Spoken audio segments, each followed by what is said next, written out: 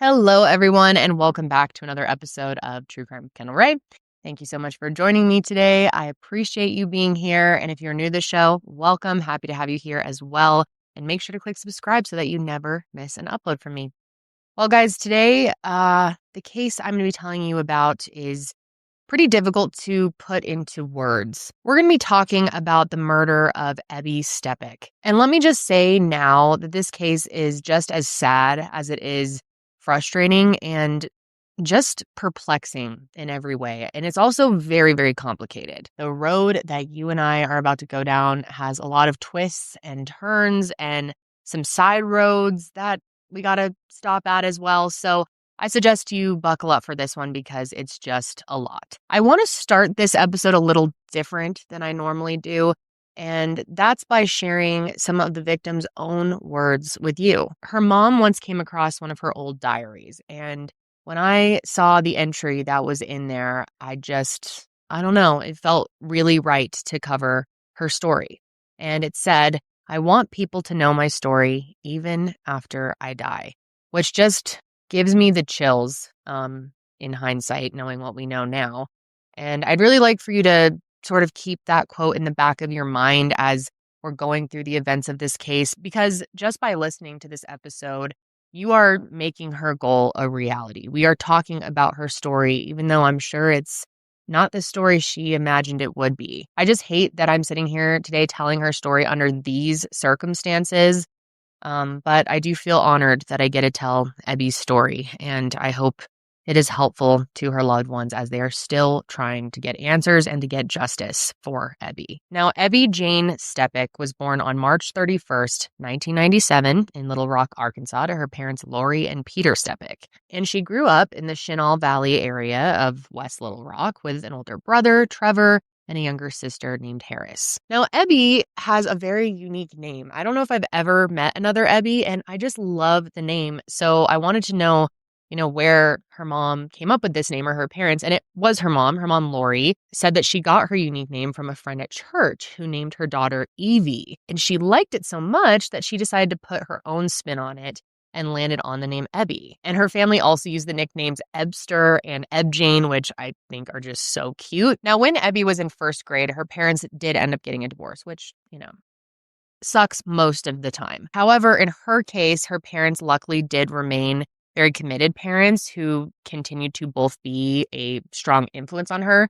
For example, they were both hairdressers, which inspired Ebby to be interested in cosmetology from a very young age. So throughout life, she constantly experimented with different hairstyles and different makeup techniques, and she dreamed of going to cosmetology school to work in that field one day. She also did have some interest in possibly getting into real estate one day, and I think her bubbly and friendly personality would have made her very successful at that as well. But going back to her family for a moment, Lori, her mother, did end up getting remarried to a man named Michael Jernigan. Now, what's great about Michael is him and Ebby seem to get along very well, which, sometimes having a new step-parent can be very difficult. And I'm not sure how old Ebby was when they got married, but by all accounts, it seems like things between them were great. And honestly, from what I've learned about Ebby, it seems like she just got along with everybody. She was very easygoing. People describe her as sweet, kind, empathetic, very, very loyal. And here's a good example of that. I love this story. But growing up, she attended the Lisa Academy. And during her junior year, this classmate of hers, Caleb Boyd, was falsely accused of bringing a gun to school. And he actually went to prison over it. And while many people were quick to just write Caleb off, Ebby put in the effort to clear his name. She ended up rallying her fellow students to really get behind him and actually organized this letter writing campaign to advocate for him. And he was eventually released. And he later said that she had a massive hand in this and that everyone sort of looked over him and, discounted him, dismissed him, except for her. His mom, I'm sure she was just blown away by Ebby's kindness. And she said that, it really showed what a big heart Ebby had and that Caleb's whole family just thought really highly of her. But beyond just being kind and having such an amazing personality, Ebby also seemed very smart too. She was interested in languages and actually studied Spanish, Turkish, and her grandmother on her dad's side taught her a little bit of Hebrew as well. And Ebby loved her grandparents. She had a good relationship with her grandparents on both sides. I read that whenever her family would take trips to the beach, she would spend hours pacing the sand to find seashells that she would give to her grandparents as gifts. She seemed like such a sweet kid who really grew up to be a pretty cool person. And not to mention, Ebby was also very funny. I learned that she really rarely left a room without making somebody laugh. And I also learned that she loved the color purple,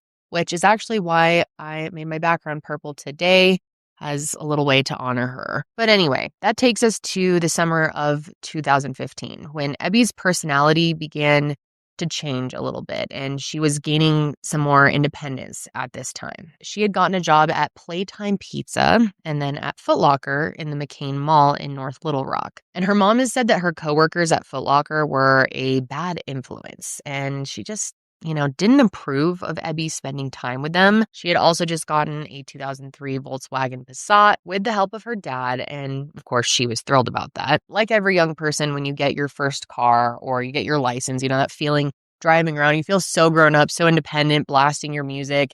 And one of her favorite songs to blast was Toxic by Britney Spears.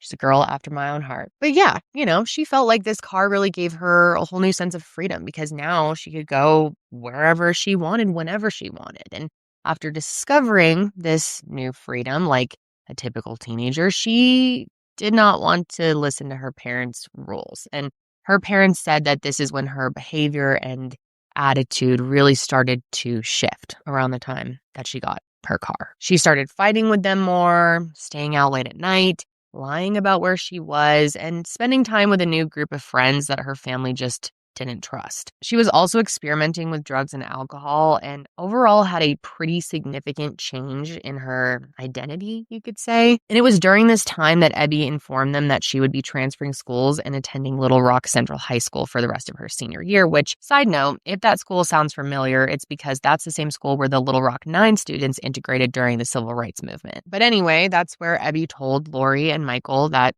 she would attend. And since she's 18 at this point, there wasn't much that they could do about it. But one thing they could try to do was try to change her behavior. And to do that, Lori gave her a firm ultimatum. And I think this is a pretty common ultimatum that you probably either heard of before or you yourself experienced or, someone has done this with their kids. I mean, it gets to a point where parents don't know what else to do. And so they basically told her, Lori told her that she either follows the rules and lives with them or don't follow them and leave. And she chose to leave. And so after that, she spent her time bouncing around to different places, staying with her dad a bit, her friends, her grandparents, and her older brother, Trevor. But I do want to be clear here. During this time, she didn't entirely cut off contact with Lori and Michael. I mean, there's no other way to say it. Their relationship was definitely rocky, especially with Lori. But she trusted Michael, and as you'll hear me explain more later, she knew at the end of the day she could turn to him if she needed anything. So eventually they start receiving calls from the school about Ebby being frequently absent. But since she was a legitimate adult at this point, again, there wasn't that much that they could do about it. And it does seem like she was starting to feel the strain of this lifestyle, didn't know if it was worth continuing this way. Lori says that Ebby just straight out told her brother that she was tired of living that way and expressed interest in getting her GED and attending cosmetology school like she originally wanted to do. So Trevor and Michael started to formulate a plan for the two of them to have a conversation with her about how to get her life back on track. But unfortunately, they never got the chance to do that, which brings us to the week of October 25th, 2015, when Ebby disappeared. During that week, Ebby stayed at the family home of one of her good friends named Danielle,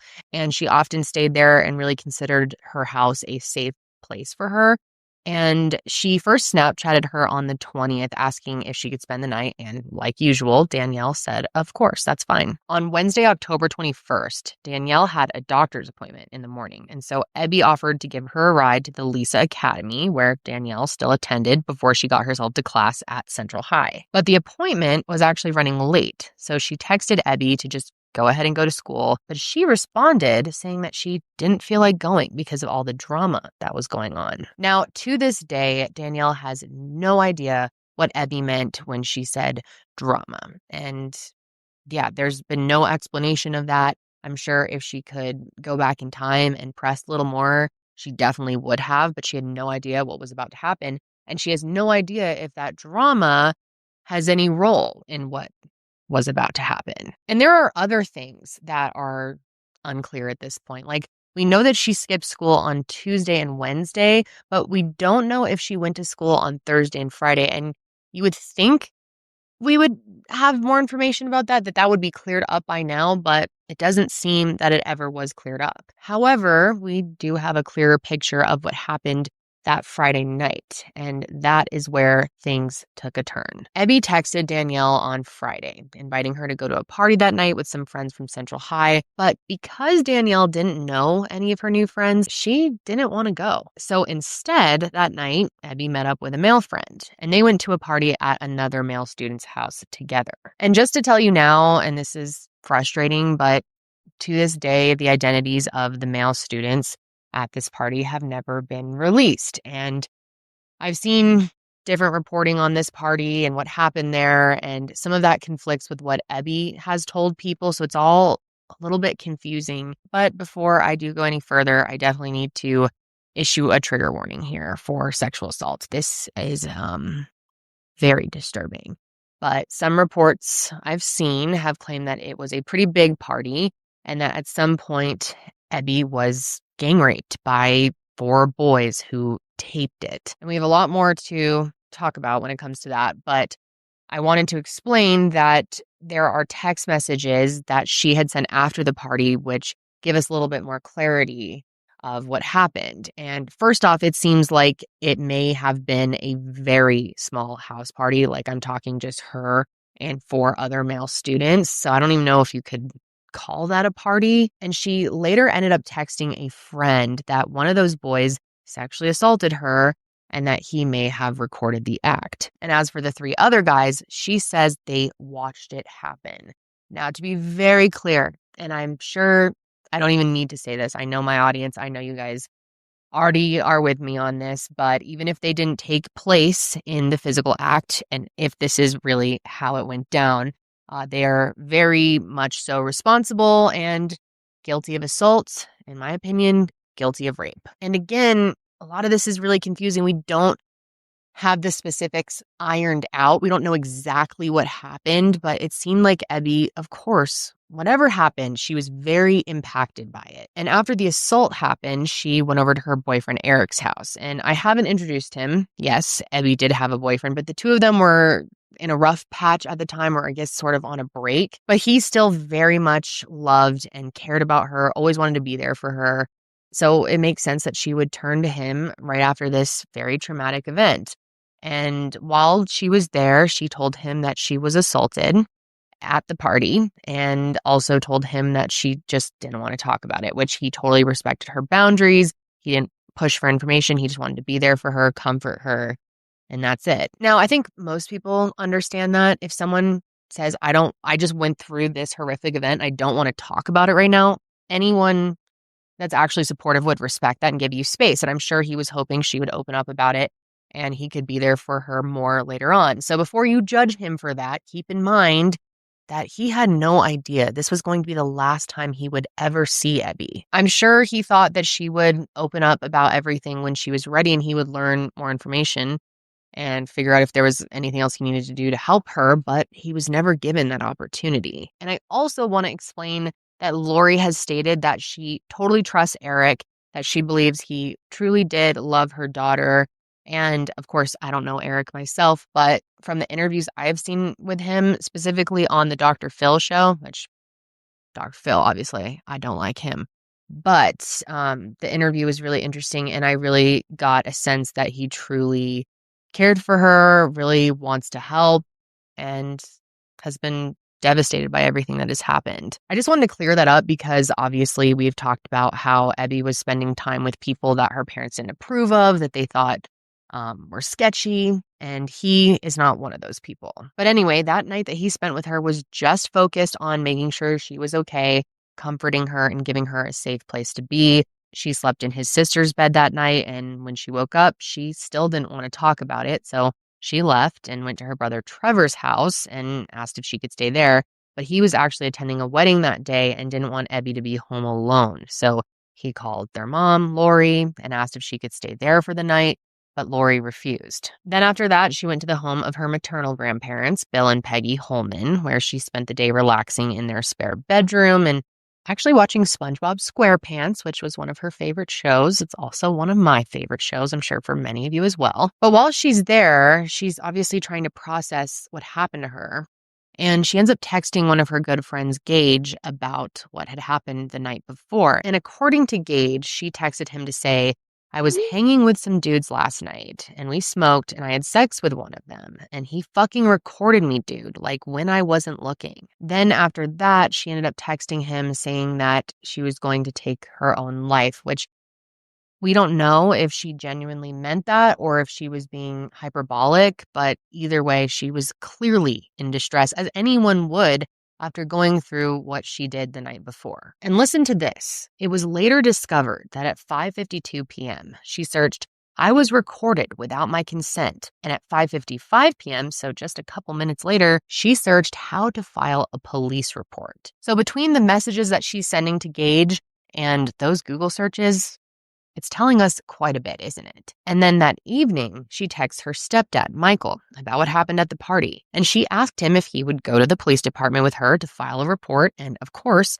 he agreed. But he was out to dinner with Lori, and Ebby begged him not to tell her what was happening. So the plan was that he would just drop off Lori after they were done and then head over to the grandparents' house. And he specifically told her just to stay there, that he would meet her over there, and then they would go file the report, but she didn't end up doing that. Instead, Ebby and her grandparents had dinner that night, and then they went out for froyo at a local TCBY, and after that, they returned to their home around 8 p.m., and Ebby told them that she was leaving to meet with Michael. But before she left, she told them that she would return later that night, and asked them to keep their door unlocked so that she could get in. And to this day, we don't know if Ebby was lying to them about where she was going, or if she was really trying to find Michael and something else happened. And the truth is, we don't even know where she was that entire night. Michael tried calling her, leaving her voicemails and texting, telling her that he was heading over there, but he didn't get any response, which he thought was really strange. And he even called the grandparents' home and they informed him that she had left to go look for him. So he thought, maybe she just already went to the police station without me and I'll meet her there, but he went there to check and she wasn't there. Now, like I said earlier, Ebby was constantly bouncing from place to place. She was crashing wherever she could.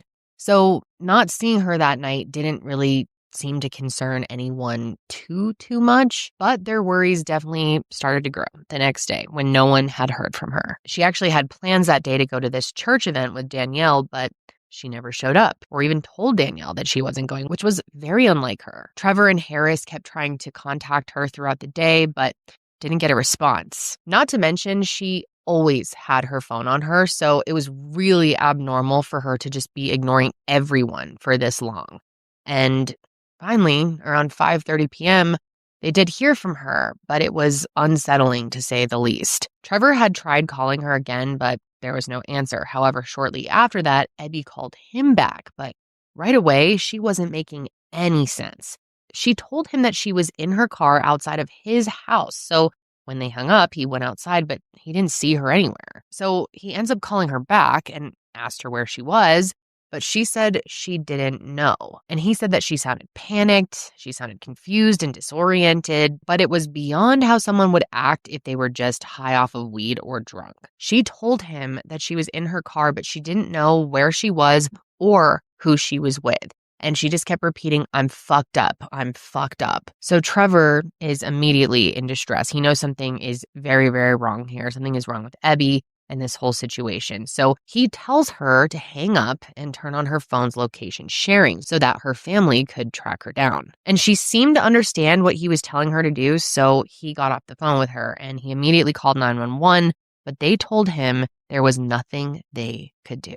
And let me tell you, that is just setting the tone for the police right off the bat for the rest of this case. But anyway, poor Trevor is freaking out. He runs over to Lori and Michael's for help. And Lori said he came in panicking and told Michael to track Ebby's phone. But unfortunately, it seemed that she never actually turned on her location. So, of course, they couldn't track her. So then Lori placed another 911 call, and when she told them what was happening, they dismissed it and told her that they had to wait 12 hours to report her missing. And I know we have this conversation all the time. We see this happen all the time. Although I will say it's gotten a lot better. This was 2015, but I'm just baffled that police stations ever told families this. I mean, in the early days, 60s, 70s, it was a different world. I understand that. But by 2015, that they were still telling families this just straight up lie. It is a lie. And you know what?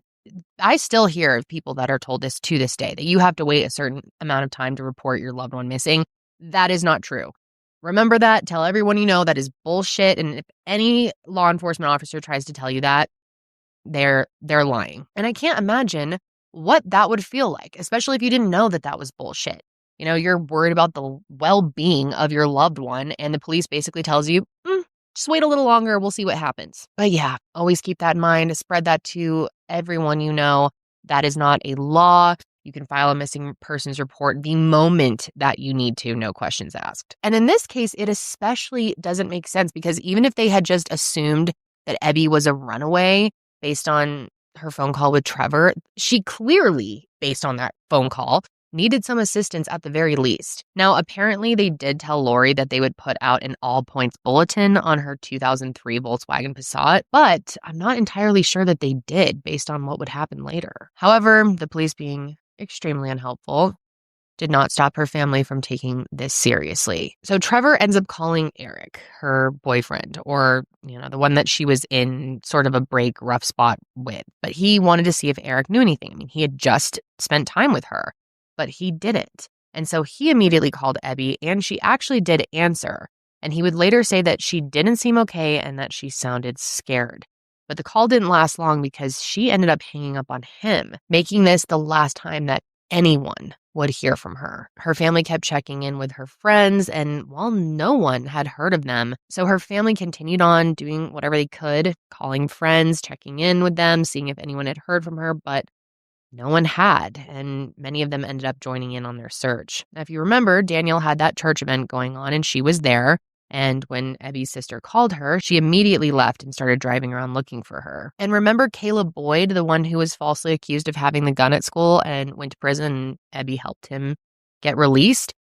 His family learned that she was missing, and they immediately dropped everything and went out and searched. She clearly had made such a huge impact on people that so many of her friends and community members immediately went out looking for any trace of Ebby when they heard that she could potentially be in danger. Her family also printed out pictures of her and passed out flyers, but none of this led to finding anything. And keep in mind, everything that I've just talked about happened in the first 12 hours. And the minute that 12-hour mark passed, because Lori thought she had to wait that long because that's what the police told her, they, went ahead and called the police department back. So Ebby was officially reported as missing on Monday, October 26, 2015. But unfortunately, that did not mean the Little Rock Police Department took this seriously. On Tuesday, law enforcement released her license plate number and a photo taken on a surveillance camera of Ebby's car driving near Cantrell Road and Chanel Parkway in West Little Rock. And they asked the public to be on the lookout for Ebby driving it. But then the following day,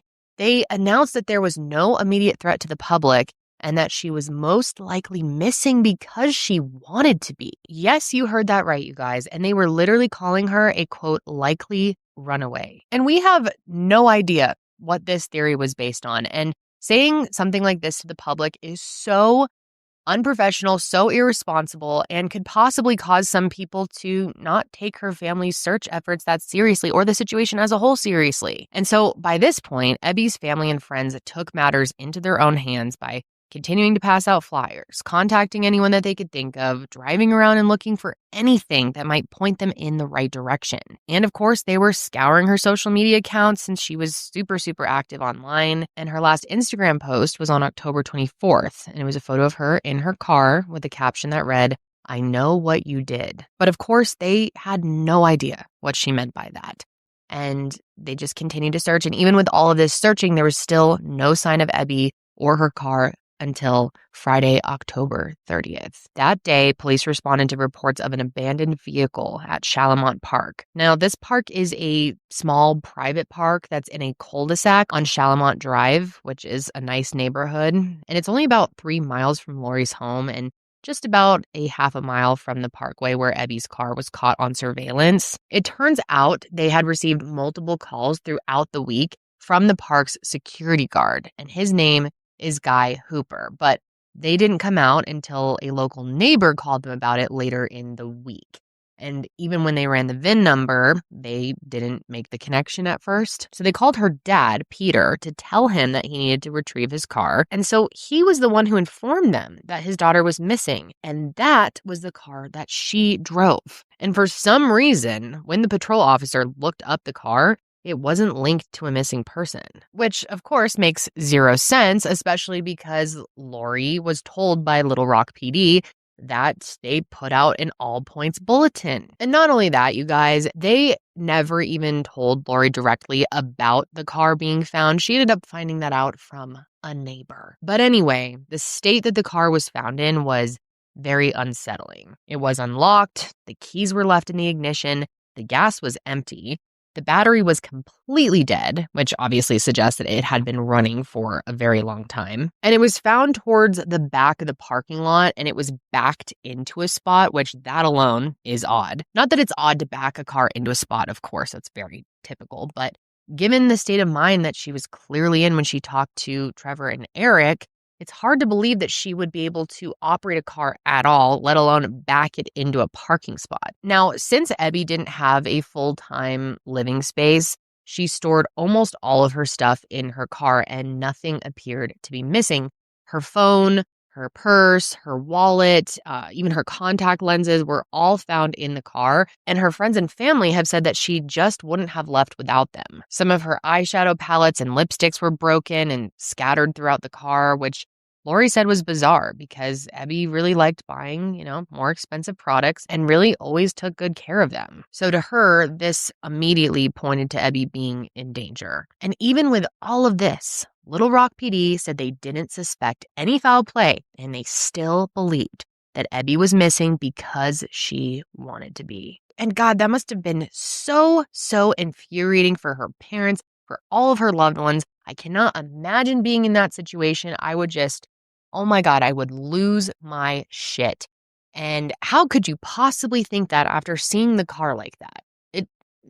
Something is not right here. Anyone could make that assumption right off the bat. And even if the police want to be dead set on the idea that she wants to be missing, couldn't you at least make sure that that theory is correct? Couldn't you make sure that she's safe now? I am just so beyond sick, you guys, after years and years of covering these cases, seeing stories where missing people aren't taken seriously, even when there are so many suspicious things around their disappearance to point to foul play potentially.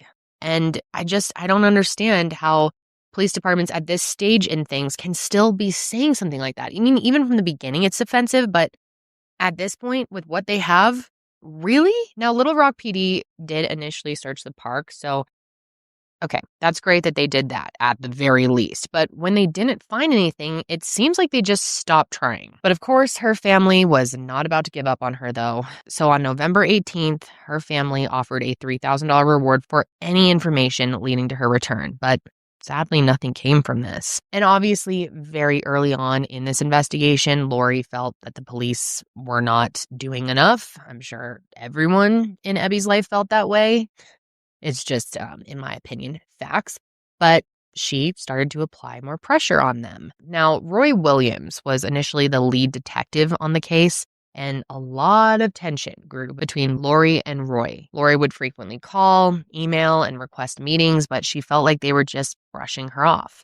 So their family just kept doing what they could, kept doing their own investigating. For instance, Lori and Michael were able to look into Ebby's text and call history, something that the police should be doing, but this is when they found something interesting. On Saturday evening, the day before she disappeared, her phone made 2 calls to Little Rock PD, each about a minute long. And of course, we know that Ebby wanted to report her assault. So is it possible that this was an attempt to do that? Or is it possible that she needed immediate assistance with something else going on? Well, unfortunately, we don't know, and we'll never know because the officers told Lori that they have no record of these phone calls. And not only were the police just dismissive of everything, but when they did do their job, they made many mistakes. It took Little Rock PD 2 to 3 weeks to subpoena records, and when they finally got them, they informed the family that the phone last pinged in the middle of a field 45 minutes outside of town. So Lori and Michael went there to search but found absolutely nothing. And that's because the police accidentally subpoenaed records for the wrong phone. Yes, you heard that right. You would think it would have been obvious to them immediately, considering the fact that her phone was found in her car. But I guess it didn't occur to them until after the family had gone on this wild goose chase looking for Ebby. So after that whole shit show, they finally looked at the data for the correct phone, but they didn't realize that AT&T's data was in a different time zone. So they built a timeline based on phone records that weren't accurate. Super, super helpful. And because of this, they even accused Lori and Michael of having something to do with it because they thought they were lying about when Ebby disappeared. Isn't that just infuriating? It was their mistake. They messed up the timeline, and then that leads them to start accusing her parents of being involved in her disappearance somehow. Like, it is so offensive, I can't even believe it. And it was all just because they were working off incorrect information. Nice, guys. And all those mistakes were bad enough and wasted so much time, but still, even after this, Little Rock PD just could not get their shit together, man. It's truly some of the worst police work I think I've seen in a case. And of course, that's saying a lot because I cover a lot of bad police work. And I just wanted to say again, I feel like I have to re-say this every month or two because people just think I hate all police, and I don't. I fully recognize that there are some amazing police out there, amazing departments. It just really varies based on state and county and everything like that, obviously. But oftentimes the cases that I cover that need the attention are where the worst police work is. So I just have to make that clear. I do cover cases every once in a while where police do an amazing job, and I always give them credit for that, but this is not that case. But moving forward with more terrible police work from Little Rock PD, Lori claims that they told her not to go to the media, which is something we see a lot, and it's really frustrating because media is so crucial in these cases, especially with missing people. So initially, she listened to them, and luckily that didn't last long. Since she's a hairdresser, she had a few clients who actually worked in local news, so she reached out to them hoping that they would help her to spread the word. And she happened to have a friend who actually used to work for the FBI and offered to help, but when she introduced him to detectives, they straight up refused his assistance. Which you would think with how bad they had done at this point that they would be like, someone from the FBI, great, come help us. But no, they just want to continue sucking alone. And she also felt like they just weren't doing enough with Ebby's social media accounts and claims that they told her they didn't know how to access them. And she even said that at one point she sent them the instructions directly from Facebook on how law enforcement can request access to a profile, yet they still didn't even try. And poor Lori, I mean, she doesn't understand the internet or social media, how any of that works, but at least she did everything she could to try and understand it since the police weren't willing to do that. And she even said the detectives didn't have an IT person to assist them. So she actually offered to find and pay for one for them. But according to her, Sergeant J.C. White strongly refused the help at first, but eventually, he did allow her to hire someone. And soon after starting his analysis, Lori's IT guy believed that someone was accessing Ebby's account. Now, I don't know what exactly caused him to think this, but he wanted to change the profile password to see if anyone would attempt to log in because, you get that little notification situation to your email or phone number or whatever. And when Lori informed Little Rock PD about this, they were furious with her, actually. According to Lori, they told her to stop looking into the accounts, that they wouldn't use any of the IT guy's information, and that she would no longer be allowed to attend meetings with them about the investigation. Like, this poor mother. It's beyond disrespectful and gross to everyone in Little Rock that pays taxes. And get this, you guys, it gets even worse. They even threatened to charge her with interfering with an investigation if she didn't stop, which is just, ugh. I don't even have words for that one. To be a mother in that situation, trying to do everything you can to help find your daughter because the police don't seem to want to do much at all. And here, this IT guy that she hired for them probably found something huge. And instead of pursuing this lead, the police got mad at her for it. And of course, I'm not stupid. I understand that they can't have someone interfering with their investigation, but that's not what she's doing. And they're treating her like a problem, not like a worried mother looking for her daughter who's only trying to help because they aren't doing the things that they're supposed to do. Oh, and then get this. When Lori and Michael finally got her car back, a lot of Ebby's belongings that were in there had water damage. Because while the car was in their custody, Little Rock PD left the trunk open. And of course, a rainstorm came through the city. I think it goes without saying that there could have been evidence in that trunk that was potentially washed away by that storm. And, when you think about it and how reckless they were with her vehicle, you have to wonder if they even did the most basic processing, like dusting for fingerprints. Did they do anything with the car if they're willing to just leave the trunk open in a rainstorm? To me, it just feels like the police were quick to assume that she just ran away and they wanted to stick to that theory. They wanted that to be the reality. They wanted to be right from the beginning. So they just didn't bother handling any of this with care. And Lori has talked publicly about her frustrations with law enforcement. And of course, she thinks more should have been done in the early stages. And how could someone in that position not feel that way?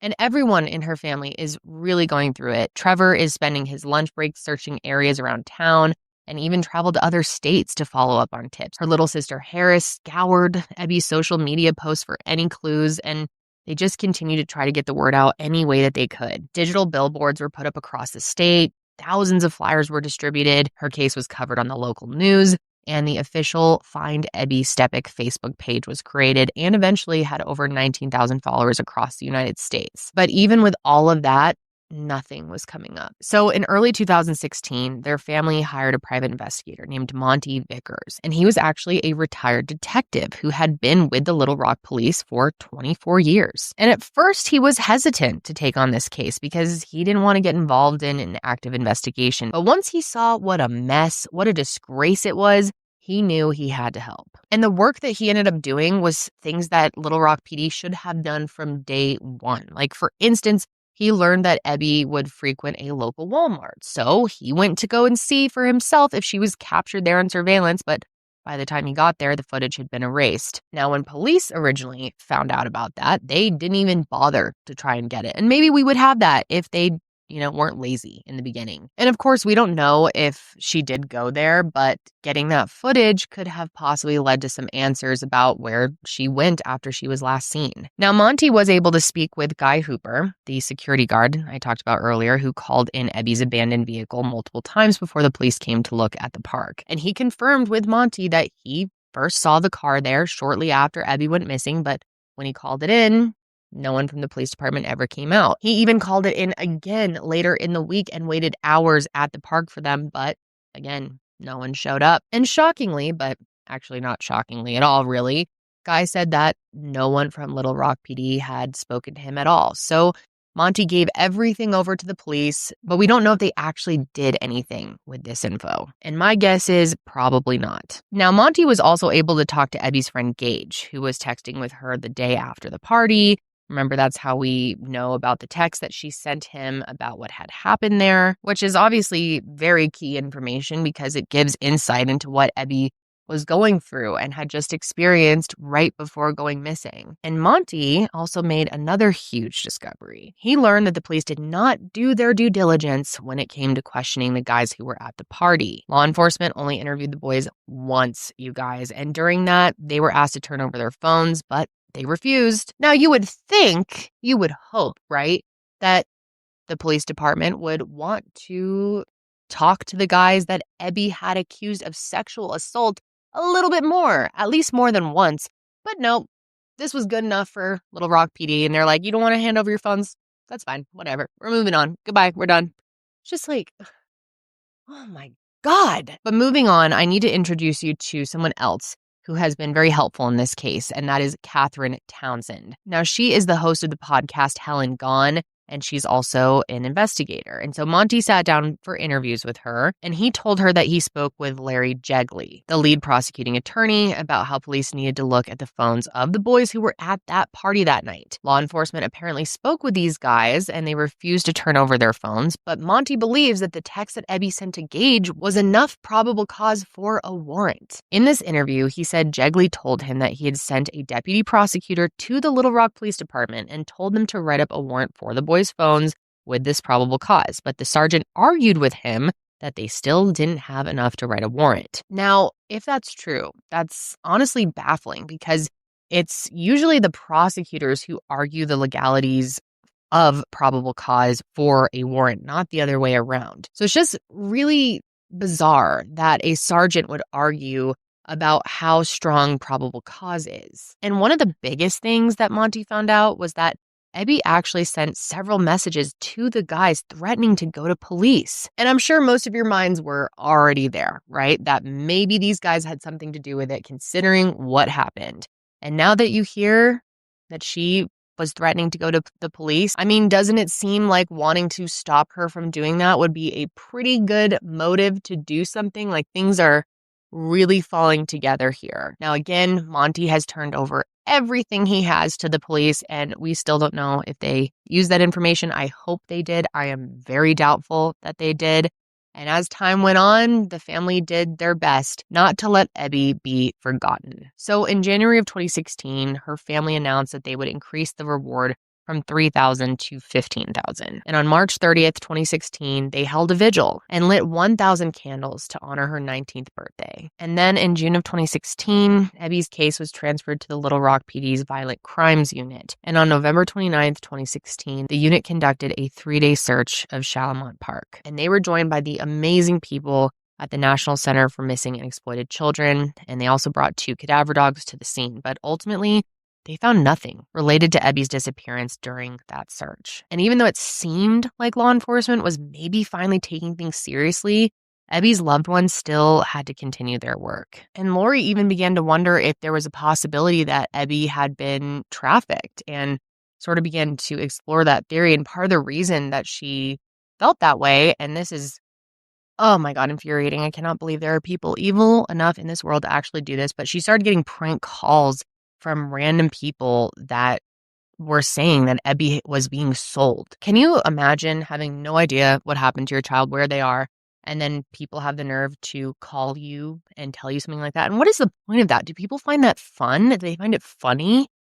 I don't know. There's some sick people we share this world with, guys. You would just naturally have to wonder if there was any validity to it, right? Also, her friend Danielle started looking at sites like Craigslist and Backpage to see if there was any trace of Ebby. Lori also got in touch with Halo and Thorn, which are organizations that specialize in combating trafficking and exploitation, and they were hoping they could use their resources to find out if Ebby had been a victim of trafficking. But nothing panned out. Nothing was leading to answers about where Ebby was. So by 2017, they still had no solid answers, but the biggest update came in June of that year. And that's when the Little Rock PD held a press conference to give updates on the case. They announced that the department was forming a now part-time cold case squad that was made up of 4 retired investigators, and this included Tommy Hudson, who was leading the investigation. Tommy is a seasoned homicide detective who worked for the Little Rock Police Department for 31 years, and he had actually just retired a few months before, but decided to return to the force to work on unsolved cases, which is pretty cool in my book. And so, of course, all of this to Ebby's friends and family seems like a step in the right direction. And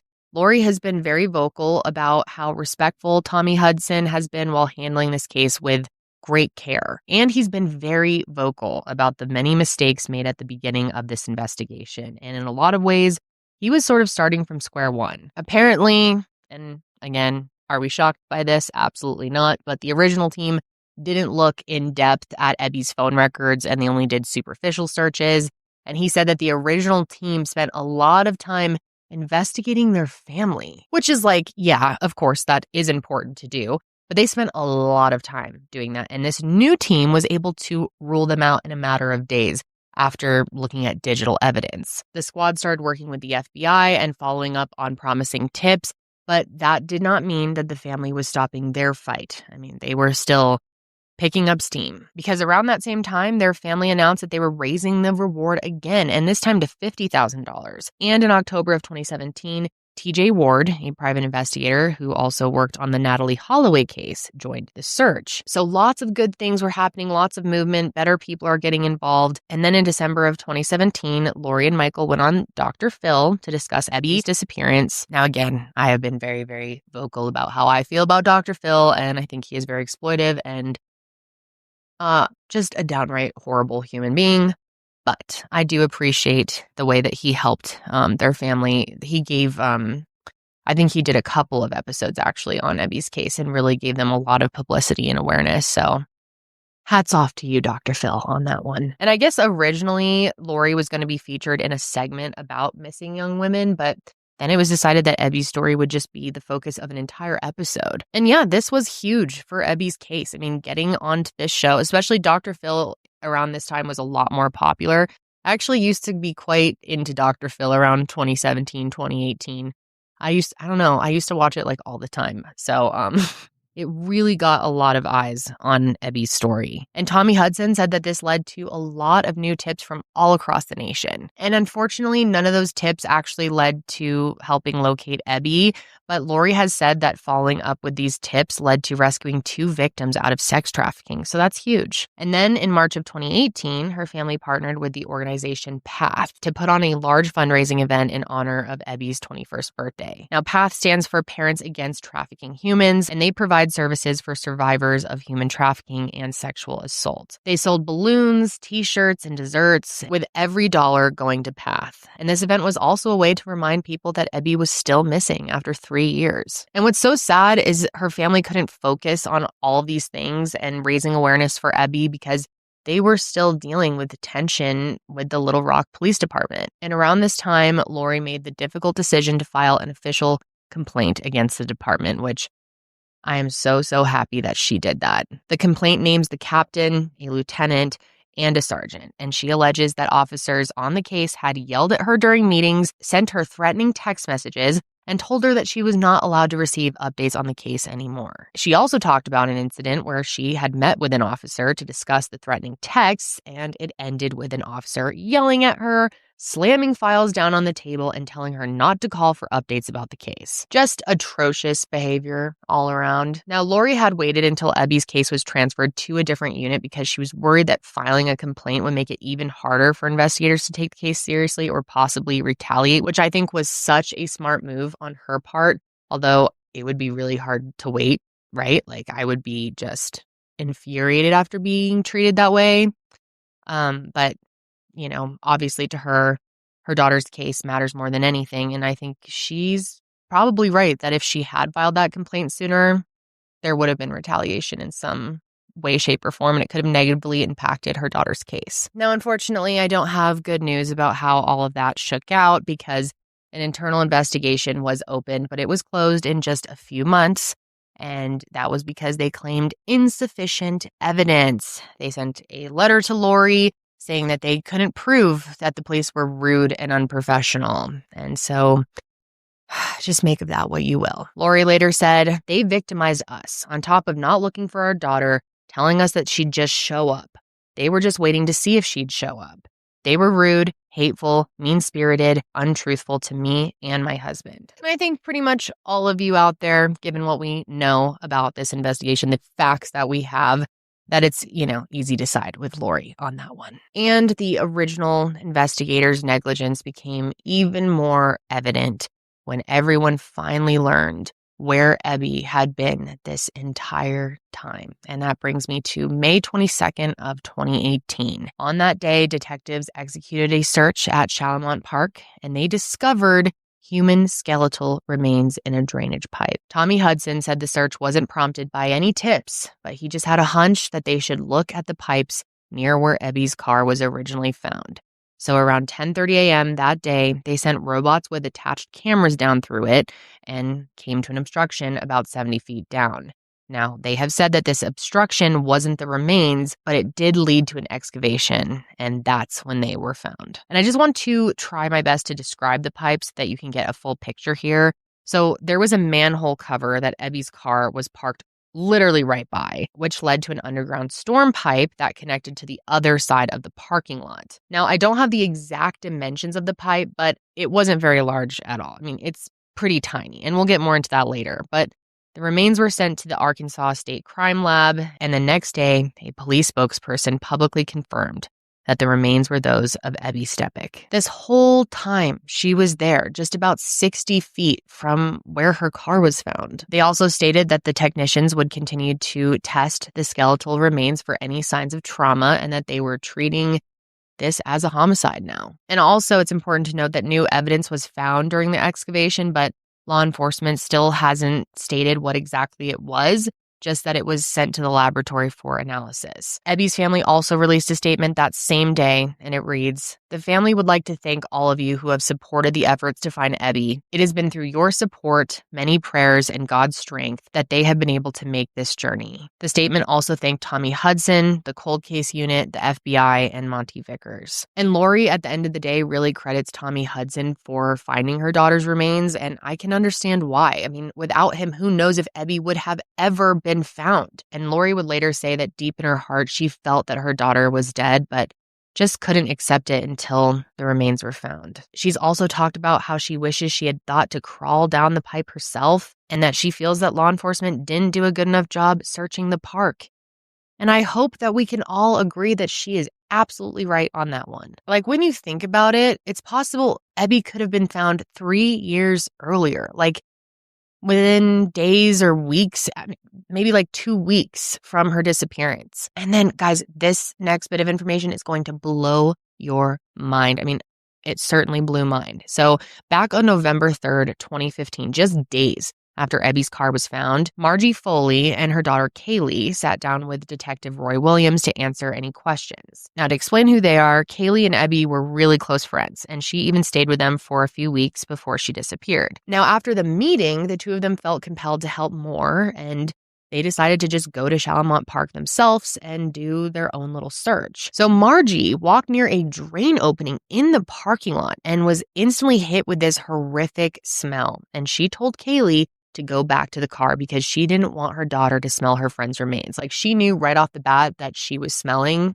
human decomposition. And she reported it, you guys. Yep, that's right. She called Detective Williams directly, but he didn't answer. So she called 911 to report the smell. 911, what's the location of emergency?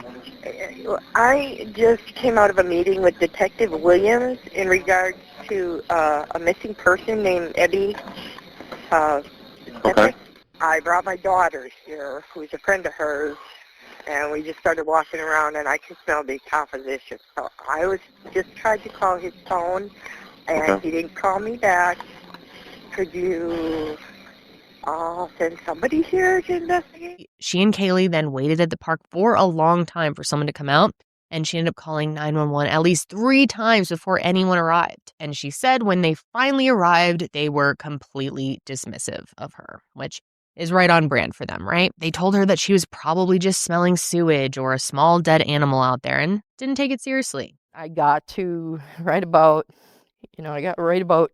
here, and I just got hit with the smell of decomposition. Margie says she called for Kaylee to head back to the car. I didn't want her to smell it. And then she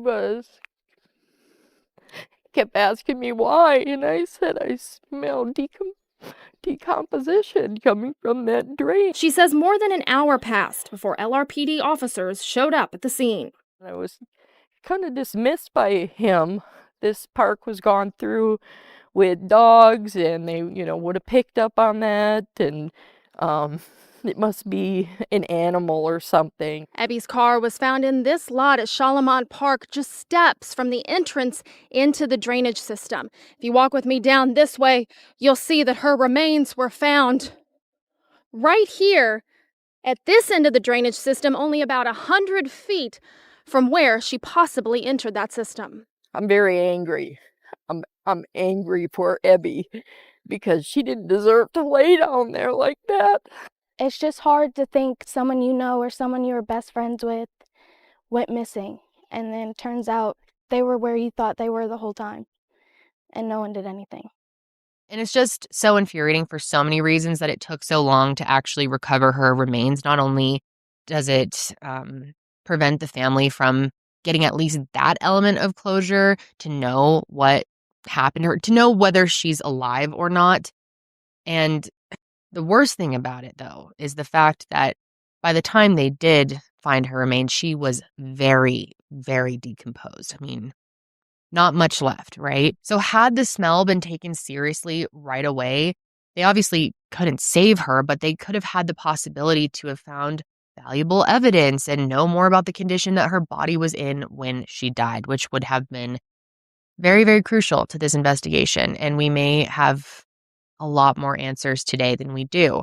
And I would comfortably say that I'm very sure that that would have been the case. But yeah, they really could have saved her loved ones years and years of pain in trying to figure out what happened to her, all that stress that they were carrying, because over the years, many of her friends and family went out to that park. Lori and Ebby's grandma would go every few weeks to place flowers just a few feet from the drainage pipe, and the community created many makeshift memorials there, and her friends and family held a vigil at that park. Lori had even done press interviews there, pleading for help from the public to locate Ebby. She had no idea that that whole time her daughter was right there. And I'm sure this won't surprise you at all, but she didn't even know that a smell was reported until well after the fact. For years, she chased any lead she could, but the biggest lead was completely withheld from her for no reason. Now, Ebby's cause of death has never publicly been revealed, but when Dateline did a cold case spotlight on Ebby, Tommy Hudson told them that her death was being investigated as a homicide. But other than that, barely any other details have been released. So once her family finally had her remains, they could properly lay her to rest. And so a celebration of life was held on May 26, 2018 at Christ Community Church on the campus of Little Rock Christian Academy, a church that Ebby had often attended. Ebby's pastor, Tim Lundy, officiated the service, and before it, he asked her loved ones to write down a one-word description of her, and he read them during the service, and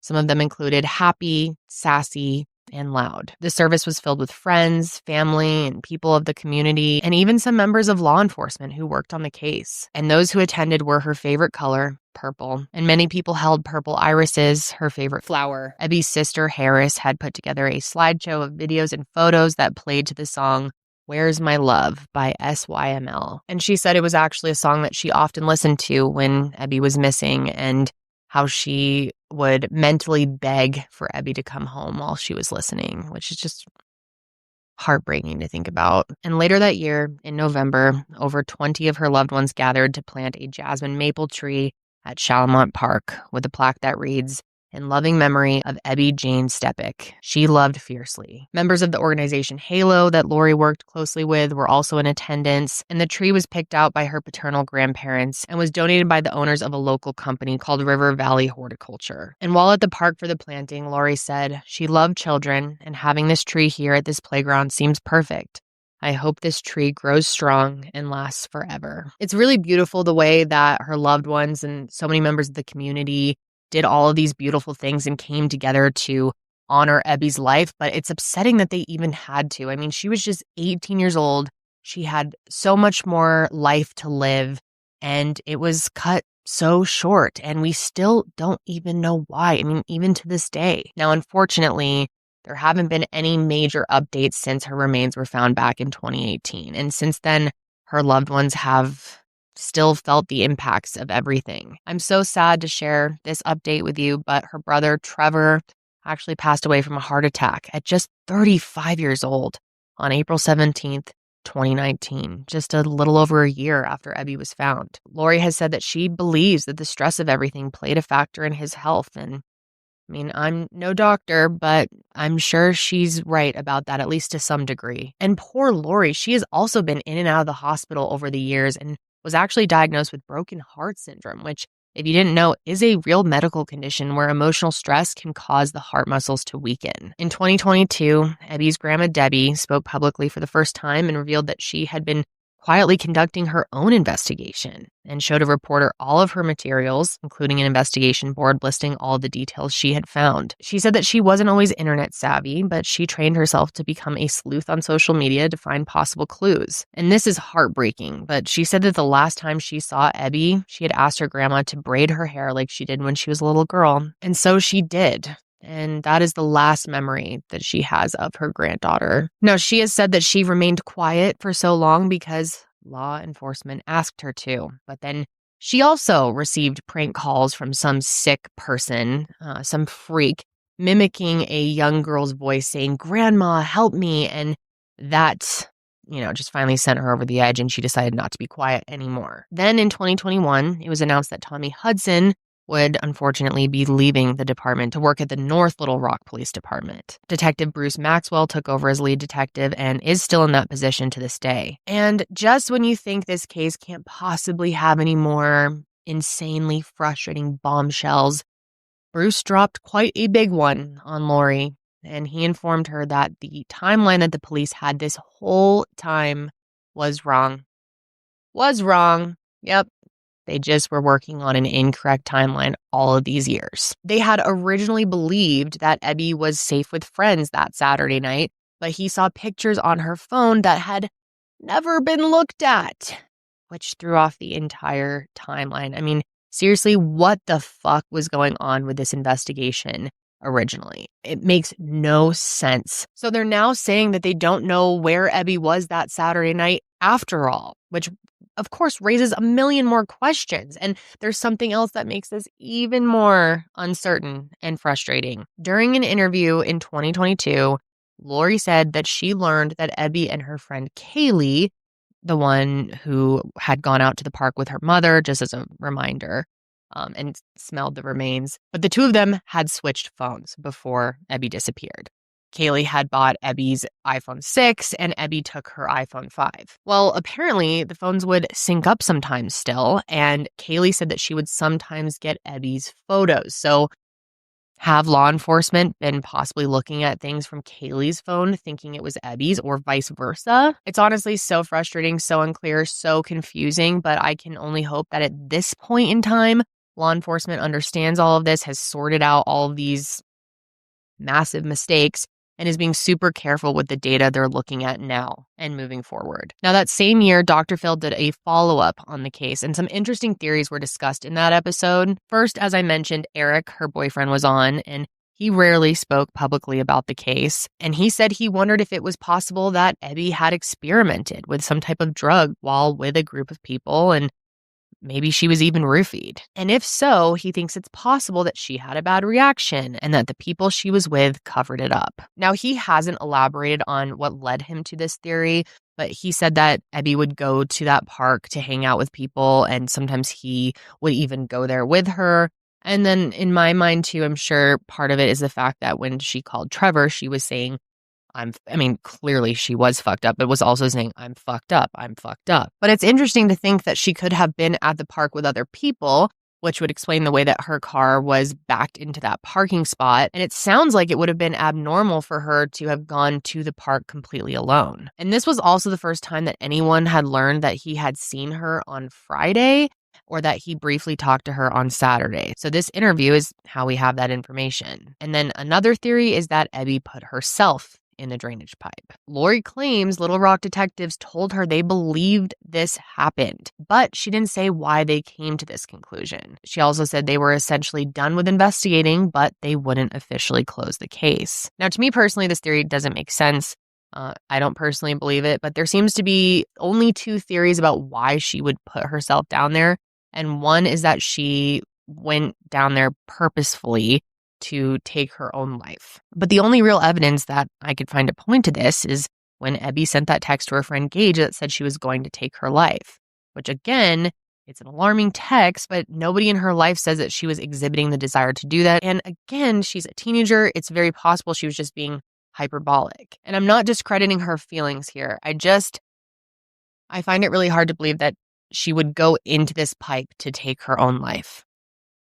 I don't know. And it's also important to note that her grandparents, remember, she was with them and they went out to TBCY that night.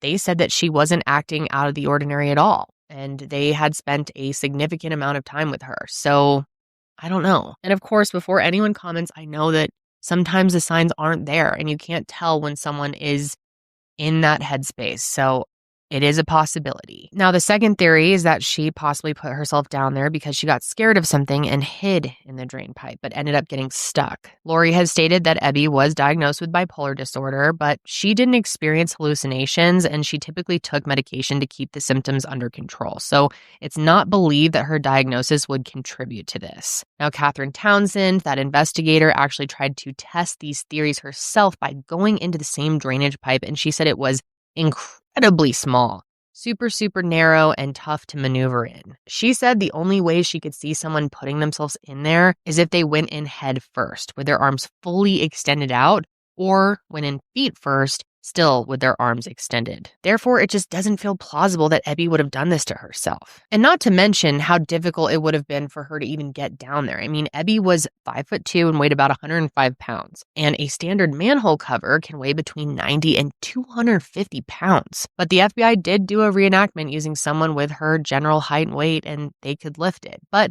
given her state of mind on the phone call with Trevor and Eric, they don't think she could have done it. And I agree. I mean, personally, I don't believe this theory at all. However, I'm open to hearing what you guys think. But one more point on that. Let's also not forget that she would have had to drag the manhole cover back in place while balancing on a ladder as she went down. I mean, I just don't believe it. And she would have had to do all of this at night with very little light to see what she was doing, and was clearly under the influence of something strong. But during all of this theorizing, Tommy Hudson has raised the possibility that Ebby's position could have changed in the pipe after 3 years of rainwater running. Now, Tommy didn't appear in the Dr. Phil episode, but he sent in a statement that said he believes that someone put Ebby in that drain pipe and that this case can be solved one day. And of course, there are a few theories about who could have put her down there. Catherine Townsend actually raised some suspicions about the park security guard. Remember? Guy Hooper. We've talked about him a couple times. Now, she didn't accuse him of anything specific, and I'm certainly not, let's make that clear, but she did have some questions about his story. She found a police report about the abandoned vehicle that showed a neighbor being the one to report it. And she had a problem with this because Guy had said in interviews that he reported it. So the idea has been raised that he's lying about it for a specific purpose. But on the other hand, as I've said before, Little Rock PD doesn't seem to keep good records of its calls. So maybe Guy still called them multiple times about the car, but an official report wasn't taken until the neighbor called. I can totally see that being the case. And when he first spoke to Monty, he told him the car was found in front of the parking lot when really it was found in the back towards the drain pipe. Now, of course, this doesn't point to guilt, but it is a little suspicious that he misidentified these details multiple times. I mean, he could be confused or inserting himself into a high-profile case when he really doesn't have the information to do that. And I'm not saying there is enough to point to his involvement or something. I'm certainly not saying that. Let me be very clear. I just did want to include this theory because it's been talked about quite a bit in this case. Another theory is that it was someone that the public isn't even aware of right now. Tommy Hudson has said there are people he's suspicious of that don't include the guys from the party. He wouldn't say much else about it, but he did say it's someone that she met up with, but the details have never been disclosed. Now, of course, the biggest theory in this case that I'm sure most of you are leaning toward, and I certainly am, is that one or all or some of the boys from the house party had something to do with it. Like I said before, police did speak to them once. That remains true to this day as far as we know.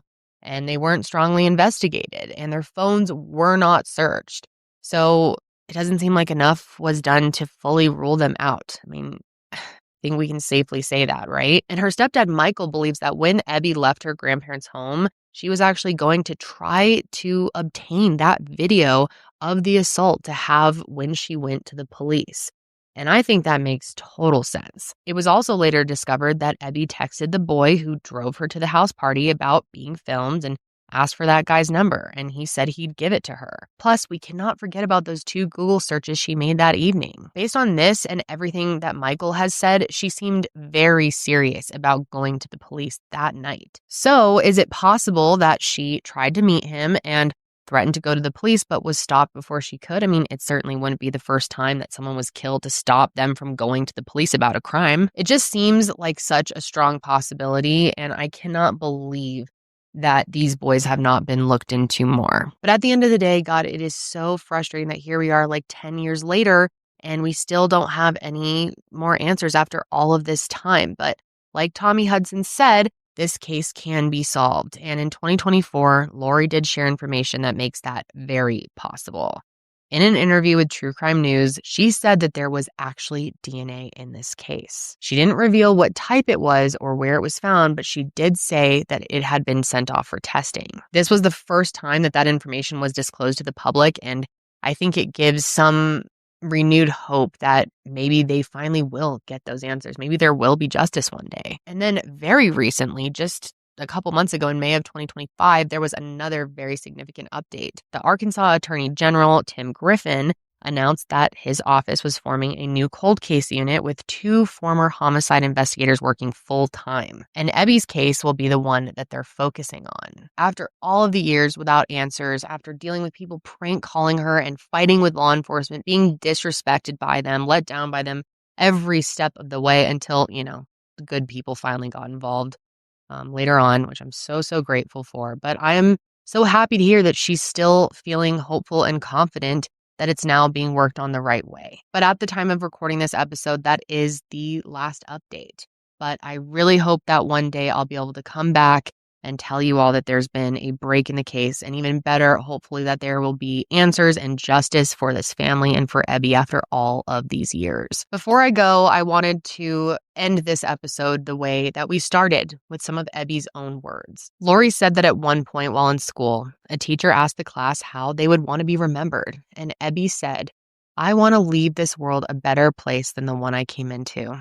And I want people to always remember my name, even those that don't know me." And it's so eerie to think about that in her very short life, and I'm sure this is not the way that she had pictured it being, but that is a legacy that she was able to leave behind. I hope all of you, I know I certainly will, always remember her name, even though we never got the opportunity to actually know her. And I hope her family knows how many lives Ebby was able to touch. Lori is still, of course, determined to get answers on what happened to her daughter, and has said that she doesn't want her to be forgotten and will do everything that she can to prevent that. And I think by talking about her case, we're able to support her in that way. And I'm happy that so many other creators in true crime have covered her case. Even recently, my friend Derek Lavasser covered the case, and he did a great job with it. He's excellent, and many others have covered her case as well. And I think it's so important and so valuable that we are continuing to speak about Ebby after all of these years. And of course, as always, when it comes to these unsolved or missing cases, if you want to amplify Ebby's story even further, please consider sharing this episode or someone else's episode or any type of coverage, even just a picture and your own write-up on social media, or talk about Ebby with your friends and family. Because we know at the end of the day, at least one person, if not multiple people, in my opinion, I think it's probably multiple people, knows what happened to her. And at the end of the day, we need them to know that this isn't going away, and we want justice. And of course, as always, anyone with information on the murder of Ebby Steppach is encouraged to call the Little Rock Police Department Cold Case Unit at 501-404-3128. Thank you to all of you who have stuck with me through this case. I know this was a very long, very complicated episode, and I obviously had a lot of emotion about the police, a lot of frustrations, but I'm sure a lot of you get it, and I know it annoys people when I talk badly about the police, but how can you not? This is insane. And that I just feel that every citizen in this country should be scared and angry when you hear about this type of failure in our law enforcement. I mean, we pay for our law enforcement, and to think that, God forbid, something happens to you or someone you love, and this is what we could potentially be dealing with, we have to call it out even when it's uncomfortable. And I'm sorry to those who think it's annoying, but I really don't care, because this is atrocious and we should not accept it. My heart truly goes out to Ebby's friends and family, everyone who loved her, and I can't imagine what it would be like to have gone 10 years without any answers. And without anyone being held accountable for such a horrific crime. And not to mention the crime that had occurred right before she was murdered. And of course, I just said murder. I know that there is a possibility, there is a theory that she had gone into the pipe herself and maybe it wasn't a murder, but in my heart of hearts, I believe this was a murder. I definitely want to hear your thoughts. So let me know below. That's going to be it for me, guys. Thank you for sticking with me for such a long one. I will be back next week, of course, to discuss another case. But until then, please stay safe out there. Hello, everyone, and welcome back to another episode of True Crime with Kendall Ray. Thank you so much for joining me today. As always, I'm so happy to have you here. And if you're new to the show, then welcome. And I hope you'll consider clicking subscribe if you like my content so that you can never miss an upload from me.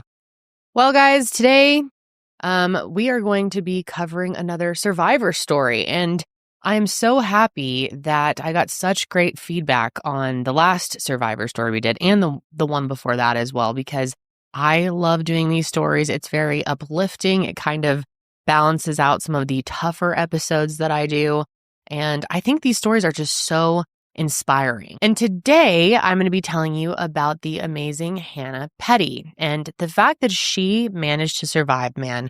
Oh my God. I think you guys will agree with me. It was nothing short of a miracle. And this week, I really wanted my weekly donation to go directly to the victim in today's case. So Hannah, I'm not sure if you'll see this, but my team and I are going to work on trying to reach out to you because we would love to offer you a hope grant through my foundation, Higher Hope. And I think we can find a good way to support you, so you should be expecting a message from us shortly. And speaking of Higher Hope, today I want to just take a couple of minutes at the beginning of this episode to give you guys a quick mid-year update on everything that we've been able to do so far with Higher Hope. And I could not be more proud of the impact that we've been able to make. And it's truly thanks to all of you that we've been able to do any of it. So let me just run you quickly through a couple of numbers. And then, like I said, I do have a very exciting announcement and a way that you guys can get involved. So in 2025 so far, Higher Hope has processed 18 total grants. That breaks down to 10 Hope grants and 8 Empower grants for a total of $117,441 in total funds dispersed. And I am so proud of that. I mean, Higher Hope has been able to do even more than I imagined it could. And I can't wait to see where we go from here. And we also just recently launched our new and improved website. So if you guys want to learn more about what we're doing, I definitely recommend giving it a look. And I'll, of course, have that linked below. And also our Instagram account will be linked below so you can follow along with what we're doing there. Now, I also wanted to quickly highlight one of our incredible nonprofits that we've worked with this year called Our Rescue. And oh my gosh, they are incredible. The work that they're doing is super inspiring and very impactful. And I'm really excited about this partnership. And I think you guys will be really interested to hear what they're doing and the way that we have gotten involved, which I have been wanting to tell you guys about for a long time. So Our Rescue, if you've never heard of them, they work with partners and communities around the globe to provide essential services to people who have been or could be sex trafficked and exploited. Their efforts work to end sex trafficking and child exploitation while empowering survivors to reclaim their lives. And our grant specifically went to their Global Electronic Storage Detection, or ESD, canine program. And it's really amazing what these dogs do, you guys. ESD canines use their skills to help law enforcement find electronic storage devices like SD cards, external hard drives, and tablets during search warrants that could possibly contain CSAM, which is child sexual abuse material. And this was so amazing to me. I will never understand how they train these dogs to do this and how dogs just have this natural capability to be taught to do this. But they are specifically trained to detect a chemical scent that is found in the glue of the devices used to prevent overheating. And because these devices are incredibly small, authorities could obviously have trouble locating them. And so after completing an initial search, ESD canines then do a search of their own, hoping to find key evidence that otherwise may not have been found. And in 2023 alone, Our Rescue's canines led to a whopping 759 predator arrests and 230 victim rescues. And when I learned about all of this, I knew I wanted to get involved. So with the help of our Empower grant, we were able to fully fund a dog to be trained and placed here in Colorado, in Loveland. Now, we actually don't have one in Colorado, which blew my mind, and I certainly wanted to make sure that my lovely state gets one. And these dogs, you guys, they're very expensive. So again, I just wanted to say thank you to all of you for your support over all the years that allowed us to fund this dog fully. And this is where you guys get to come in. We have the honor to name this dog, and so we wanted your input. The Mile Higher Media team came up with a bunch of different names. It was really hard to narrow it down, and at this point in time, we don't know if the dog is a male or a female. So we have 3 male names and 3 female names that we settled on, and we want you guys to be the tiebreaker, I guess. So the 3 male names that we came up with are Orion, Charlie, and Ghost. And then the 3 female options that we came up with are Hope, of course, that's my personal favorite. Also Rebel, which I really love, and Luma. So I will have a Google form where you can vote linked in the description or show notes, whether you are watching or listening to this episode. And voting closes on July 27th at midnight. I will also make sure that we have a little sort of explanation of our thought process behind the names as well. And the winning names for each gender will be announced on Higher Hope's socials on Monday, July 28th at 12 p.m. MST. And I also just wanted to thank everyone who has made a donation to Higher Hope at any point in time since we've launched, which we're coming up on 1 year. Really excited about that. But we have had some amazing reoccurring donors and some really big donors as well. And it just means the world to me. So if you are interested and in a position to make a donation, we would really, really appreciate the support. And it will only allow us to do more and more for victims of violent crime and their families. Thank you for listening to all of that. I know that was a very long intro, but it was a lot of important information to go over. But without any further ado, let's go ahead and jump into today's case. All right. So like I was saying, today's episode is focused on the survival story of Hannah Petty. And all of this took place in an area of northern Alabama called Decatur. That's where she and her now ex-husband, Brian Mann, were living with their 2 kids. Now, to my understanding, during the time that all of this was taking place, Hannah's primary job was raising their children, which is a very difficult job. But I have also seen some sources report that she worked part-time as well as an esthetician, but I'm not totally sure on that. I couldn't get confirmation, so I guess don't quote me on it. Now, as for Brian, he was a chiropractor and ran the advanced chiropractic business up in Decatur. And it seemed like he was well-liked and doing pretty well. I took a look at the reviews for advanced chiropractic and they were mostly positive. One of them said, "I have been dealing with chronic back pain for 10 years. A coworker told me about Dr. Mann's office and said that I should make an appointment and that he could really help me. I made an appointment as quick as possible, and I'm so thankful I did. My first experience with Dr. Mann and his staff was great. They are all extremely respectful and polite. Dr. Mann listened to my history/complaints, and by the end of the visit, he had a plan ready to help me out." There's also this one, which is my personal favorite. "Advanced chiropractic is a professional and uplifting environment. The staff is friendly and easy to work with, including setting up appointments. My doctor who treats me is Dr. Mann, who is knowledgeable in his field and the only chiropractor I trust, and you should too." And obviously, this person had no idea what Lion Man actually was capable of. And the irony is just kind of hard to ignore here because that son of a bitch is really the last person I'd ever trust. And from what I understand, nobody in Lion Brian's life really had any idea what he was capable of, including Hannah. I mean, she had no idea whatsoever that her husband of all people could be evil enough to do what he tried to do. I also do want to point out before we go any further that this case is sort of underreported on, in my opinion. There are very limited sources available, and some of them have conflicting information. So there's a pretty big discrepancy when it comes to the status of their relationship. And it's possible that I'm sort of overthinking the wording of things, but I do want to try to explain it. So I guess a lot of the reporting on this case says that Hannah and Brian were going through a divorce, which, of course, in my mind and most people's mind, you would think that that would mean that they were actively going through a divorce as all of this is unfolding. But there's also a good amount of sources that say that she filed for divorce right after everything happened, so just not totally sure there. I guess it's possible that they were in the process of divorcing during all of this, and then the paperwork was officially filed after, so maybe that's the case.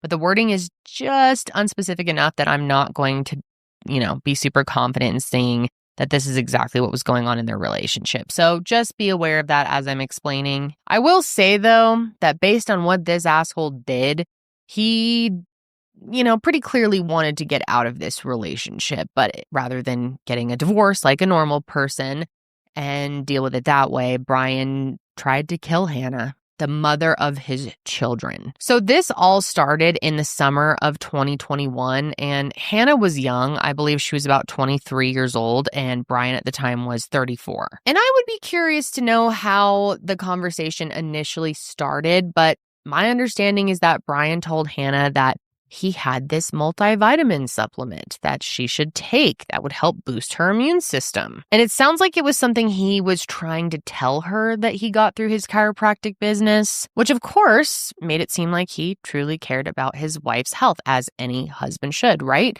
And because she had no reason not to believe him, she began taking these multivitamins. But then starting in about August, she started to get really, really sick. And I'm not talking about like cold symptoms or nausea and some aches and pains, nothing like that.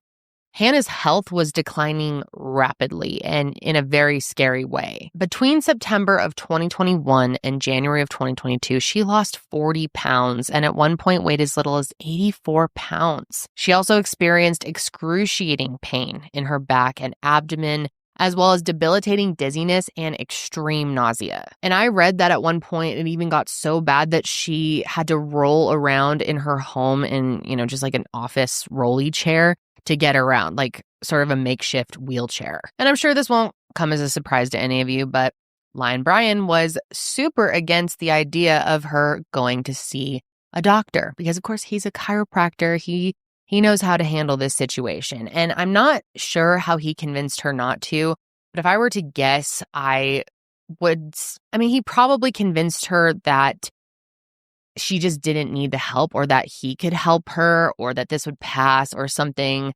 I think the fact that he was a chiropractor and like owned his own business, he probably was trying to say, like, I am the one I can take care of you better than a doctor can. Like, these doctors are quacks. Obviously, I'm paraphrasing and guessing, but that's kind of the vibe I get about Brian Mann. And I'm not just saying this for no reason.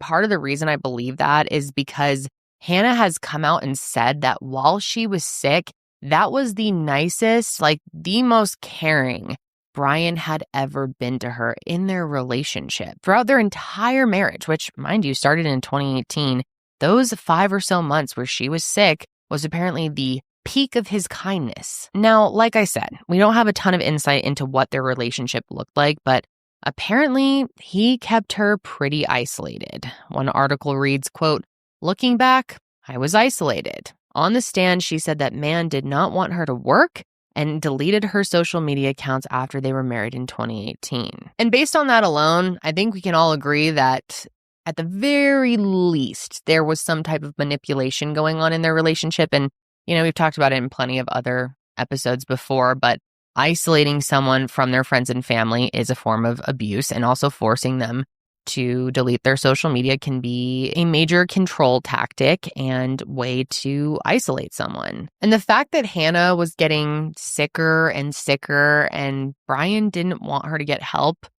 tells me a lot about him. And I'm sure you are already starting to put the pieces together here of what's going on, right? So thankfully, eventually her mom had to really just put her foot down and say, you know what, you need to go to the hospital. Enough is enough. This is dangerous. So in January of 2022, they went to the University of Alabama Birmingham Hospital without Brian's knowledge, mind you, and it's a good thing that they did, because Hannah was later told that if she had waited even one more day to come in, she would have already been dead.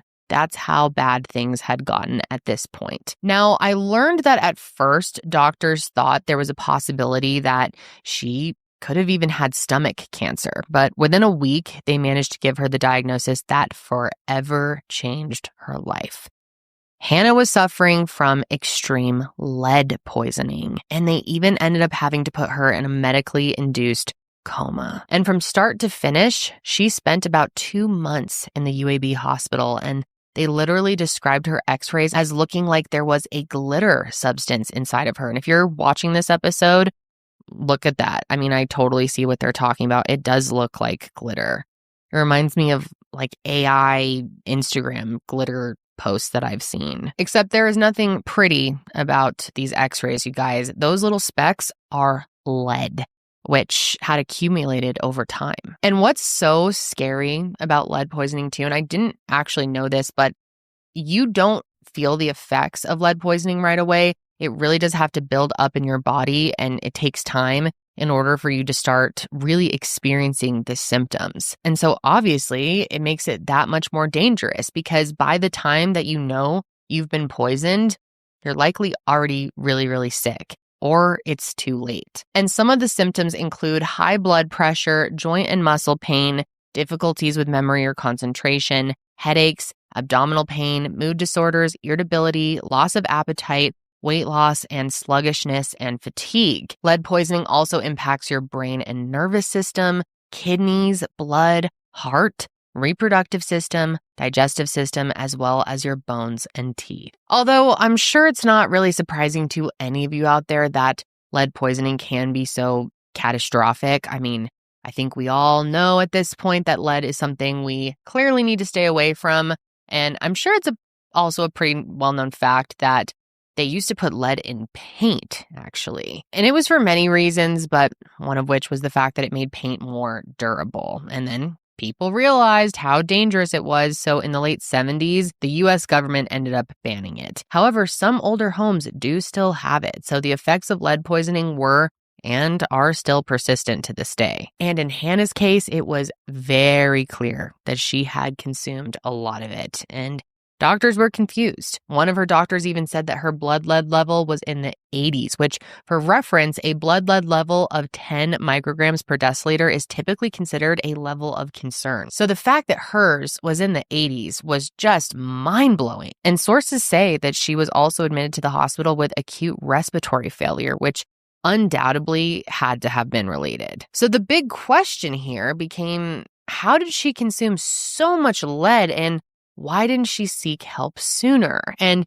the answer to both of these is Brian Mann. Now, it does sound like some people suspected him literally right off the bat, but of course, with law enforcement, they needed proof first. And so the Hartselle Police Department took on the investigation, and they did so after they were notified of Hannah's condition by the Morgan County Department of Human Resources. And their natural first course of action was going to the home to see if they could figure out where the lead was coming from. Which brings us to Brian acting like he had no clue how she had gotten so sick. According to court documents, quote, Brian led investigators through the house and assisted in looking for something that may have been in the home. Brian told investigators that he only knew of Hannah to take 1 vitamin capsule, 1 prescription pill, 1 gummy, and 1 prescription powder. Brian also said that Hannah always ate fast food and would pick up at different restaurants in town. And so obviously, with the whole fast food thing, it's very clear what he is trying to do,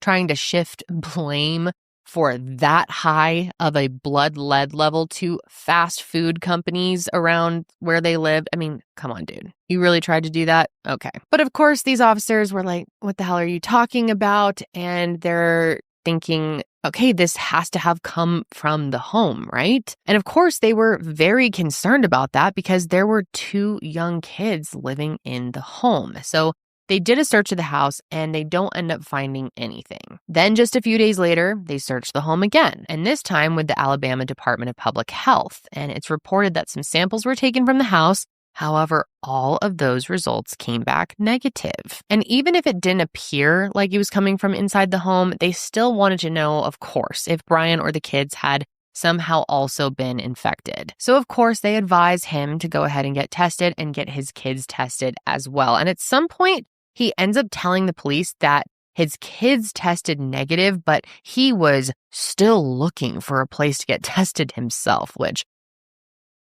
okay, dude. Very, very illogical. Surprised you even tried to go with that lie, Lion Brian, which you're think you're very good at lying, apparently, but it's so obvious. I mean, if the kids were able to get tested, why wouldn't you have been able to get tested at the same place? Like, come on, it's not that hard. It feels like he was just stalling at the end of the day, trying to drag this on as long as he could, which will make more sense later. But when you hear this, I think you'll agree that that's the likely scenario. Now, it is a little unclear when exactly this happened, what span of time it was, but at some point, Brian shows up at Decatur Morgan Hospital, and he tells a nurse that he had done an X-ray on himself, which showed that he had a substance in his colon. And I'm sure some of you out there might be wondering, how did he do an X-ray on himself? That's something that the average person doesn't have access to do. Well, remember, he is a chiropractor, and he had an X-ray machine at his chiropractic business. And I'm sure the nurse was like, okay, that's great that you were able to do your own X-ray, Brian, a little DIY on your own time, but we're going to do a X-ray here at the hospital with our equipment, okay? But of course, when she tells Brian that they needed to run their own tests, he became, quote, visibly nervous, and she actually thought that he might just leave. But luckily, he did finally just agree to go ahead and be tested, but he clearly had made an issue out of it. It wasn't an easy process, but once they did, they actually did find a substance in his stomach. But get this, you guys, they could tell that the substance hadn't been in there for that long. Not only that, but he also wasn't showing any symptoms. And as I explained earlier, it does take a little while for the symptoms associated with lead poisoning to actually show up. So that confirmed also that it hadn't been in there for very long either. And so ultimately, the Hartselle Police Department came to the conclusion that, quote, Brian intentionally, that's right, ingested lead to provide the impression that he was also being poisoned. Investigators have determined through witness interviews that Hannah has been sick for several months and Brian has not been sick. And big shocker here, but by the time they came to this conclusion, Bri had gone from responsive and helpful to unresponsive and unhelpful. And here's the real kicker. Okay, his motive was not hard to figure out, not at all, because just days after Hannah left the hospital was when she filed for divorce, which I sort of mentioned earlier. What I didn't mention, though, is that this is when she dropped her murder allegations against him, and she had detailed in paperwork that Brian had taken out multiple life insurance policies on her without her knowledge. And are we shocked? This is how it always goes down. So no, we are not. And you guys, he's such an idiot. These people that do this I will never understand how they're so stupid. Oh my God. In total, this guy had 5 policies on her, which totaled $1.3 million. Okay. And there were even 2 more policies for $1.5 million, but those were luckily denied. The first one was taken out in 2020, and I believe she may have known about that one, but the rest he got in 2021, literally leading up to her going to the hospital. Like, dude, you are such an idiot. People that take out these life insurance policies, especially right before they try to commit murder or commit murder, and think they're not going to get caught. Like, there's just no thought behind these people's eyes. There's no brain in their heads. I don't know how they are functioning as human beings if they really think this is a solid plan. And for how stupid Brian is, he is much, much more evil than he is stupid. Because can you imagine actually wanting someone that you loved at one point, hopefully, and had kids with, was the mother of your children, push them out of her body? You want her to suffer slowly from lead poisoning? You're so sick. And poor Hannah, she actually said when she woke up from that coma, she had a hard time believing that Brian could have been the person responsible for putting her there. And I just can't imagine having to come to terms with that.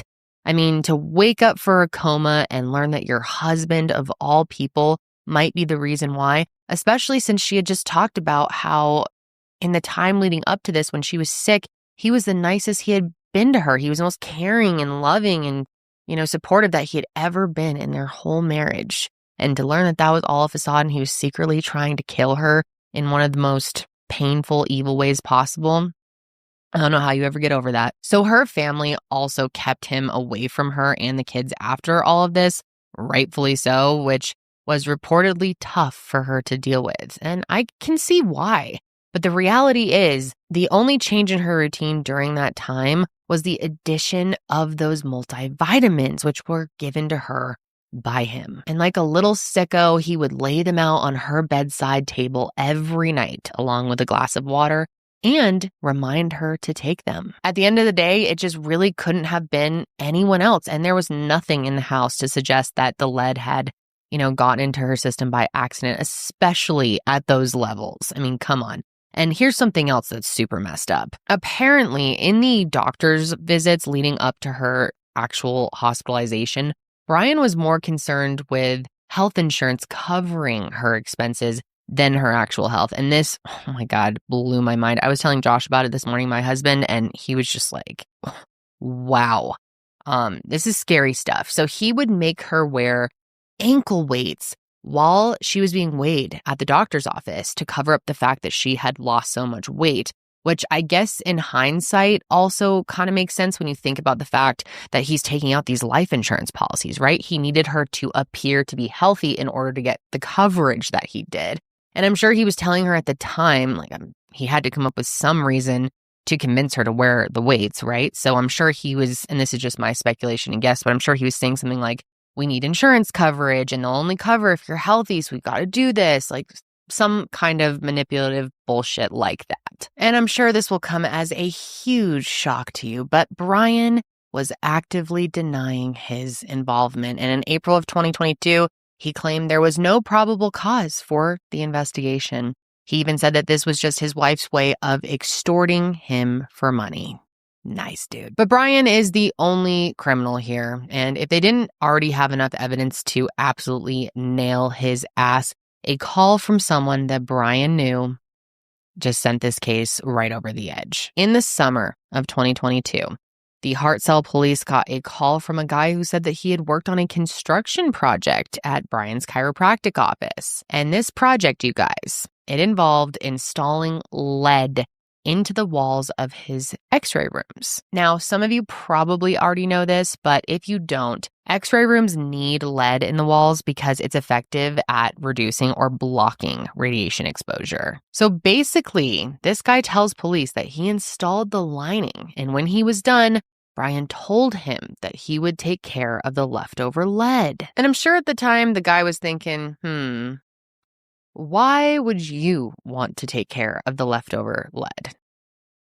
Very strange, right? Now, he said this was done in 2021, and big shocker, it aligns exactly with when Hannah started getting sick. And so finally, in September of 2022, almost a year from when she started experiencing symptoms, Brian was arrested and indicted for attempted murder. However, he did manage to post his $500,000 bond, and within 5 days, he was able to return home. Thankfully, though, Hannah and the kids had moved into an apartment, which partially makes me sad that her life had to be uprooted and moved. But at the same time, I'm not sure I'd want to be in the same house where my husband attempted to kill me.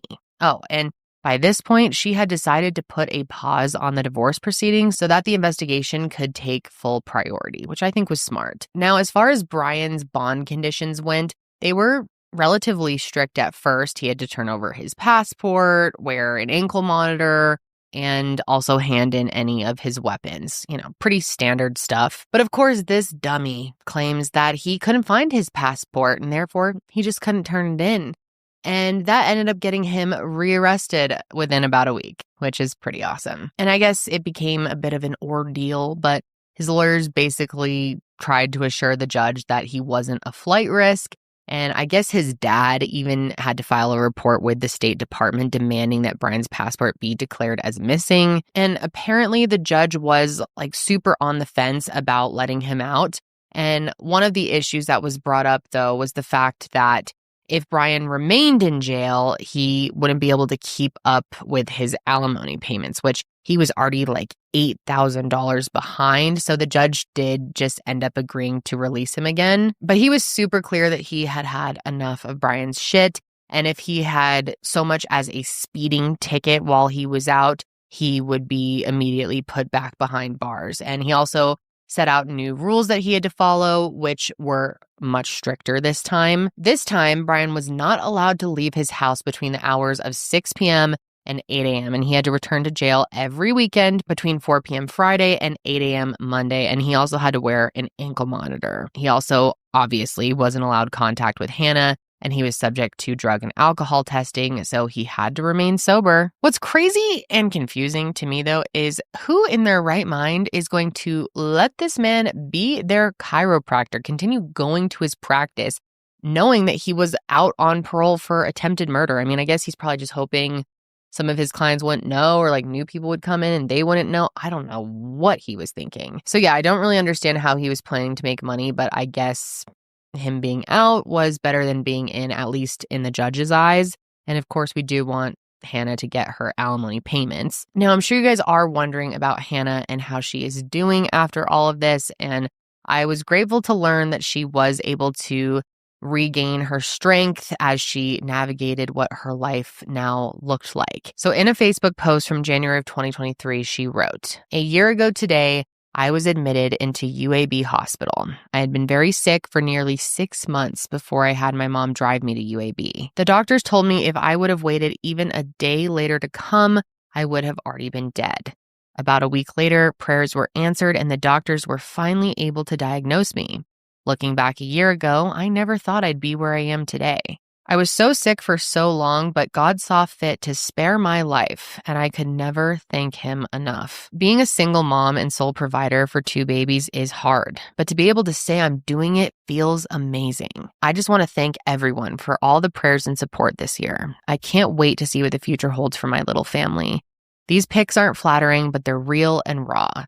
It's important for me to remember what God has brought me out of, to remind me that he's able to carry me out the rest of the way," which to me is a really inspiring post. I am very, very impressed with her and her strength. I don't know if I would have the strength to recover and then go back into mom mode the way that she has. I think it's, very, very impressive and inspiring. But that being said, and I'm sure some of you know this, Hannah will always have to live with the effects of having been poisoned by lead. To my understanding, she still experiences pain in her hands, and she'll never be able to get pregnant again. And I'm sure time will tell what other side effects she has to live with. From what I learned, though, it really does seem like a miracle that she's been able to function in the capacity that she is. Now, when it came to Brian's defense leading up to the trial, they really tried their best to push back on the evidence and specifically how it was collected. They argued that the lead that was extracted from Hannah's urine was extracted using a 5-gallon bucket and a strainer, and that it was strained in the back of a police station parking lot. And because of possible contamination and lack of chain of custody, that evidence should be thrown out. And I know that does sound pretty wild that they did that, but it does appear that that was a method that was used. During the trial, Police Chief Alan McDearman testified that before they got the search warrant for Brian's office, they got a stool sample from Hannah. And because they couldn't find a lab to test it, I guess they used a strainer to separate the stool from the lead. And I think the point was that they were going to compare the lead from inside Hannah to the lead at the office. Although what's interesting is it doesn't look like that test was actually ever performed. And I'm not totally sure as to why, but as you can imagine, the defense brought that up in trial. And since I'm already kind of telling you about the trial, let's just go ahead and get into it. So the trial began with jury selection, of course, on June 9th, 2025. And it was not a very long trial at all. Hannah was the first to take the stand, and there isn't any footage of it, but I can imagine her testimony had to have been very, very emotional. I know that she did talk about the progression of getting sicker, as well as the fact that she was unaware of the life insurance policies that had been taken out in her name. And it's really pathetic. I'm surprised they even tried to do this, but the defense did try to argue that she did know about these policies because her signature was on the documents, but that signature was electronic, and we all know how easy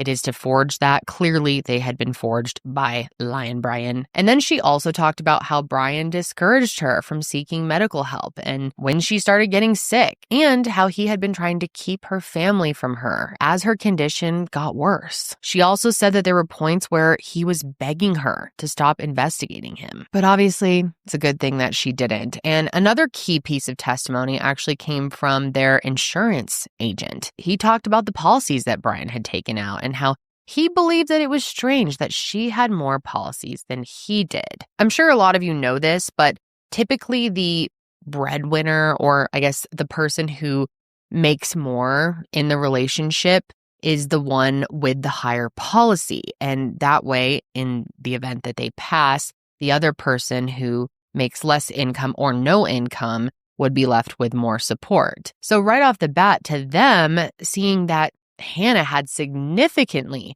more coverage than Brian was a big red flag. And not only that, he didn't just have policies with the same agency, he had them with multiple agencies, hence why it took a little bit of time for them to connect the dots. Now, what's interesting and was quite frustrating when trying to put this episode together is I couldn't totally figure out how they realized that the lead was actually coming from the vitamins. I mean, it seems just incredibly obvious, right? But you would think they would have had to prove that in some way. And I'm sure there was some sort of testing that happened. And every source that I looked at reported that it is just a known fact. But none of those sources, and I looked at like every available source on this case, no one explained how they actually determined that or if the pills were tested, which I thought was strange. And apparently the hospital had asked Brian to bring in the bottle of vitamins while she was still in the hospital so that they could test them, but he only ever brought them a picture of the bottle. How convenient. But his defense attorney did claim, which I don't know if I believe this, that all he was ever asked to do was bring in a photo of the bottle, which I mean, that could be possible. I feel like there have been several times at doctor's appointments where they just, especially when I was pregnant, they wanted to know what, supplements and vitamins I was on. And I remember a picture was fine. But also, this is a lead poisoning case. So you'd think they'd want to see exactly what she was being given. I don't know. It's strange to me, but I guess it could be true. However, I will say I did see it reported that the nurse was very clear that she had asked for the bottle and he never brought it in. So I guess there is a possibility that he could have just chucked the bottles once he started getting worried that the jig's up here and they're asking to see everything. And he's obviously probably starting to freak out a bit. He probably got rid of them, right? And then that's why they weren't able to find them in any of the searches and test them. It's probably what happened, right? And since her taking those vitamins was literally the only thing to change in her routine, I'm sure they just assumed that that was how he was poisoning her, which, to be very clear, I believe is true. And it really is the only thing that makes sense. But I also learned that it's not hard to get your hands on lead, unfortunately. In this scenario, as I explained, they do believe it came from the contractor for the x-ray room, but you can just as easily buy lead powder online. But thankfully, the jury ultimately agreed that Brian had obtained it one way or another and used it to try and kill Hannah. And so after 7 witnesses for the prosecution testified and 0 witnesses for the defense did, it only took them a few hours to come back with a big guilty verdict. Hannah and Brian's family broke into tears after the verdict was announced. Hannah had to step out of the room with her mother, and she told me she wasn't expecting to get that emotional. He had kind of glanced over at me when the guilty verdict was announced, and I just kind of lost it from there. Just kind of wasn't expecting my reaction. So, of course, you don't want to see somebody taken away in handcuffs. Of course, you want justice to be served, but also you don't want to see someone go away for a long, long time that you've known and cared about for so long. Now, what's so interesting to me is that the defense talked this big game about how there was no hard evidence against his client, but yet they had no one to testify. Interesting how that works. And what makes it even more interesting is they even said that they had 7 witnesses ready to testify, whatever that means, but they didn't put them on the stand because they believed that the state failed to prove their case. So they just didn't need to. Brilliant move, guys. Sounds to me like they were just scared or dumb.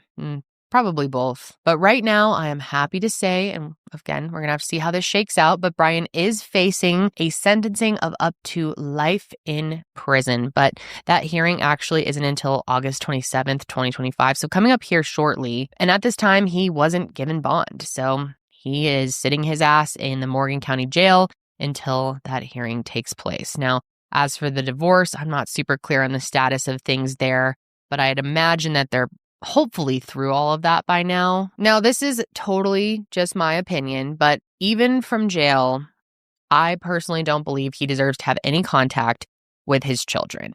Of course, that is not a decision that is up to me. That is, up to the court system ultimately, but also Hannah and the kids, I guess. I just feel that, I don't know, you don't really deserve to see your children ever again after you tried to kill their mother in a very, very brutal, sick way. But I don't know. Like I said, it's not my call. This is not my family, not my kids. And maybe they want a relationship with him. Maybe they don't. Maybe Hannah wants them to still have a relationship with him. I don't know. That is going to be up to them and the courts to decide. That's all I'll say on that. But another thing that I thought was really interesting, and I think this is just because it's such a small town, but the judge for the divorce case is the same judge for the criminal case. So he knows everything, which you would think Brian's team would probably want to have him recused for the divorce portion of things, but I don't know. I don't know what the status of that is. I think that's, I don't know, very rare. I guess I'll say that. But I don't know. I mean, ultimately, I hope that means that things favored Hannah in the divorce. But at the end of the day, I'm just really grateful that this attempt on her life was a failed one, because it was very close to not being the case. And of course, like I said, we don't know how severe the long-term effects are going to be on her body, but I really do hope with all my heart that those remain minimal. And then the really scary thought crossed my mind at one point while researching this case is, what if he had tried to poison the kids as well? I mean, he poisoned himself. I'm glad he didn't take it that far to poison the kids, because, it would have made it look a lot more like something was going on in the house if the kids had lead poisoning as well. And thankfully, they're okay. Now, I definitely want to hear your thoughts on this case as a whole, and I really want to hear what you think the appropriate sentence would be. I've got to say, in my opinion, I think he deserves life in prison. I don't think someone who is capable of trying to kill their wife and mother of their children deserves another day of freedom. I mean, that is so evil. To be able to slowly poison someone like that, slowly watch them suffer, and go to the extent of making them wear weights. I mean, he's just so sick on another level. I think he needs to finish out his life behind bars, but that's just me. And we'll have to see what actually happens. But let me know your thoughts, of course.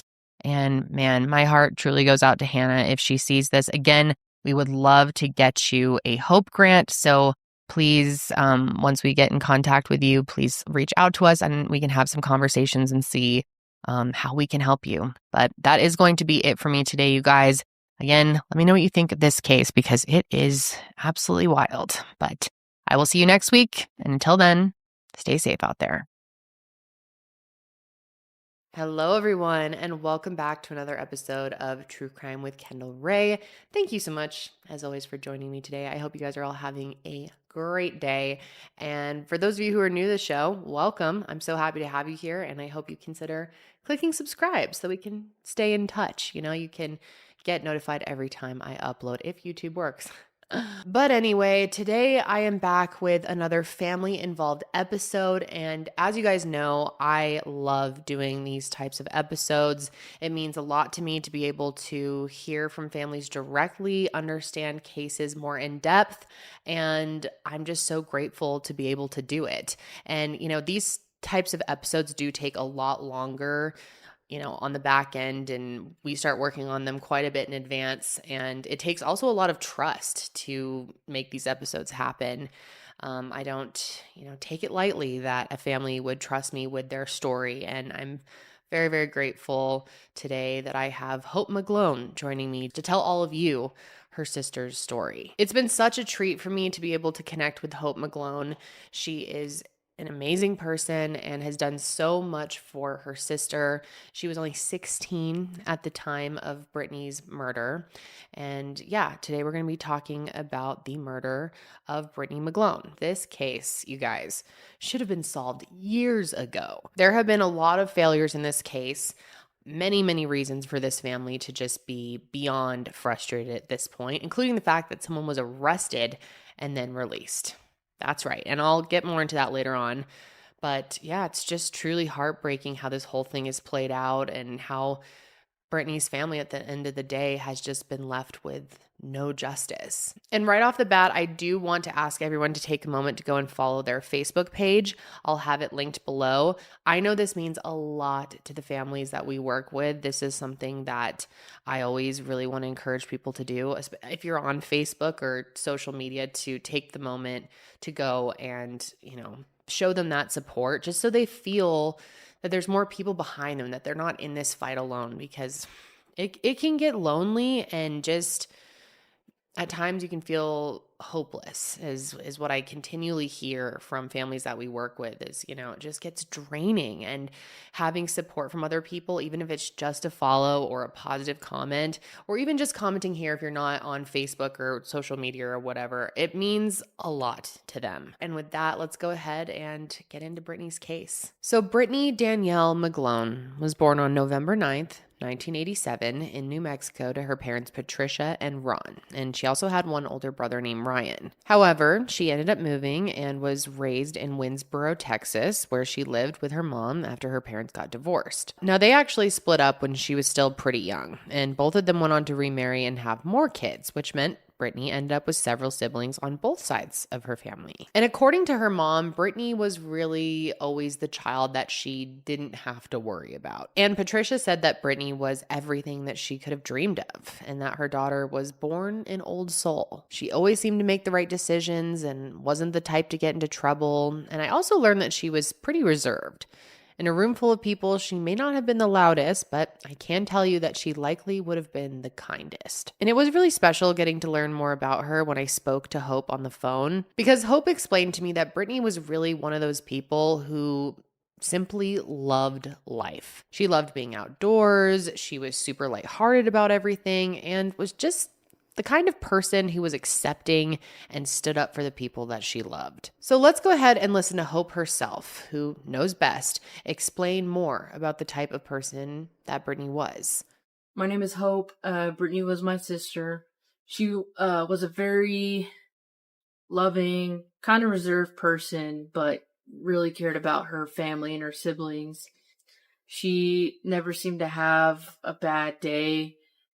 I would talk to her about things that, things that were going on in our family or things that bothered me. And she didn't really have the same reaction that I did. She was just kind of like, it is what it is, and move on from it. She's very independent, loved horses, loved being outside, very goofy, very funny. We had so many inside jokes. We quoted movies all the time. Movies that we watched a billion times over and over and over again. Loved music. That was always a big thing that we shared, was music. We would listen to like Linkin Park in her room, or like the first Eminem album, different rock bands that she liked.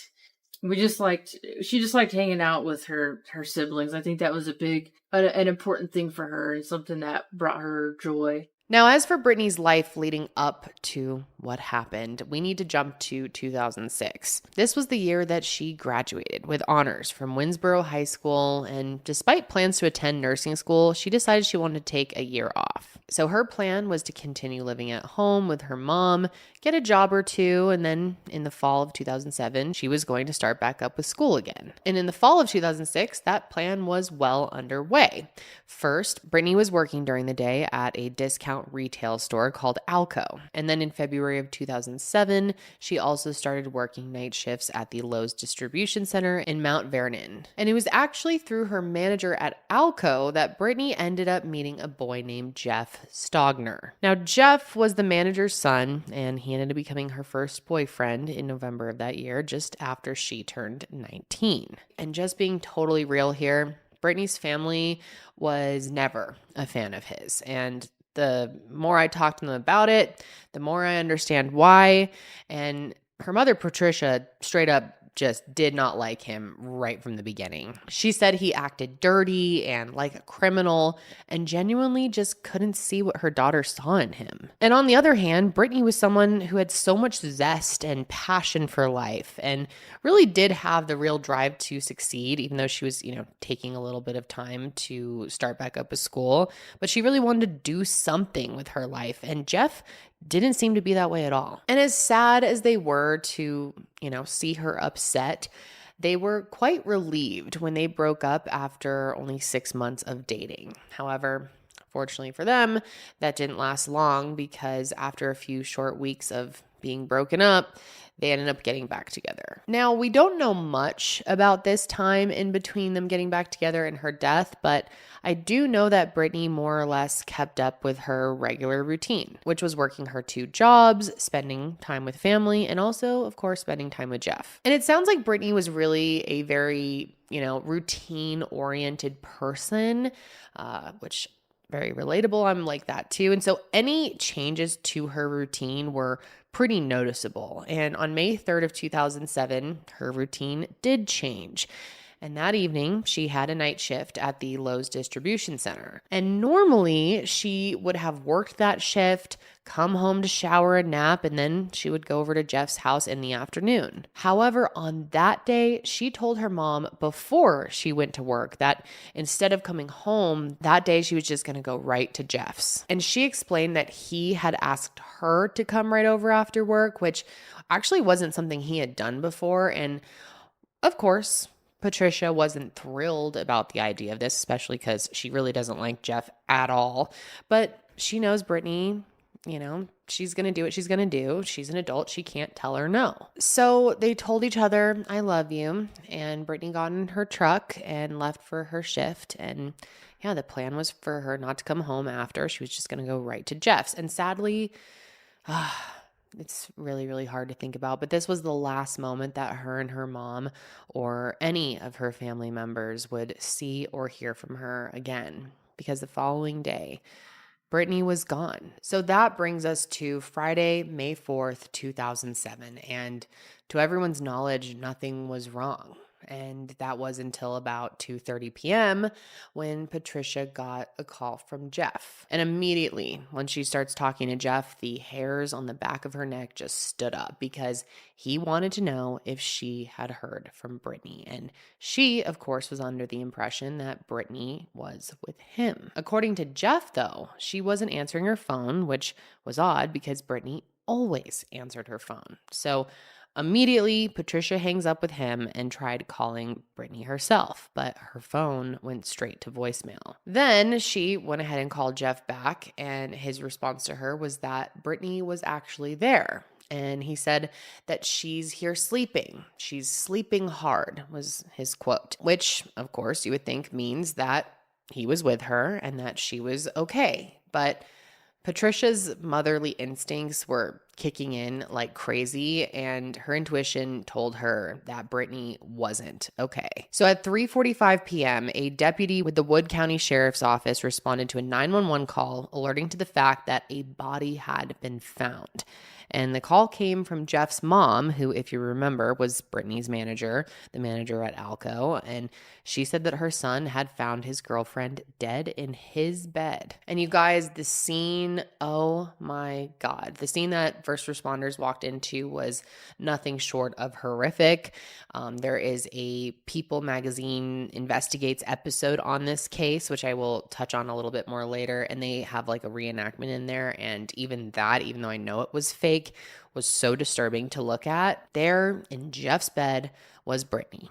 She was undressed, lying face up in bed, and covered in blood. And there was nothing to question here. I mean, Brittany was 100% murdered, and it was obvious that it was with some kind of blunt force object. The real question, of course, though, was who did this and why? Now, unfortunately, due to several factors and failures on an investigative level and possible corruption, in my opinion, and in the opinions of many others, those questions just still have not been answered. And we'll go deeper into that later on, but at first I want to share with you what is currently known. So, as soon as more investigators arrived on the scene, they were quick to make an assessment, and two things in particular really stood out. For starters, there was no sign of forced entry or any indication that anything major was stolen. Therefore, of course, it didn't seem like this was a robbery gone wrong type of case. And they also noticed that Brittany's underwear wasn't there. They found her jeans,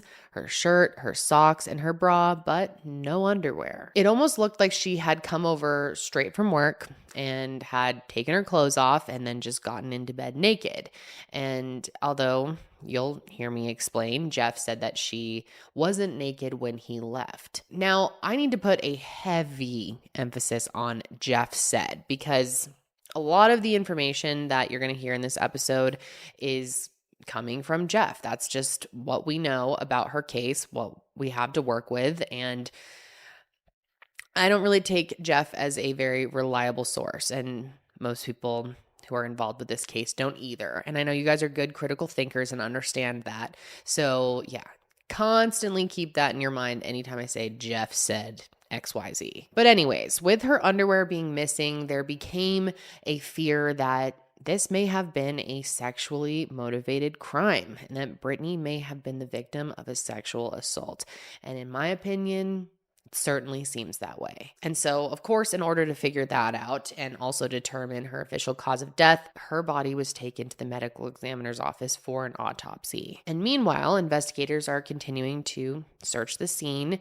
And one thing they noticed was that someone had recently taken a shower. The bathroom still smelled strongly like soap, specifically shea butter, and there was still water in the drain. So they swabbed it, and along with everything else from the scene, they sent it all off for DNA testing. But one thing they couldn't find, though, was the murder weapon. And based on the markings that were left on Brittany, it's believed that she was killed with, like I said, some type of object, but what that is and where that is still a mystery. A theory from early on in the investigation was that it was a T-shaped object, but there's still nothing to actually confirm this, so just take that with a grain of salt, but it's something to, keep in the back of your mind. Now, of course, while all of these questions are starting to circle and they're evaluating the scene, Brittany's family is getting the worst news of their lives. Patricia said that she was greeted at the door by two officers who told her that her only daughter was gone.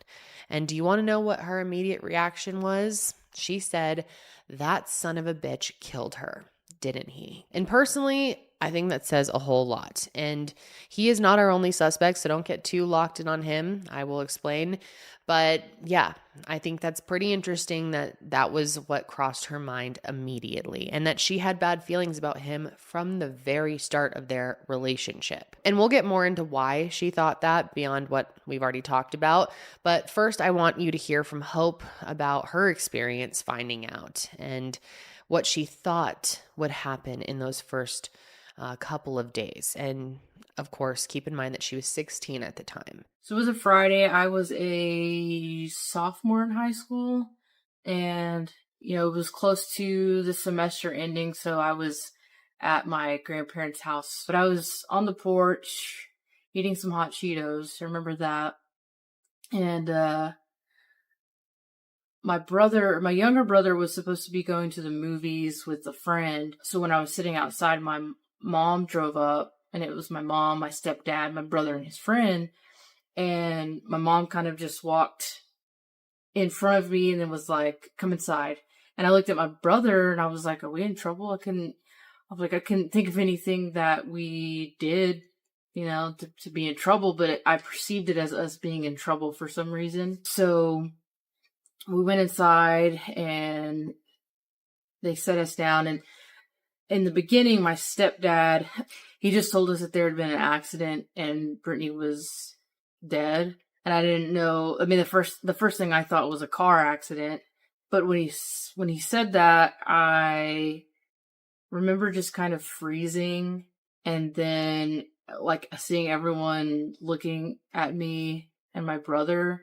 And then I got up and I ran out the front door to the front yard of my grandma's house and kind of collapsed in the yard. And my grandma went out there and was holding me and my brother in both of her arms. I never remembered who or how I found out what had actually happened to her. My mom informed me that she was the one who told us that she had been murdered and it wasn't an accident. But I can't recall being told that. I went from not knowing that she'd been murdered to being murdered. And the rest of the evening, we spent with my family. So I remember sitting on the porch and kind of talking about things and what we thought might have happened or who. And I believe Jeff's name had come up just between my family and I talking about things. And I guess I thought that the next day really the next day that someone would be arrested. I thought, it was like TV shows and everything happened so quickly on shows and movies.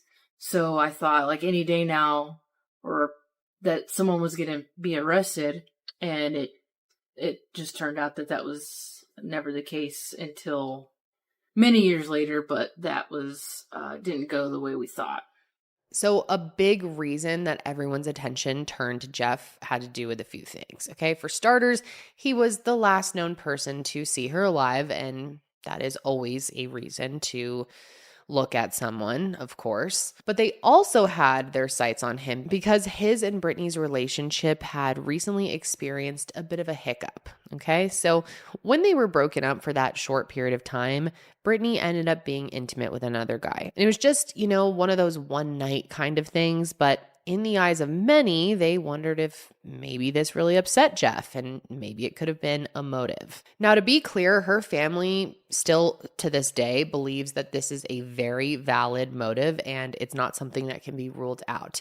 And Patricia was actually the one to tell deputies about it in the first place because she felt like it was information that they probably should know. So at that point, Jeff was, of course, brought into the station for questioning. And honestly, from the viewpoint of detectives, he did appear to be very upset about what had happened. And they also said that he was very forthcoming with the information that he had. Jeff shared that he and Brittany had been dating for roughly 7 months and that the reason she was at his house that morning was because he had asked her to come. And he specifically said that he wanted her there because he and his stepdad were driving a few hours to Dallas to pick up his grandma that day. So he wanted to spend some time with her before they left. So according to his story, Brittany arrived at his place around 5 a.m. And by that point, he says that he had fallen asleep on the couch while he was waiting for her. So when she did get there, she woke him up and the two of them ended up getting in bed to cuddle. Jeff explained that they fell back asleep, but that he woke up at 7 so that he could shower before he and his stepdad left.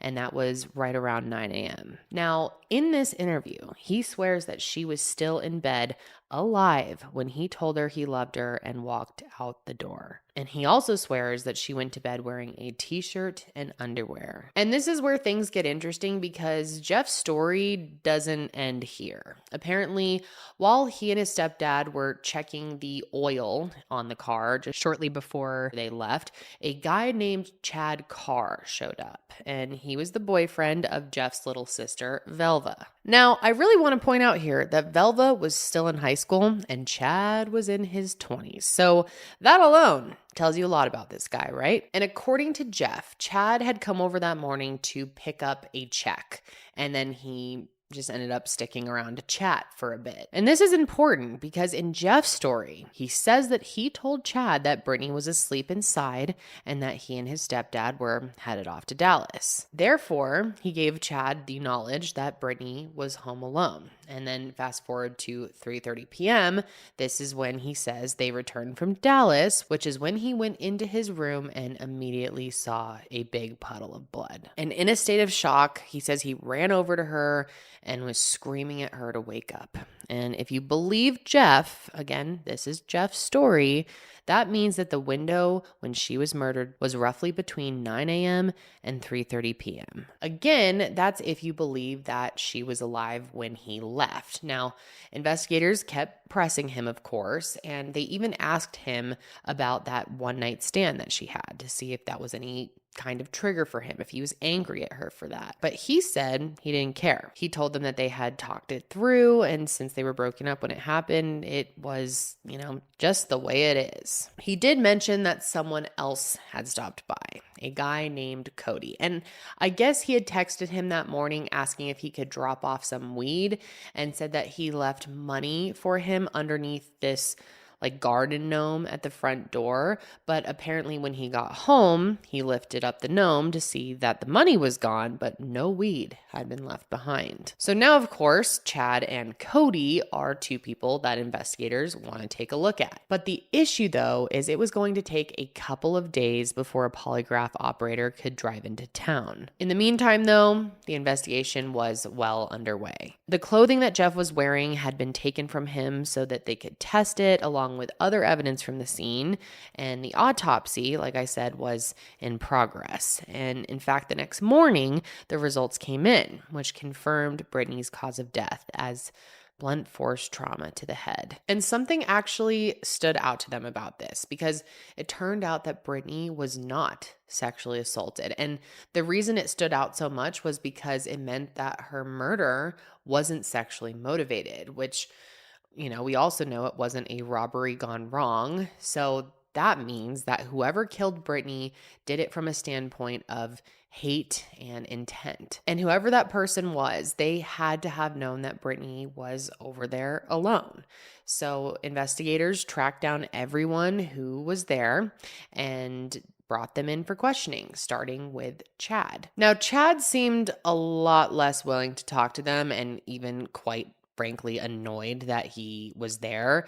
He was described as standoffish, and actually he was willing to answer some questions. And while he did admit to being there that morning, he definitely denied being involved. He even gave a minute-by-minute breakdown of his day and talked about all the errands he ran, from talking to his boss and then going to the doctor and then picking up Velva from school. He even agreed to take a polygraph, but like I mentioned, it was going to be a little bit before someone could come into town to administer one. So they sort of put Chad off to the side for the moment, and then they brought in Cody to see if he had any information. But apparently he didn't actually go over there that day. And just like the others, they had no reason to hold him, so he was let go. They also even brought in Justin, who was that guy that she had slept with just one night before her and Jeff had gotten back together, and he was let go too because he had a rock solid alibi. And so, while they're waiting on this polygraph administrator,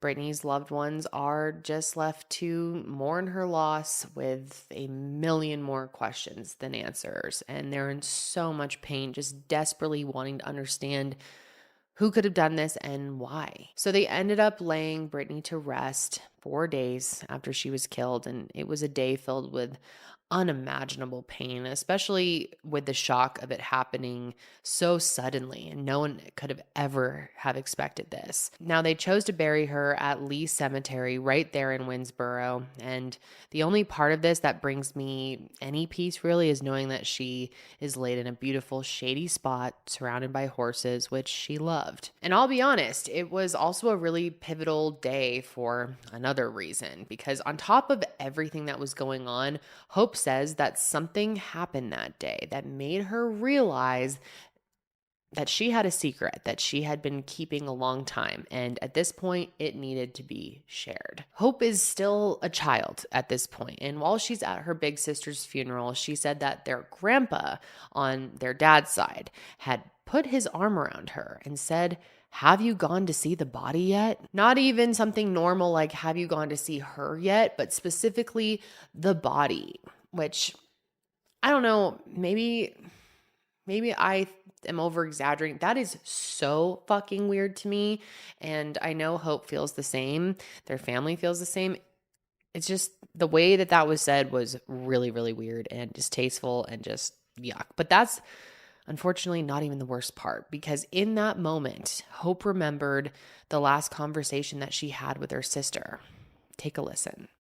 So Brittany had come down for my 16th birthday. We had a birthday party that my mom put on. So my sister drove down here, and we were outside of my aunt and uncle's house, me and my cousins and Brittany, and we were sitting outside on the sidewalk in front of, I think we might have been on the car. And I don't know what initiated that conversation or why I can't remember if we were talking about something that related to that.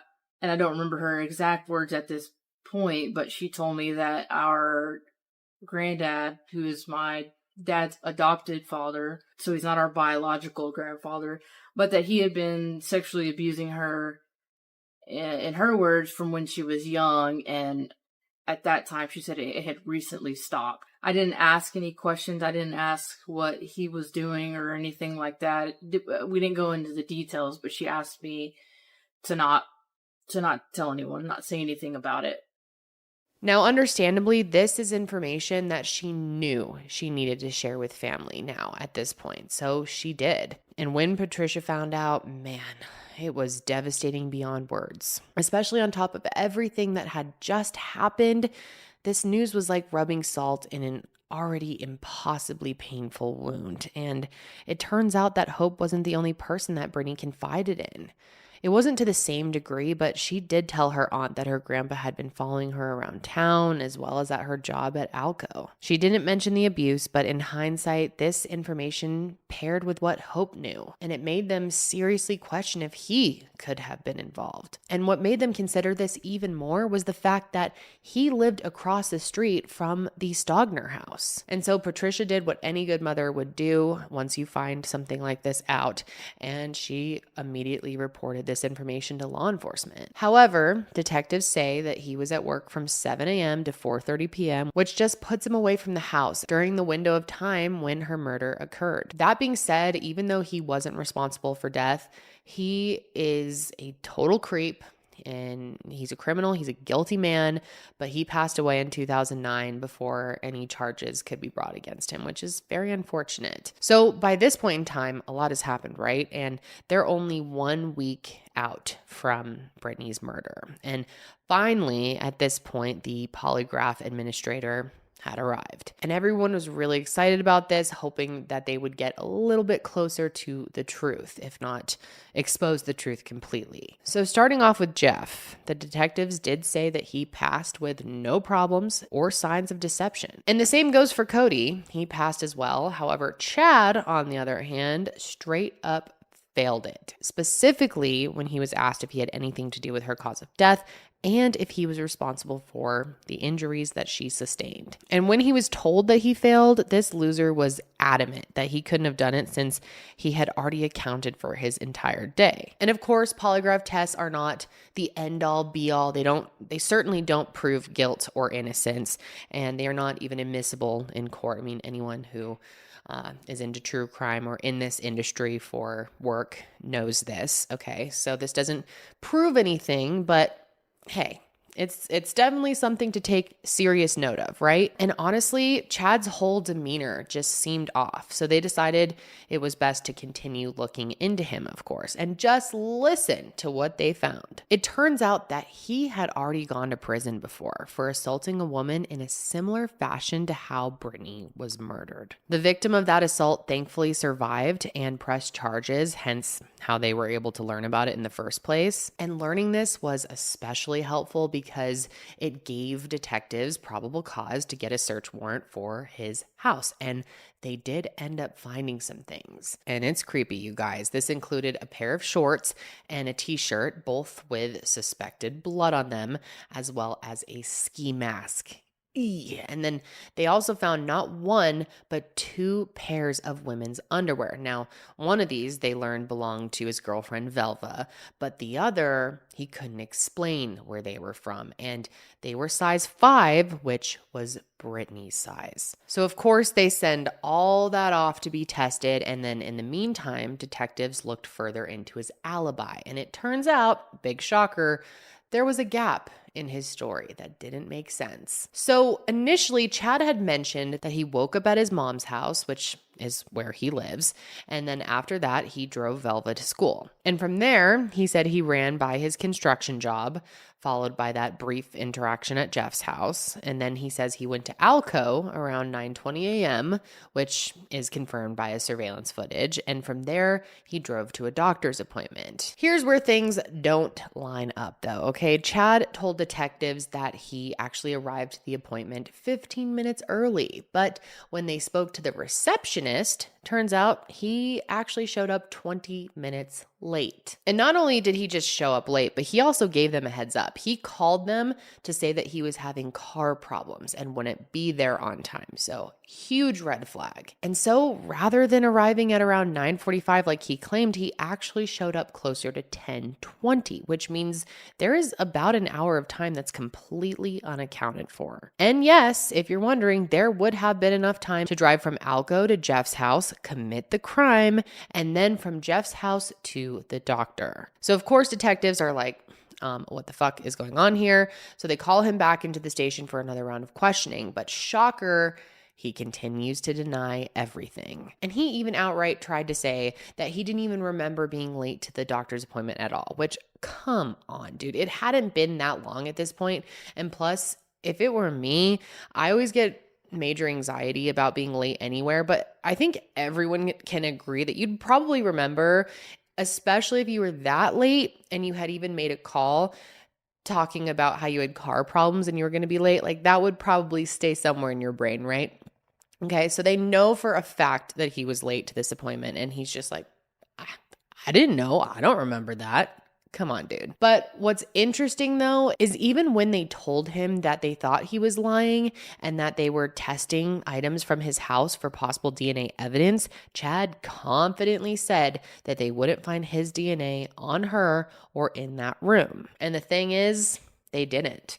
When those results came back, Chad's DNA wasn't on it. And not only that, but Brittany's DNA wasn't on anything that they collected from his house, which ultimately meant they couldn't arrest him. I do want to point out, however, that they did find blood tissue in the drain of the shower, which pretty much confirmed that her killer showered. But since there was no DNA, nothing could be done. So weeks and then months started to pass, and the hope that they once had was really starting to fade at that point. And in that time, there was little for law enforcement to go off in terms of an investigation. It became a lot more difficult. That being said, 8 months after Brittany was killed, some new information came to light from Jeff's little sister, Velva. Also, remember, she is also Chad's girlfriend. And also, remember, she wasn't 18 yet. So she went with her mom, and both of them seemed really upset. And apparently Velva and Chad had broken up, thankfully,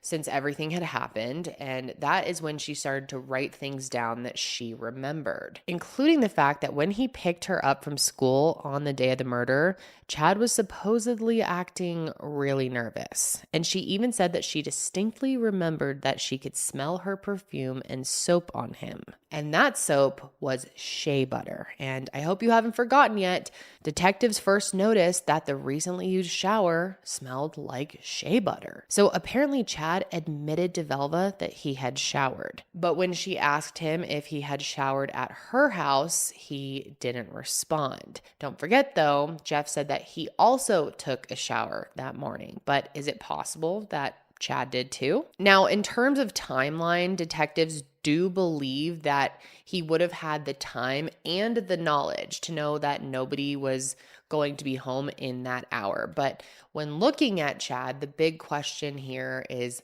why? What's the motive here? Well, Velva explained that he was super mad that Brittany was allowed to spend the night at their family's house, but he was not. However, Patricia said that Brittany never actually slept over there. And don't forget, she worked overnight shifts quite often. So if this was his motive, it didn't really feel like a very strong one.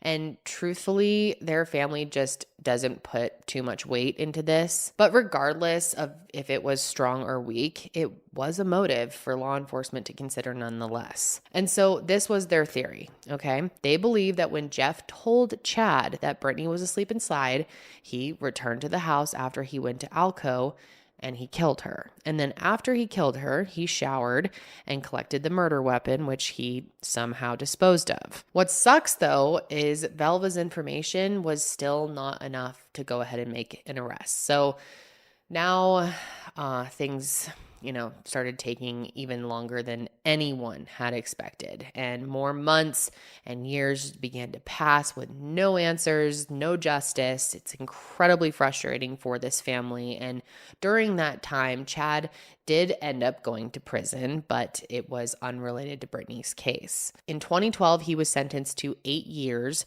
for felony sexual assault. And also during that time, the Stogner household was demolished, which means that any answers or evidence that was there went with it. So of course, there was this period of intense disappointment, anger, and really hopelessness in their family. I mean, they felt failed by the sheriff's department because, truth be told, as time began to pass, nobody seemed to care anymore. Every administration that came into office failed to communicate with them.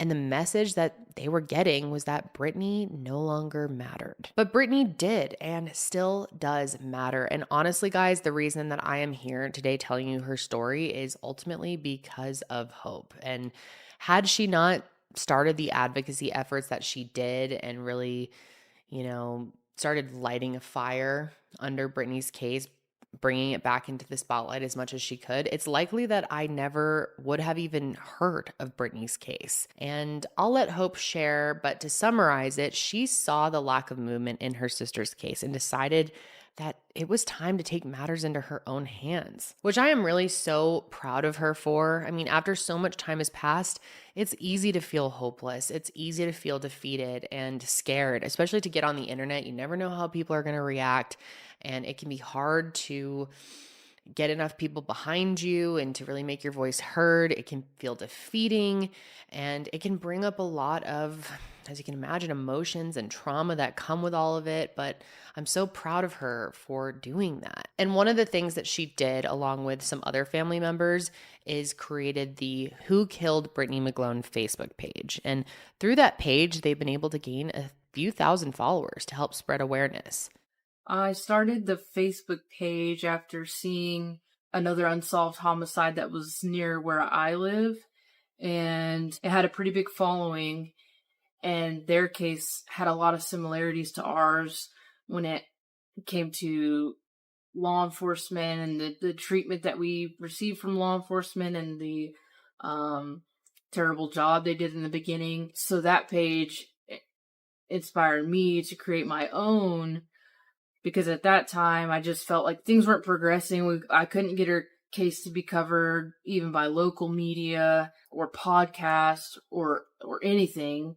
So I turned to social media and creating this page to hopefully get more attention to be brought to her case and her story, and hopefully gain some traction, and maybe someone might come forth with information. Social media is a pretty powerful tool, especially for things like this. And social media really has been a very powerful tool for them. Again, I really want to encourage you to go give them a follow. I know it will mean the world to them. And I also wanted to mention that in October of 2021, a reporter with People magazine stumbled across the case through the Facebook page, actually, and was shocked to find out that nobody was talking about this case. And so she began reporting on it. And Brittany's case received some long overdue attention, including on an episode of People magazine Investigates. And in my opinion, they did a really good job covering the case, but when it comes to a big organization like that and dealing with TV and streaming services, there's only so much finger pointing that they can do, if you know what I mean. So when speaking with Hope, we really wanted to make sure that the truth was exposed as much as we could in a safe way. And that truth is that Brittany has been continuously failed by the people in law enforcement who were supposed to be helping her. When I spoke to Hope, I learned that their efforts to get justice have been nothing but peaceful. I mean, I really can't express this enough, but they have really approached their disappointment. I feel like that doesn't even begin to cover it. Their rage and anger with more grace than more people would in their shoes. I mean, much more than I would. I'll tell you that right now. Like, they have been angels about this situation, which is the best way to go about it, in my opinion. I just think for most people, it'd be very hard to do. And they have been able to, really just stay as professional, calm, cool, and collected as they can in a situation like this. And when I started hearing from Hope the bullshit that she has been through, I felt, oh my God, it's insane, you guys. Okay, so one sheriff literally blocked Hope from emailing him after she sent him an email with just the subject line, "Justice for Brittany McGlone." That's right, just the subject line. All it said was "Justice for Brittany McGlone," and the email itself didn't even have a message, didn't even have a body.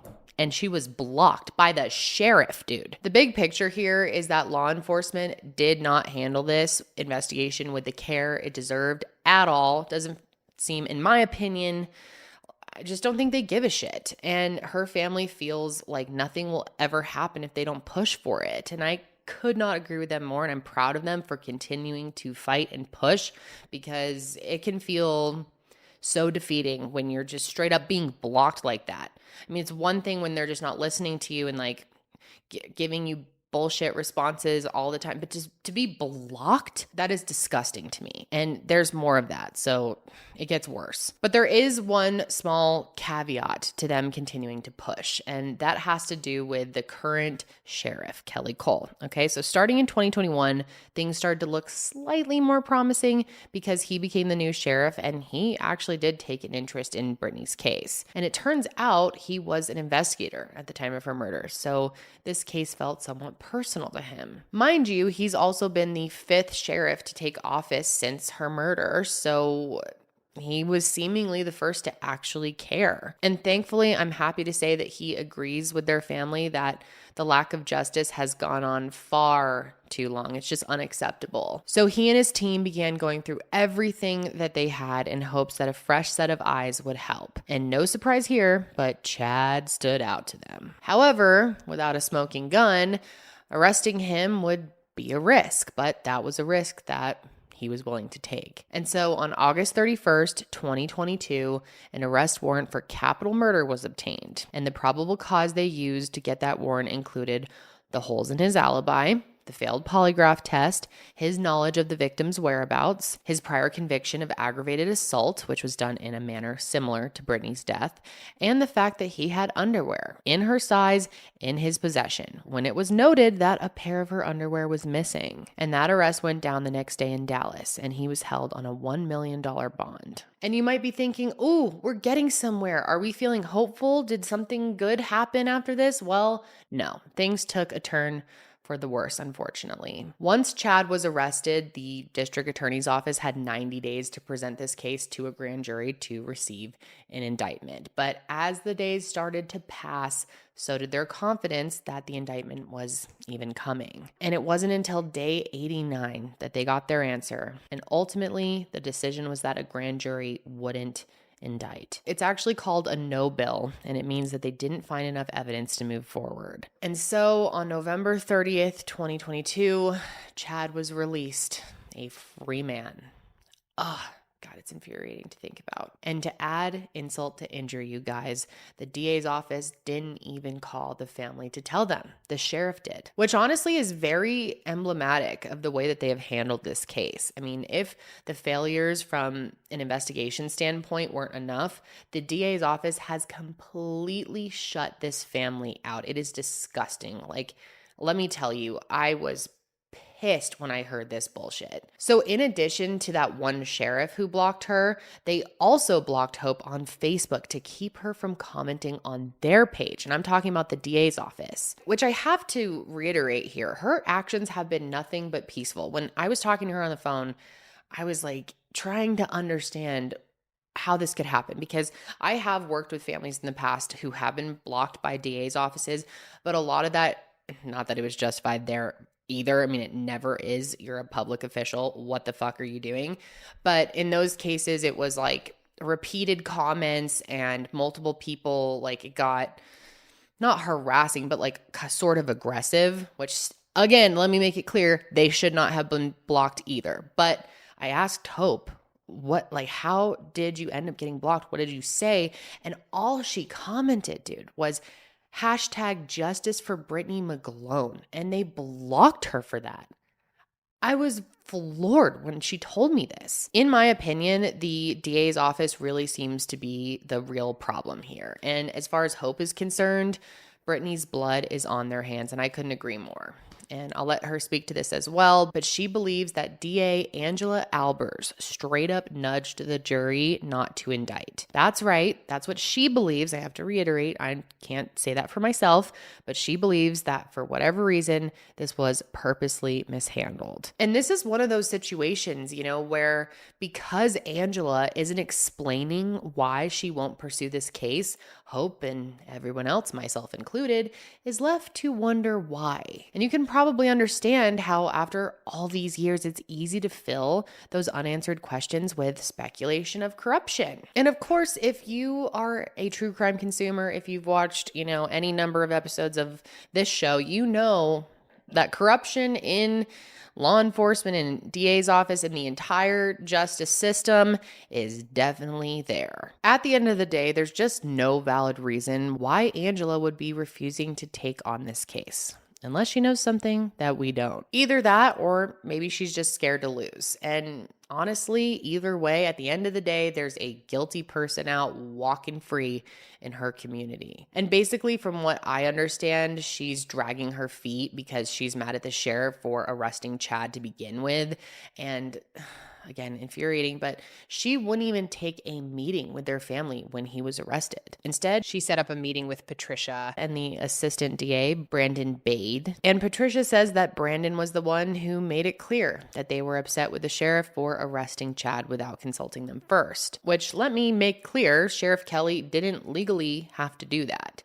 Mind you, Brandon represented Chad in 2007 on a sexual assault case, okay? So keep that in mind. So he has a personal interest in this and never should have been involved with Brittany's case to begin with.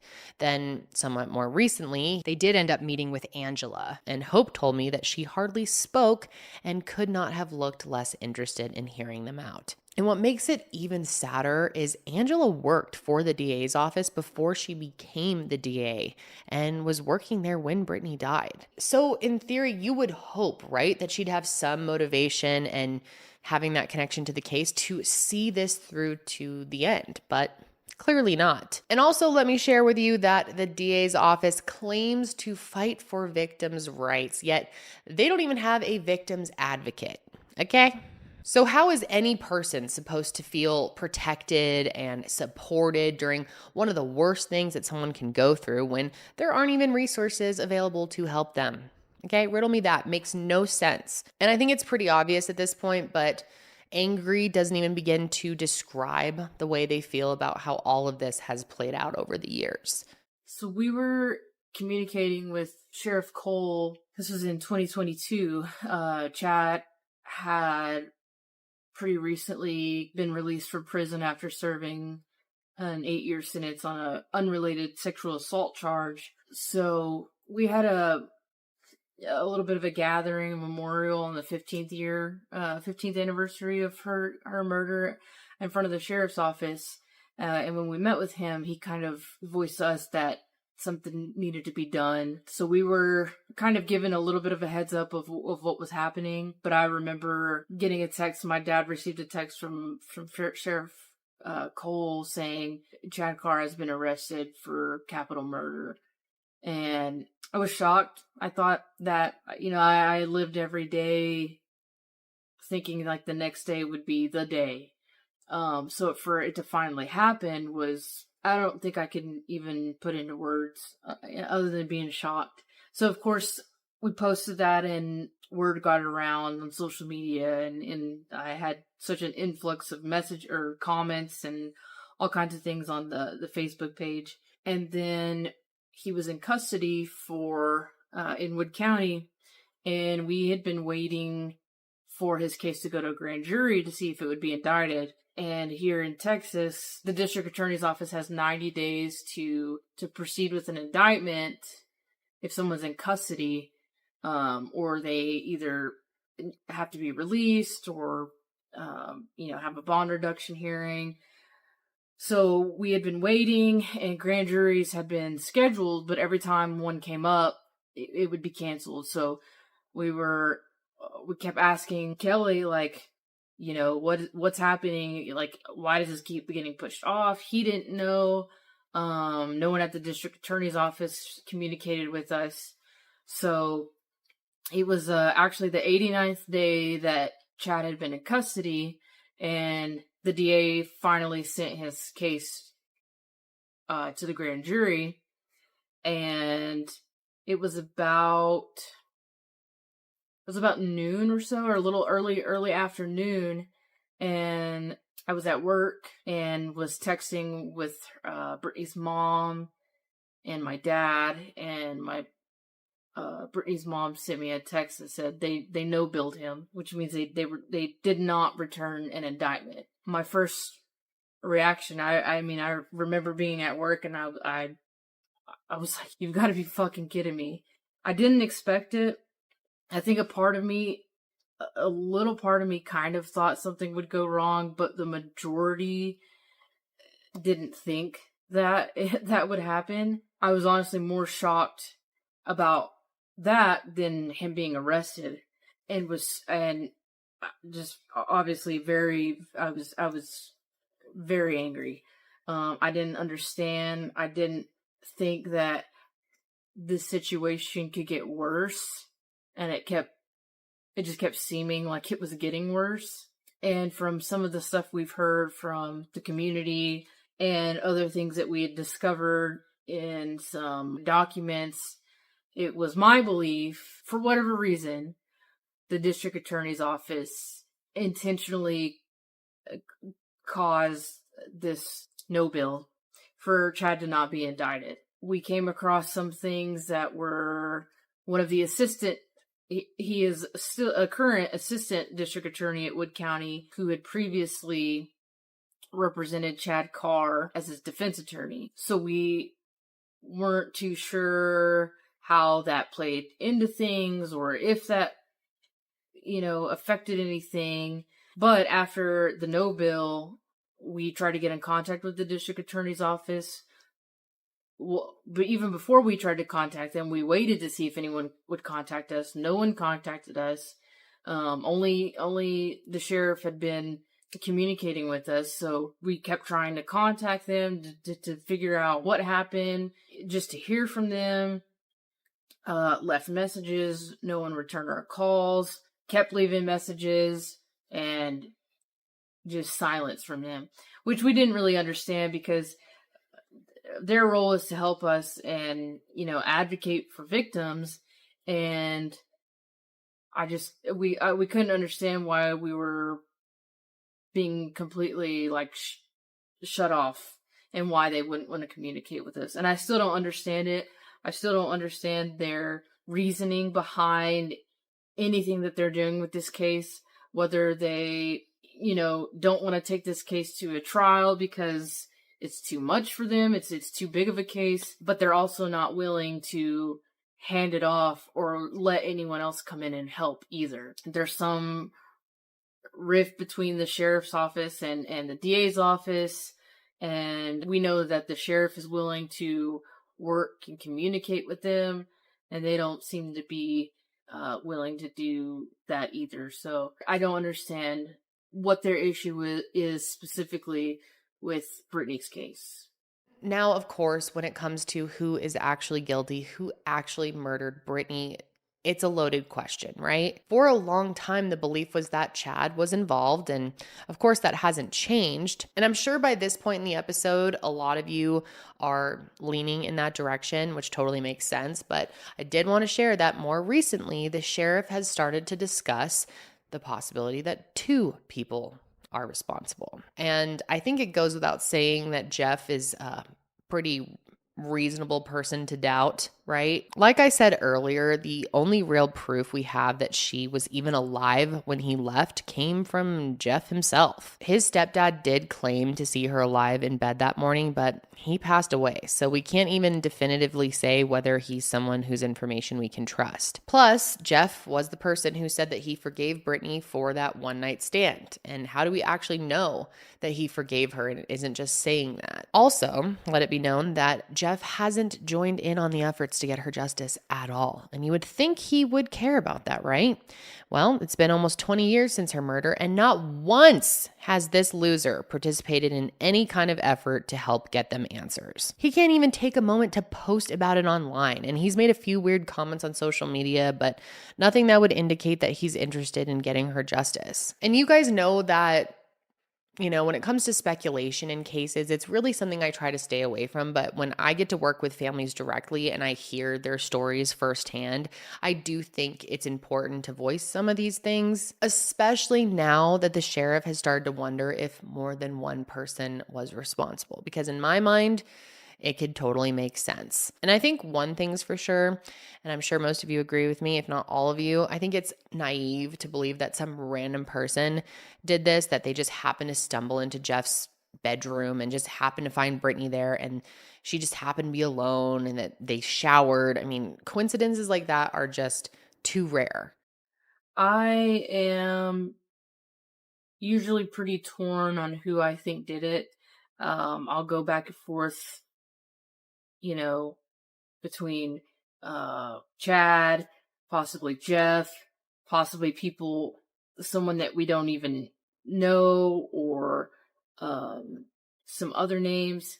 I don't have anything solid that has convinced me that it's one person or another, which is very confusing because some days I'll feel very strongly about one person and then I'll think about things and that might change. So I still am trying to keep an open mind on who it could possibly be. I don't think, aside from a couple people, there hasn't been many people who have been completely cleared, which I know is something that has come up specifically with Jeff. He has not been completely cleared of anything. It feels like, I mean, it's been torture for me. That's really the only way I can explain it. I was 16 when it happened, and I'm now almost 35, so I've, lived over half my life with this. Less time that I had with her, and more time without her, and with how the case has progressed up to this point, there's been so many, hills and valleys. It's been, we had the arrest, and then it failed. And then, so when I talk about it, especially with my family, it's gotten worse over the years.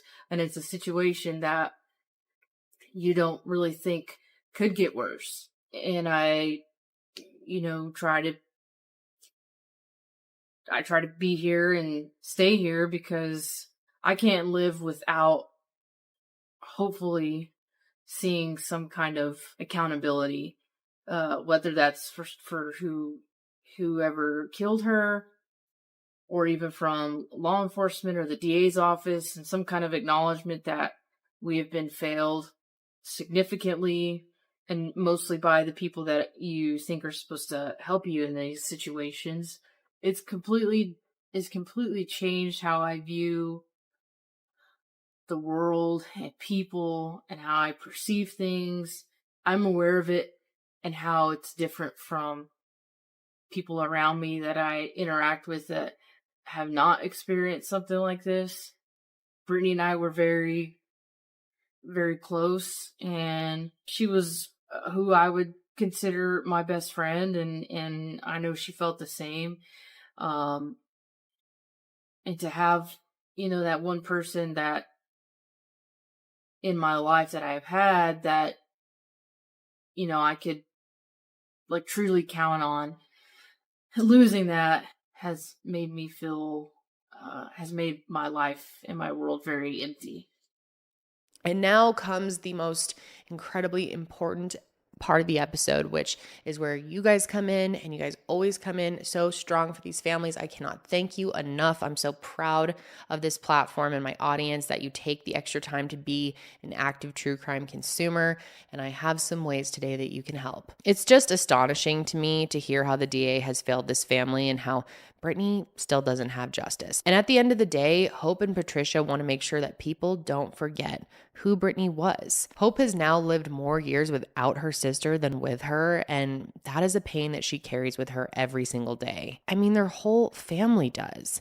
Remembering and honoring Brittany has always been incredibly important to them, hence the several rallies for justice that they've held in her honor over the years. And they did the first one on the 15th anniversary of her murder, and they held that one outside the sheriff's office, and then the next two they decided to hold outside of the courthouse. And it probably won't surprise you at this point to hear that they were met with a ton of questioning and opposition for doing so. There was even this bullshit policy that got made about gatherings outside the courthouse with all these rules they had to follow like right before they were going to do it. It was super arbitrary stuff like don't litter and don't block cars, like obvious crap, which I mean doesn't prevent them from gathering, but it's also like what's the point of that? As Hope said, it seems like they just wanted to make a policy for the sake of having a policy, and it seems like they just wanted to find any reason to make it clear that they were being watched. So at the end of the day, it's not an option for Brittany to be forgotten. And right now, DA Angela Albers has made them feel like she just wants to move on from all of this. But guys, we cannot let her do that. So we have worked with Hope to come up with a couple of ways that you guys can get involved and help. And they're things that are easy to do, okay? So I'd really appreciate if you would take the extra time, and I know so many of you will, but for starters, we decided to create an email campaign, which I'm sure a lot of you are familiar with by now. We've done many of these on this show over the years. So again, easy to do. I'll already have it typed up for you in the show notes of the episode. But at this point, we really just want to drive home that Brittany will not be forgotten, that we are watching to make sure that something is done about this and that we're not going away. And of course, if you want to change the email or write your own, that's fine. We just really ask that you do not get aggressive with it. What's the saying? You catch more bees with honey than vinegar or something like that. I think that's very true. And we've learned over the years that the nicer we can be, the better. Although I won't be shocked if they end up just turning off the email system. We've had campaigns where we have seen that happen, and it's very, very frustrating. And since they love to block, I guess they can't block us off or block us all, but maybe they'll just shut down the system. So that could happen. I want to give you a heads up for that. But yeah, in these cases, if they feel like no one is pushing them for answers, it's a lot easier for them to sweep this under the rug, especially because they have for so long. So we worked together to craft an email to send to Angela's office, making it explicitly clear that this is not going to go away. Now, another thing that you guys can really do to help is take your pleas public. And that would mean, in addition to privately emailing the DA's office, they need public pressure. And so, as I mentioned, they blocked Hope on Facebook, but I'm going to put their page below. And if you guys can go and please let them know, nicely-ish, that we're here and we're not giving up. And that'll also be a huge help to their family. And it can be as simple as typing out #justice for Brittany McGlone if you want to keep it pretty simple, but obviously that packs a punch to them since Hope was blocked for saying that. So some of you may get blocked for saying that alone, but whatever. But I'll also have something typed up in the show notes that you can easily copy and paste. So it's as simple as possible for you to do. You can also craft your own. Again, please be nice-ish, okay? Let's keep it professional. You know, what's the word I'm looking for?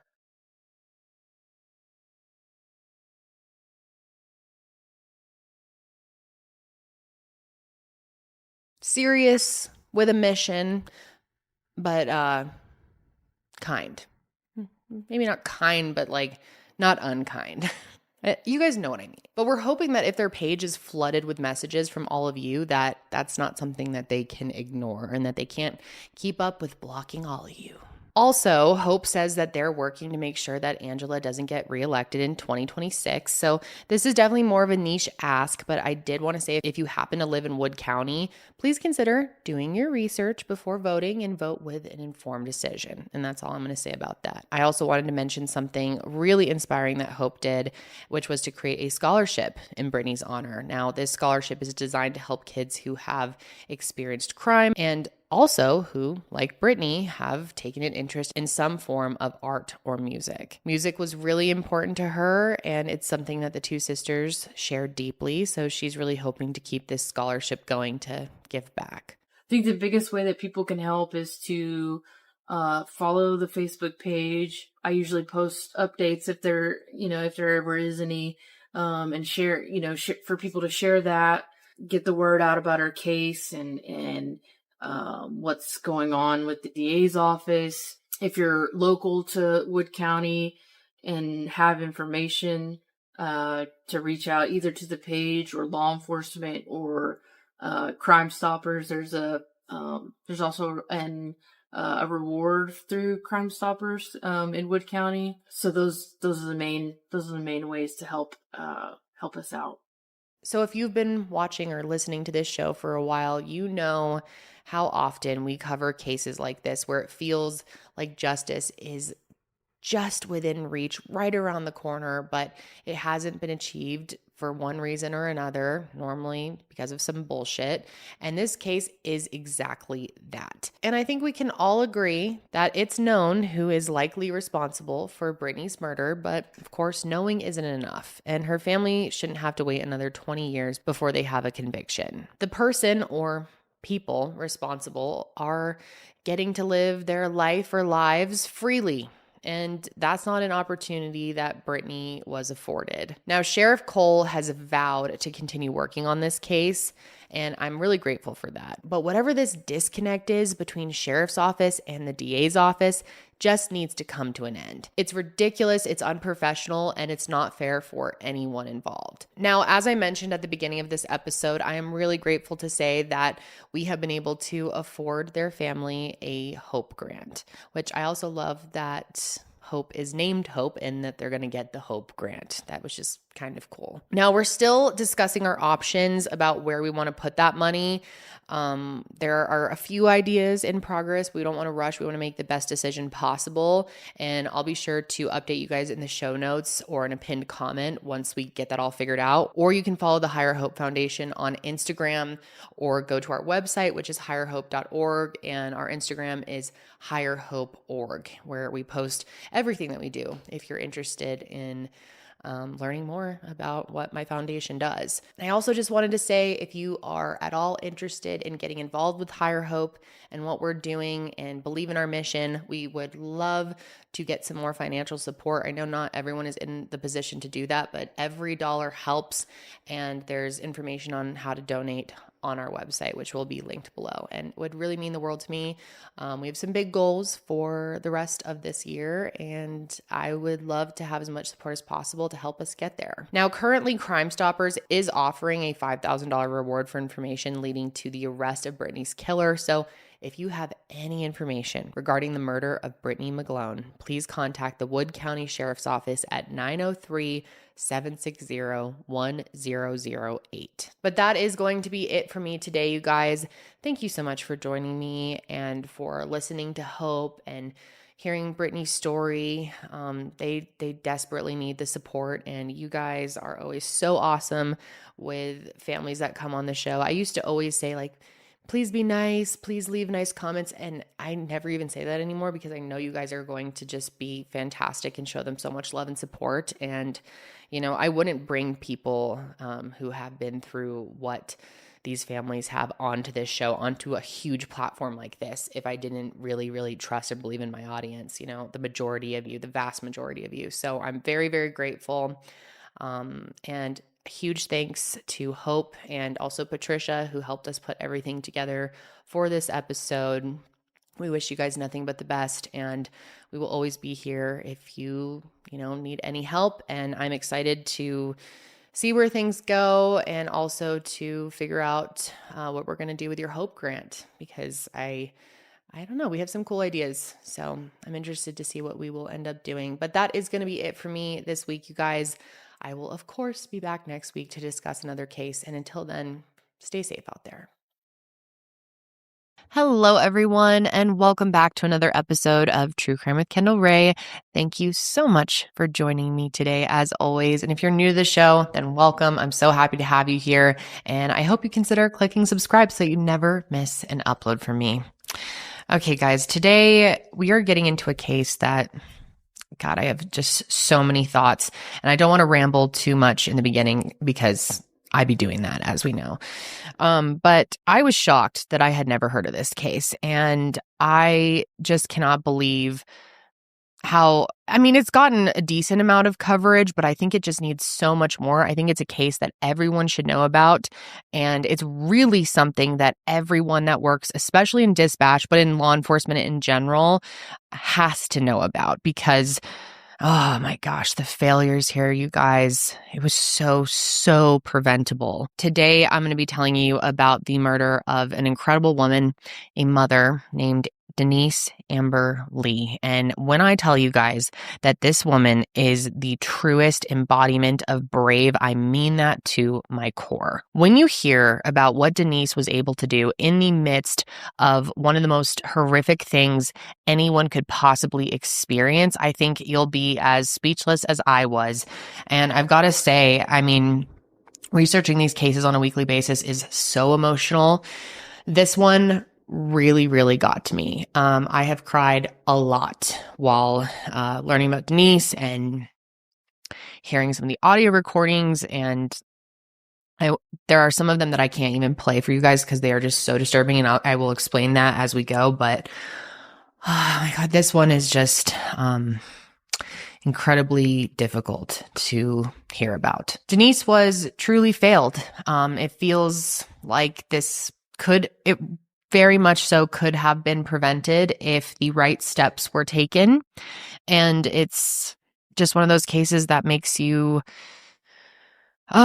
frustrated, just doesn't even begin to describe it. Every turn of this case, I'm just like, oh my God, she did everything right and she was still failed. I know you guys are going to have a lot of thoughts on this one. So I'm really looking forward to hearing all of your feedback. And with that, let's go ahead and get into Denise's case. And I, of course, want to start by telling you more about who Denise was. So Denise Amber Goff was born on August 6th, 1986 in Florida, to her loving parents, Susan and Rick. And she had two younger siblings, Tyler and Amanda. And while the earliest parts of her life haven't been shared in too much detail, there was definitely no shortage in learning about what an incredible person Denise was. Denise was definitely more on the more reserved, introverted, quiet side, you could say, but she also had a big personality in a lot of ways and was a deeply passionate person. And if you got her started talking about something that she loved, there was no stopping her. She actually graduated magna cum laude from her high school, and on top of her academics, she also played flute in her school's band. Denise loved music. It was definitely a huge passion of hers, and it was one of the many things that she had in common with the boy who ended up becoming her high school sweetheart. And oh my gosh, do I love their origin story. So that brings me to introducing you to Nathan Lee. Now, Nathan was also a student at Lemon Bay High School. And the way that Denise used to tell the story, she would say that he didn't know she existed. Apparently, they had a class together and she used to joke that he didn't notice her. But Nathan says that that wasn't the case at all.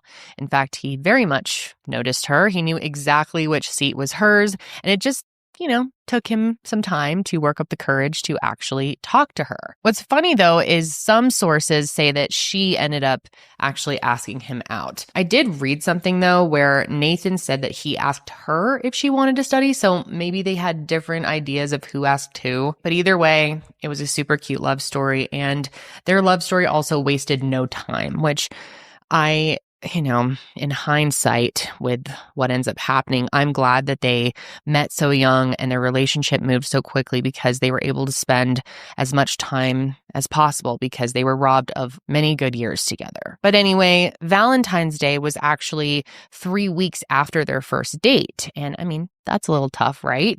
They had gotten really close in that time, but they were just starting to date. But I think they knew there was something really special here. And so they wanted to have a special Valentine's Day.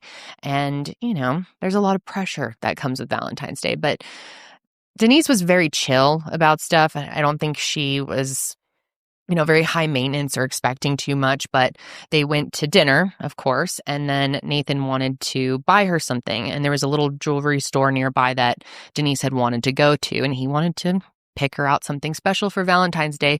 So she ends up picking this little silver ring with a heart on it, and this is really important to remember. This ring meant a lot to her.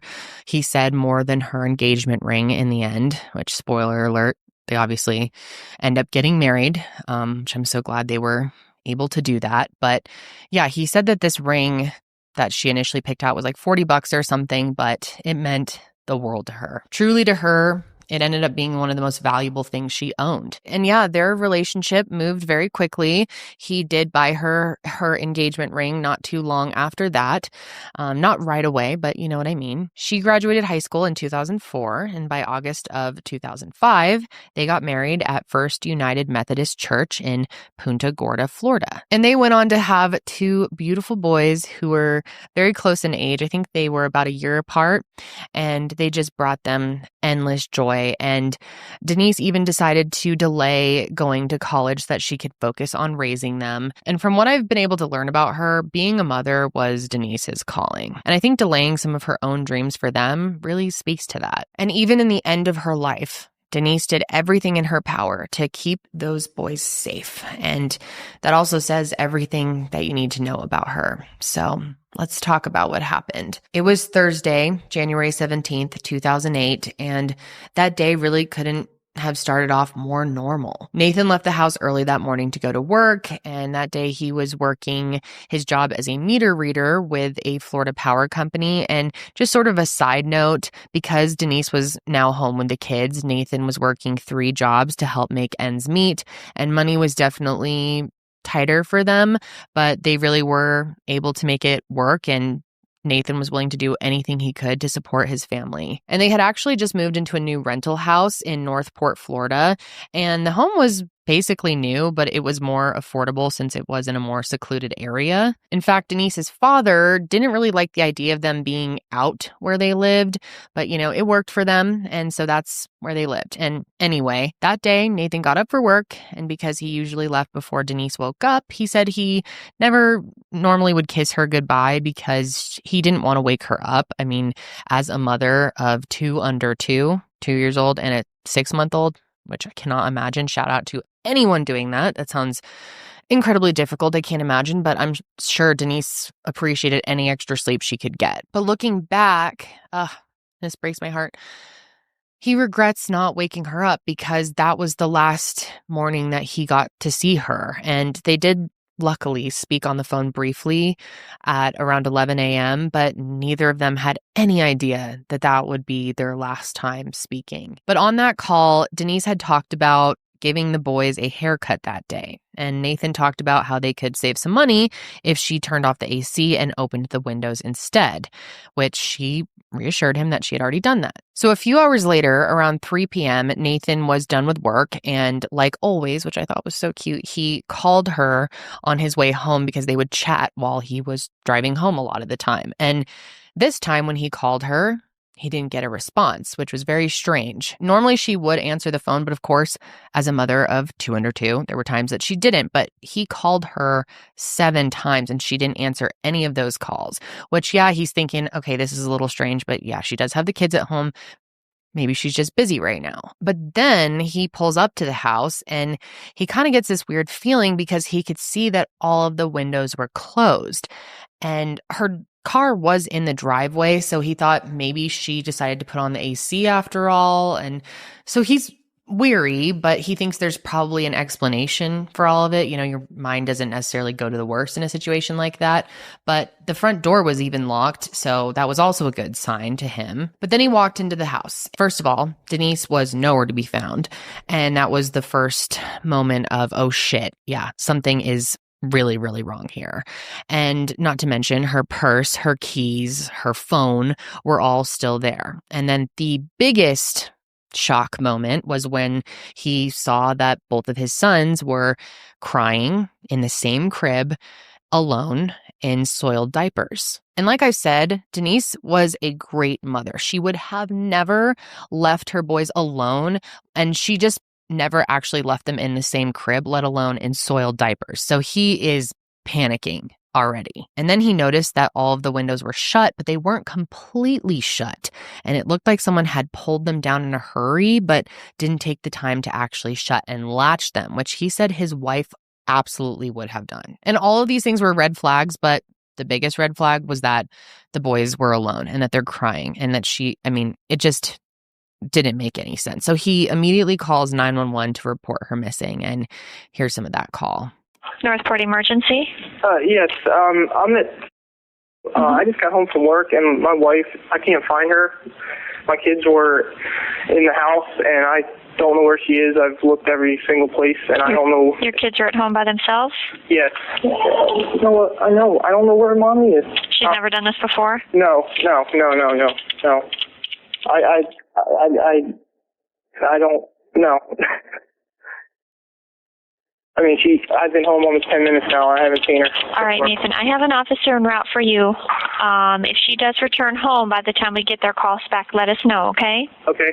All right. Thank you. Thank you. His next call was to Denise's dad, Rick, who we're going to be talking about a lot today. And Rick had actually been expecting a call from one of them because earlier that day, he had called his daughter to ask if they wanted to come over for dinner with the boys that night. And so when Nathan's name came up on his phone, he assumed that that's what he was calling about. But once he answered, he realized that definitely wasn't why he was calling. And as soon as he heard what was going on, he agreed that something horrible must have happened. And so he immediately leaves his house and starts making his way over to theirs. And something that you should know is that Rick actually worked in law enforcement for 25 years. He worked as a sergeant at the neighboring county sheriff's office in Charlotte County. And apparently, a big part of his job included helping track down fugitives in criminal cases. So as you can imagine, Rick had a lot of knowledge when it came to missing persons, violent crime, and all of those sorts of things, which meant that he knew the first person law enforcement was going to look at was Nathan. But he was quick to stand behind him and basically say, hey, do not waste your time here. My son-in-law didn't do this. And I do believe that Rick was a big reason why law enforcement got involved to the degree they did. And you'll hear me explain it, but they really called in a lot of resources for this case. Although I will say there was a brief period where law enforcement appeared to be sort of dragging their feet. And I think that went on for like an hour or so before Rick was like, okay, you guys need to be doing something. You need to be out there searching for her, knocking on doors, do anything. But for whatever reason, at first there was this lag.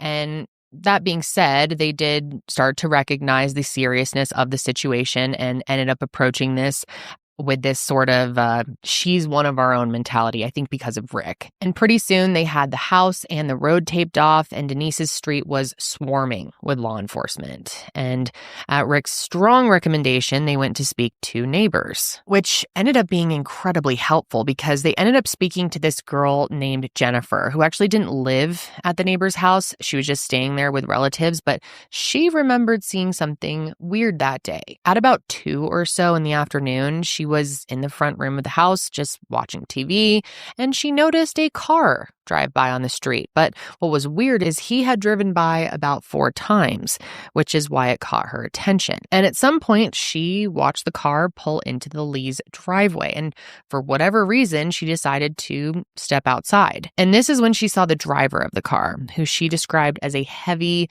tall, white man driving a green Camaro. She even said that at one point he started staring at her, so she felt weird, probably felt unsafe, and went inside.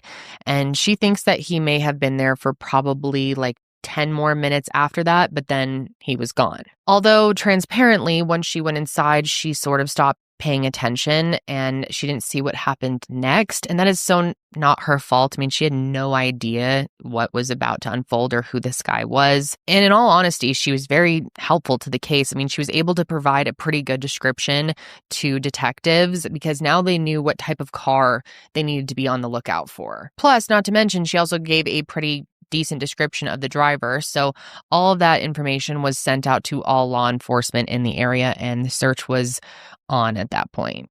Look for a light-colored green Camaro, too. Light-colored green Camaro. We know approximate year, owner, new model. And it's going to be actually a darker green Camaro, and it's going to be probably an early 2000s, late 90s model. So between 5 and 6 p.m., this became an all-hands-on-deck effort. Local media picked up on the story, federal authorities even got on board, and everyone in the greater Northport area was searching for that green Camaro. Officers began monitoring all the highway entrances, as well as conducting traffic stops, and helicopters and canine units were even dispatched. And believe it or not, the next big lead in this case actually came from Denise herself. And I seriously couldn't believe it when I first heard. But at 6:14 that evening, a 911 call was received from none other than Denise Amber Lee. This incredible woman was able to somehow get a hold of her abductor's phone and called 911 herself.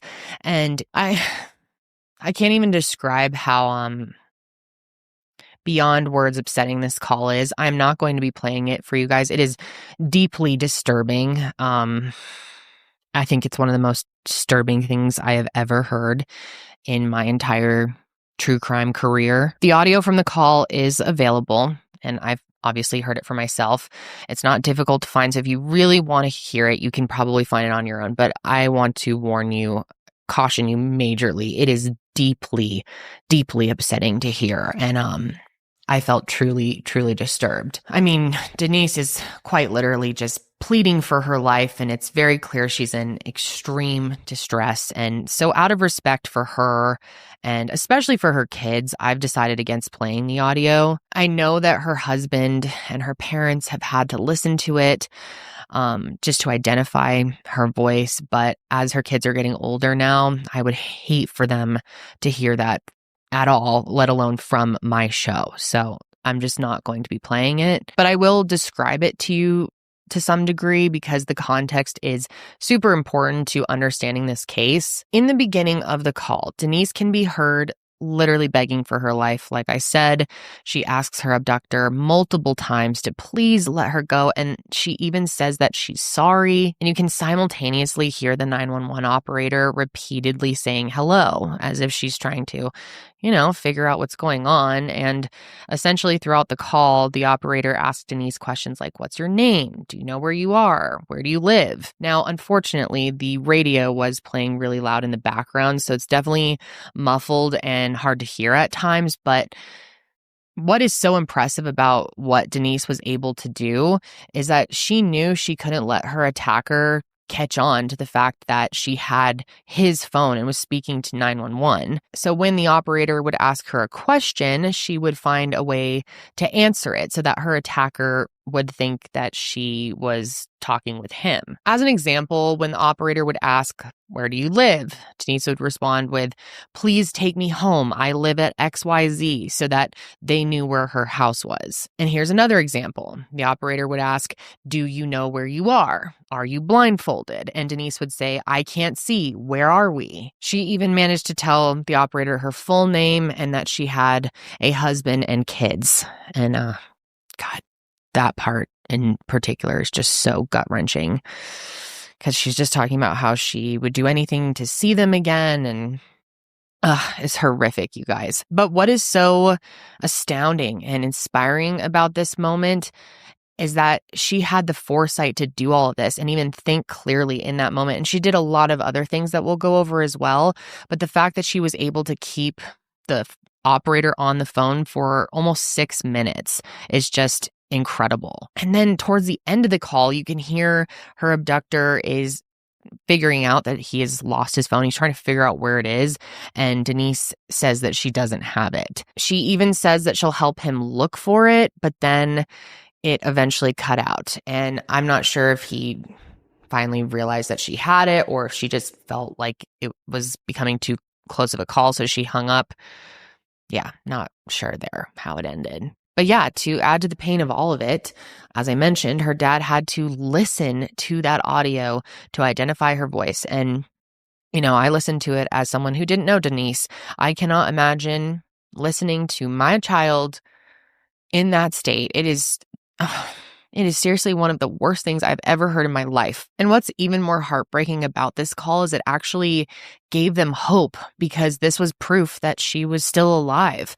In fact, when her mom found out that her daughter had called, she thought it would only be a matter of minutes before they got a call back saying that Denise was found. The hope being that they would be able to pinpoint her location and recover the vehicle with her inside. But unfortunately, that wasn't the case, because the phone ended up being a burner phone. And obviously, that doesn't have the same type of GPS tracking that a regular cell phone does. So all they could really gather from the call was the general location from the tower that it had pinged off of. And again, unfortunately, that information didn't end up being that helpful. However, they were able to trace the number back to the person who bought the phone, which obviously ended up being very, very helpful. And that's when they found out that it went back to, or was traced back to, a man named Michael King. And of course, they asked her family if they knew of a Michael King. And what was bizarre is nobody in their family had heard of him. He was a total stranger. Even the detectives were kind of scratching their heads a bit, because when they looked him up in the system, he didn't have much more than a parking violation. But they certainly didn't have the luxury of taking their time to figure out the connection. At least not then and there, because they desperately needed to find her. I mean, every second counted. And like I've said, they were searching high and low. And believe it or not, it was actually only a couple minutes later that they caught their second big break. And it was at 6:24 p.m. A second 911 call was made, and the details shocked everyone. I'm about to play it for you, but just for some context going into it, the caller is a girl who was reporting what she said her dad, Harold, saw. I know it's a little confusing. It'll make more sense when I explain in a second. So what's the problem? I just got a call from my dad, and his cousin came over his house with a girl in the car, and she was tied up. And the girl came got out of the car, and my dad's cousin went and put her back in the car. And when she got out, okay, where's your dad's house? It's in Northport. Do you know the address of it? He wants to be anonymous. His cousin left. Okay, what's the cousin driving? A green Camaro. Where would he be going with this female? He came over to my dad's house, borrowed a shovel, a gas tank, and something else. All right. What's the cousin's name? His name is Gary King. Gary? King, yeah. Oh, it's not Gary King, it's Mikey King. Michael King? Yeah. Okay. Now, even though this call was upsetting to hear, it was very, very important, because it pretty much confirmed that Michael King was their guy. And it doesn't make sense to explain this in the timeline right now, but I will give you some more context as far as the details of what happened with her dad. But we're just not quite there yet. But anyways, this call was a shock to literally everyone. And keep in mind, the timing of everything was happening very, very quickly. I mean, Denise's call was at 6:14, and then Sabrina's call, Sabrina is Harold's daughter, if I didn't already say that, was at 6:24, so only 10 minutes apart. And then at 6:30, there was a third call. And this is where the case gets infuriating. If you aren't already infuriated at this point, just buckle the fuck up, because it just gets, there are no words. So this call, let me explain, comes from a woman named Jane. And we love Jane. I wish there was a Jane in every single case. She did everything right. And Yeah, the world would be a better place with more Janes among us. But anyway, that evening, Jane was driving south on Highway 41. And just before 6:30 p.m., she had come to a stop at a light. Totally normal, right? Well, while she's sitting at this light, she thought she heard someone scream. And it wasn't an innocent, playful kind of scream. It was a help me kind of scream. Instant urgency. And so she turns over and looks at the car next to her, and she's pulled up next to who we now know is Michael King. He was in his green Camaro, and the two of them even made eye contact, which is so eerie to think about. But anyways, she calls 911. She is actually the embodiment of if you see something, say something. And she tells the operator that she thinks she's witnessing a child abduction. Now, I'm going to play a portion of her 911 call.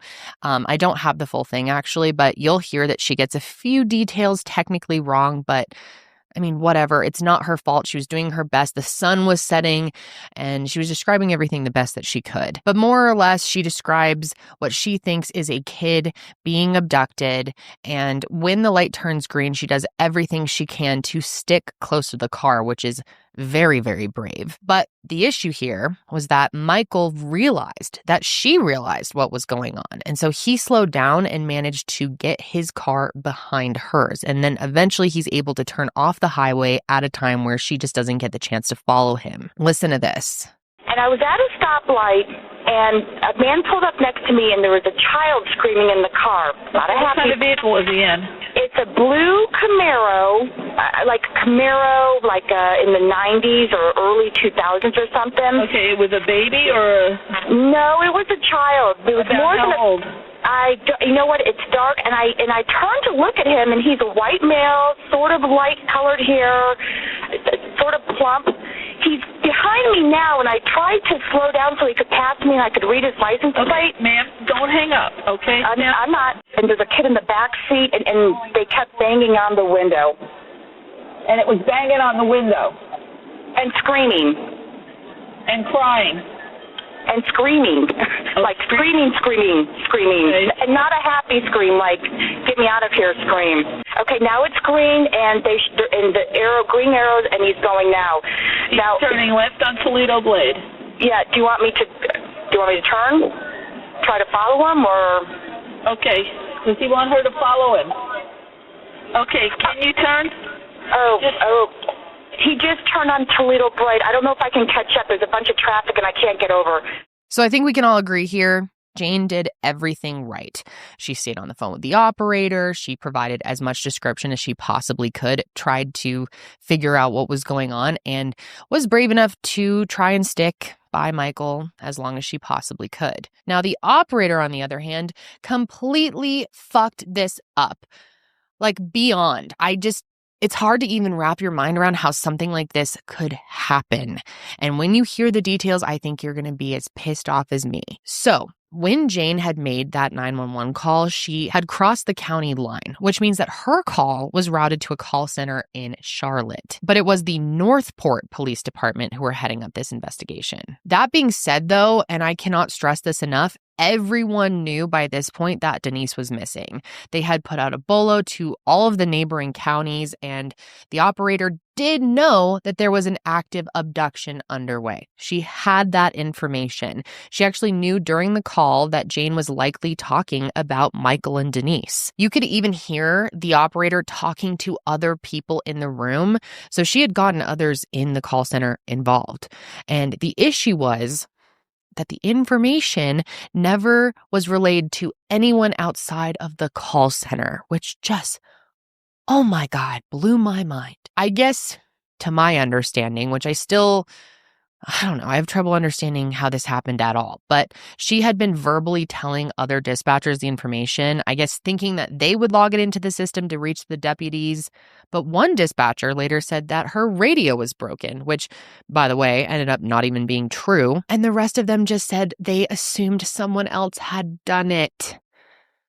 Oh, God, you guys. So if you're not fully grasping the gravity of this fuck up, this means multiple people knew, in real time that they had an eyewitness on this abduction, and that information was never actually given to those who were searching for her. Mind you, and this makes it so much worse, the street that Michael had pulled off of is called Toledo Blade, and there was a deputy parked right there.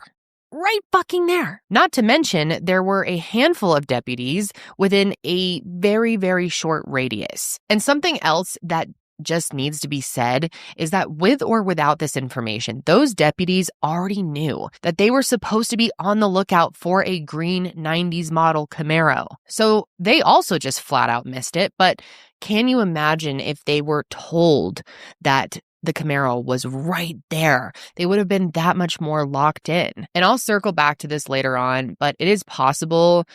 I'll even say it might even be likely that had they known, Denise would still be here today. If that information actually made it to them, who knows? But anyway, before we get into more of a conversation on that, let's get back to the timeline here. So after that, about 20 minutes later, there ended up being a fourth 911 call. And I guess technically it could be the fifth if you count Nathan's original call. And this call came from Sabrina's dad. If you remember, Sabrina had called earlier talking about her dad. Her dad's name is Harold, if you need a reminder.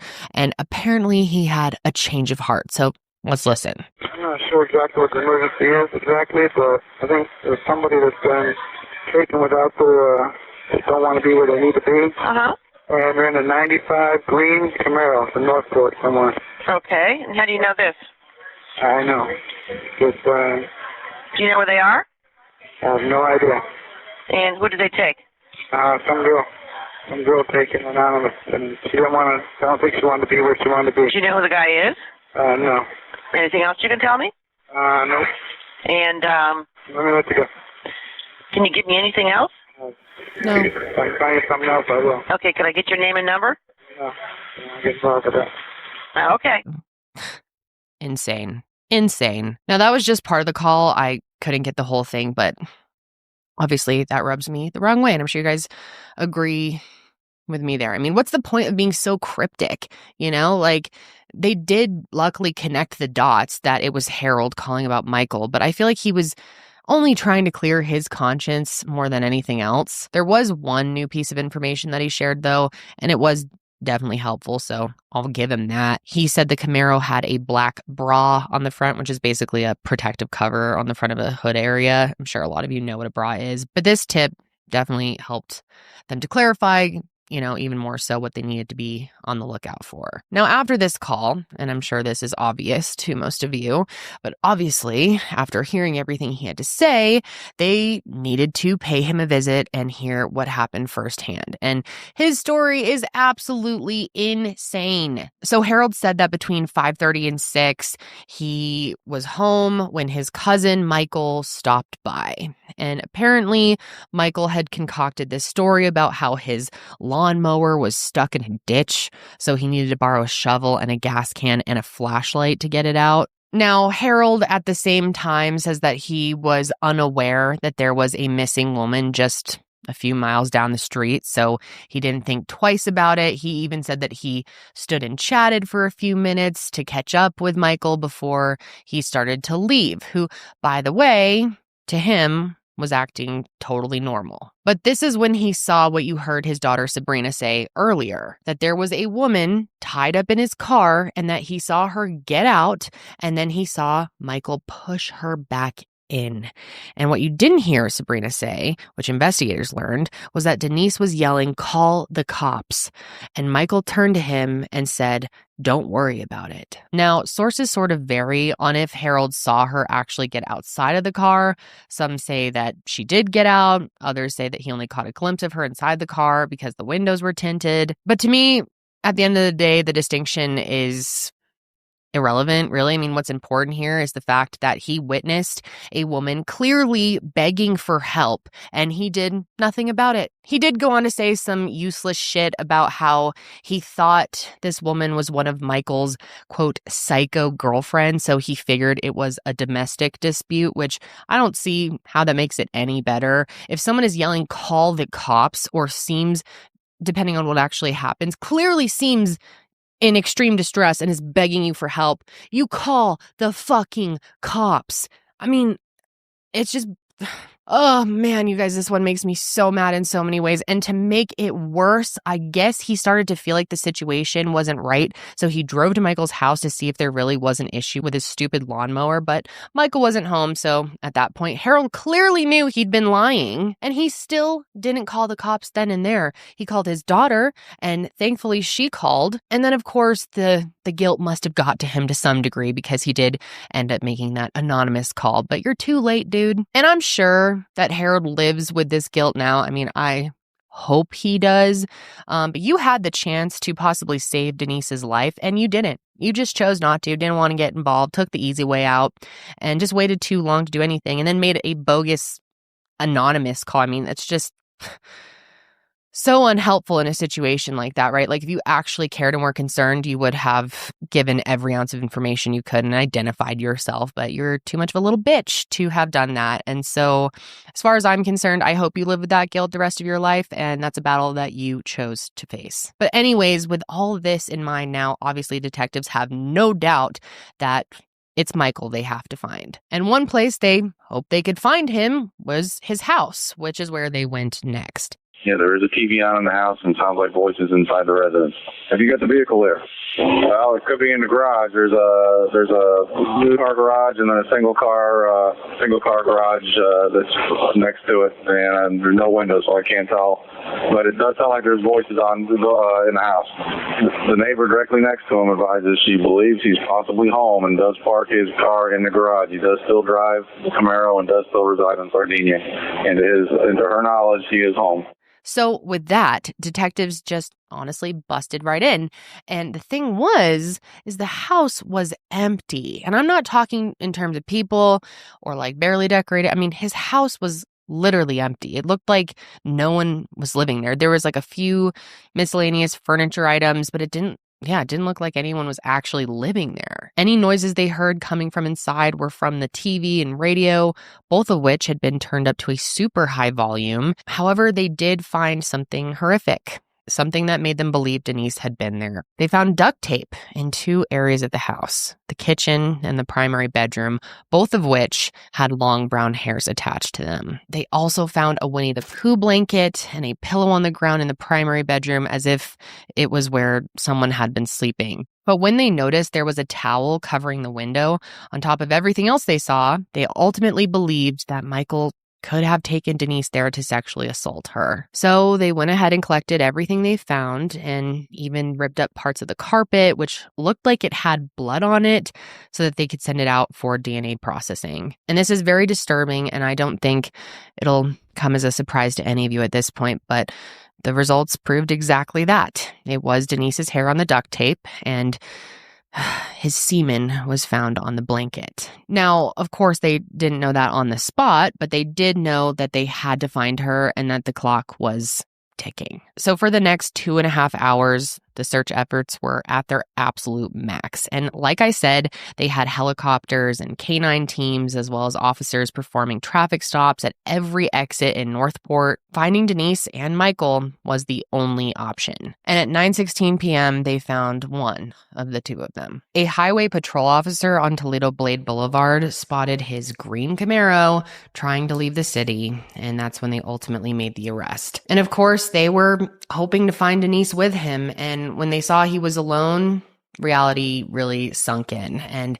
even when her dad heard that Michael was found alone, he understood what that probably meant. And it didn't help those thoughts that the bottom of his pants were wet and his boots were covered in mud, suggesting that he might have come from burying her. They also found the shovel, the flashlight, and the gas can, as well as that burner phone, which had the battery and SIM card removed. So all signs here are pointing to something that nobody wanted to happen. And when they took him to the station for questioning, shocker, he lawyered up and refused to talk. Here's what's interesting, though. They end up bringing Harold to the station to talk to him more. And at some point, they end up putting the two men in a room together. And that's when Michael starts rambling like an idiot on and on with this wild story about what he says happened, which is basically that he was the one who got kidnapped. And it's so strange. I'm just going to play the clip for you so you can hear it yourself. What are you doing? I don't know, man. I got hiding. Like I told you that. I couldn't. I tried to put 911 on the phone and everything. So I called T. Fucking wouldn't stand up and said kill. You know, crazy. I couldn't do anything. If I said anything, then he would have took everybody out. And I didn't have anything in my garage or anything. It was pissed off. What would I do? Put everybody else in harm? Who was it? I don't know, man. Somebody in the street seen it, and somebody called. Next thing you know, I got cops at my house. It's like, what the fuck? Man, what am I supposed to do here? No, you did the right thing. I didn't know how to say it to you without, for you to call without him knowing. Was there somebody else in the car, you mean? Yeah, and he had to be, the only reason I had to have his phone on, the phone, and he hear everything if it's one mistake. I'm coming. That's it, all of them. My God. I don't know how he thought anyone was going to believe that. But yeah, nobody was buying it, as you can imagine. And he was even asked to take the police to the place where this so-called abductor took them. But when police went there, they found nothing, of course. So yeah, Michael was next to no help when it came to locating Denise, of course. And that wasn't much of a shock. But he naturally gets charged with kidnapping. And meanwhile, there was another team of people forensically examining his car. They wanted to know if they could find anything that would point to where Denise was. And you just can't help but to get chills, full body chills, when you hear what they found.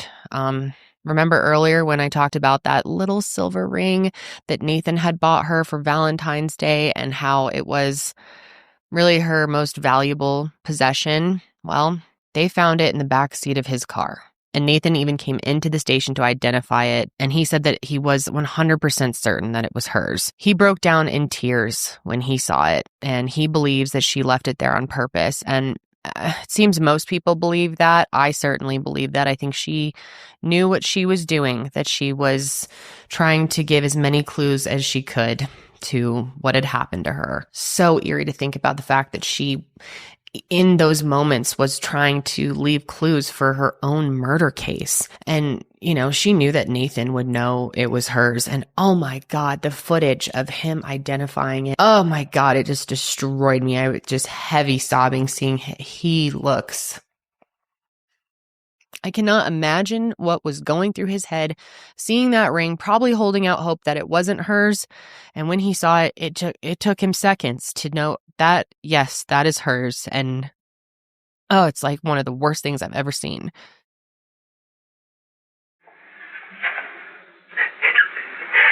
Is this her ring? Yes. That's the first ring I gave her. First Valentine's Day.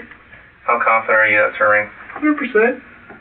And this is also just so horrible, but also so impressive on Denise's part. But they found chunks of her hair that had been ripped from the root. Like, she knew that they were going to need that. And so they believe that she did that on purpose. And think about it. With her dad in law enforcement for as long as he was, she would have known that they needed a full strand of hair from the root to make the best identification. I'm just so impressed by Denise. She was such an incredible person to be in the midst of all of that and be thinking that sharply. I mean, she was thinking like an officer. She was thinking like an investigator. She did everything that she could to help them to build a case against him if she didn't survive, which I'm sure at some point she knew she probably wasn't going to. But of course, we can't forget that these findings at the end of the day pointed to a really horrific reality, that Denise was no longer alive. And that, of course, meant that these search teams needed to pick it up if there was any chance of finding her. And of course, they're still hanging on to hope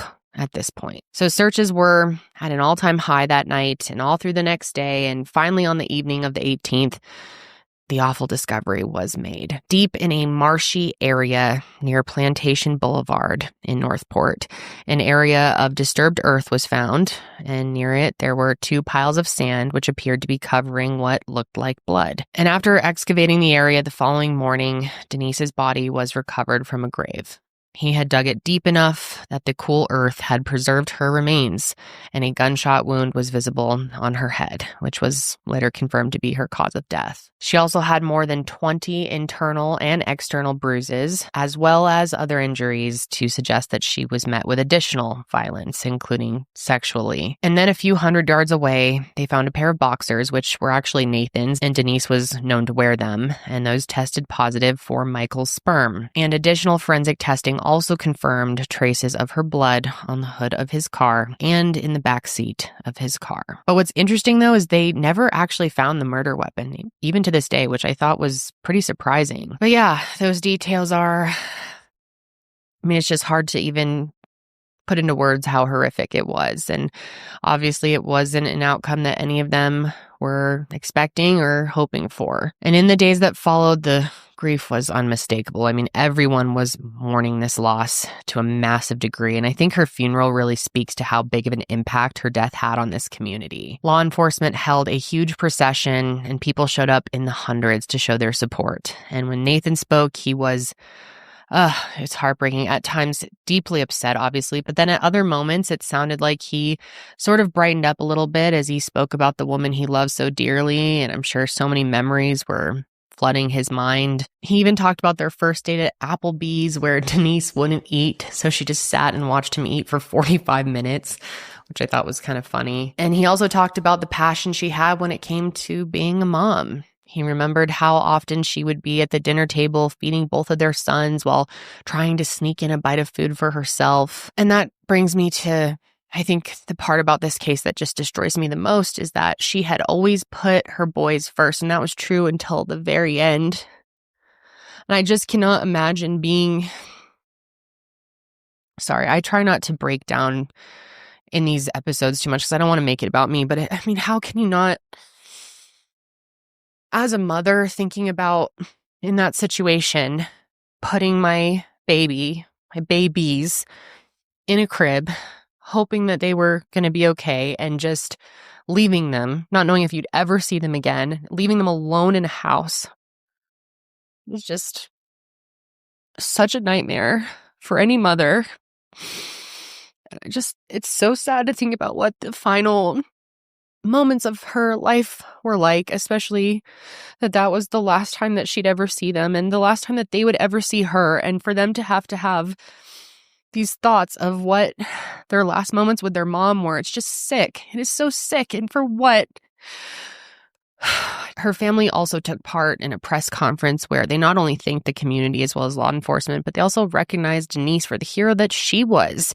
Her quick thinking helped them identify Michael as her killer, and it's just beyond words incredible everything that she did in an attempt to be found. And thankfully, Michael received 2 new charges, one for murder, of course, and another for sexually assaulting her. But honestly, what most people wanted to know at this point was, why? Why Denise? And the answer is honestly that this was random. Investigators theorized that Michael must have been, just looking around, basically hunting for someone to abduct, and Denise just happened to be that person. And they think that she was outside on her back porch cutting her son's hair when Michael drove by and saw her. And that's when they think that he decided that she was, for whatever reason, going to be his target. And it's hard to say exactly how he got her to go with him, but knowing her cause of death, it, seems obvious that he probably held her at gunpoint. And like I said earlier,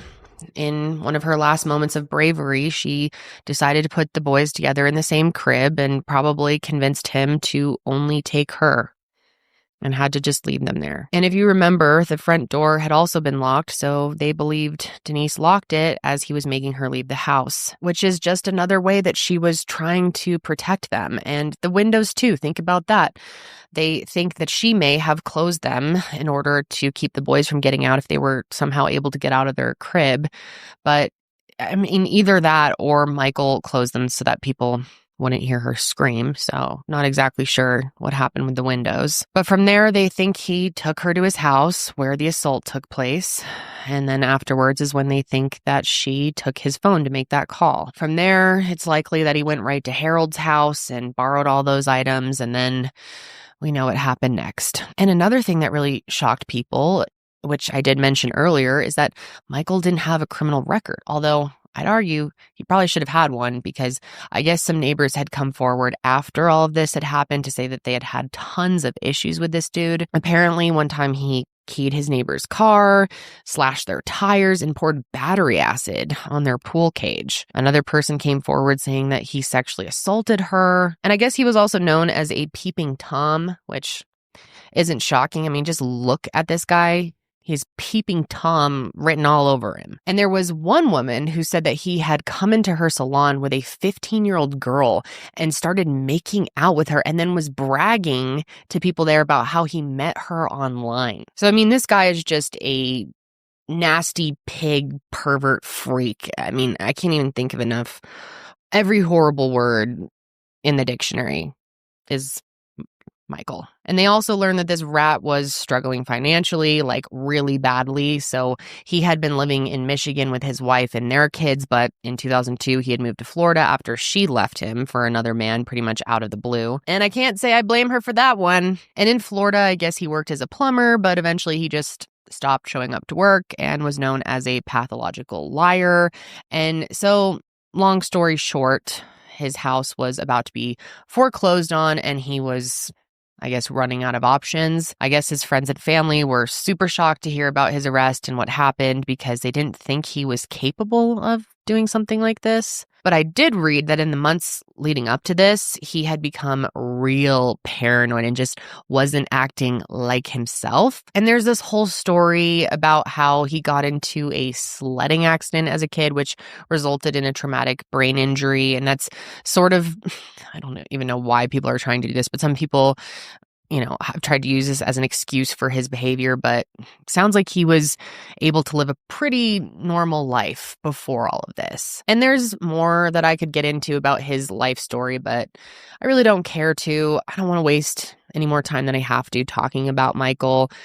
I don't give a fuck about him. What I do give a fuck about is justice for Denise, and luckily they were on their way to getting that. However, before justice was served, there was one more major finding. Now, remember earlier when we talked about Jane's call and how they legitimately didn't know about it? Well, what I didn't tell you was how they learned it existed. After Michael was arrested and Denise was recovered, it was obviously all over the news, and Jane ended up seeing it. And she called the Northport Police Department to basically say, like, hey, I was that 911 caller. Let me know if you need any follow-up information. And they were like, you're who now? Like, they had no idea. And she had to explain that she had made an eyewitness report with critical real-time information about the abduction.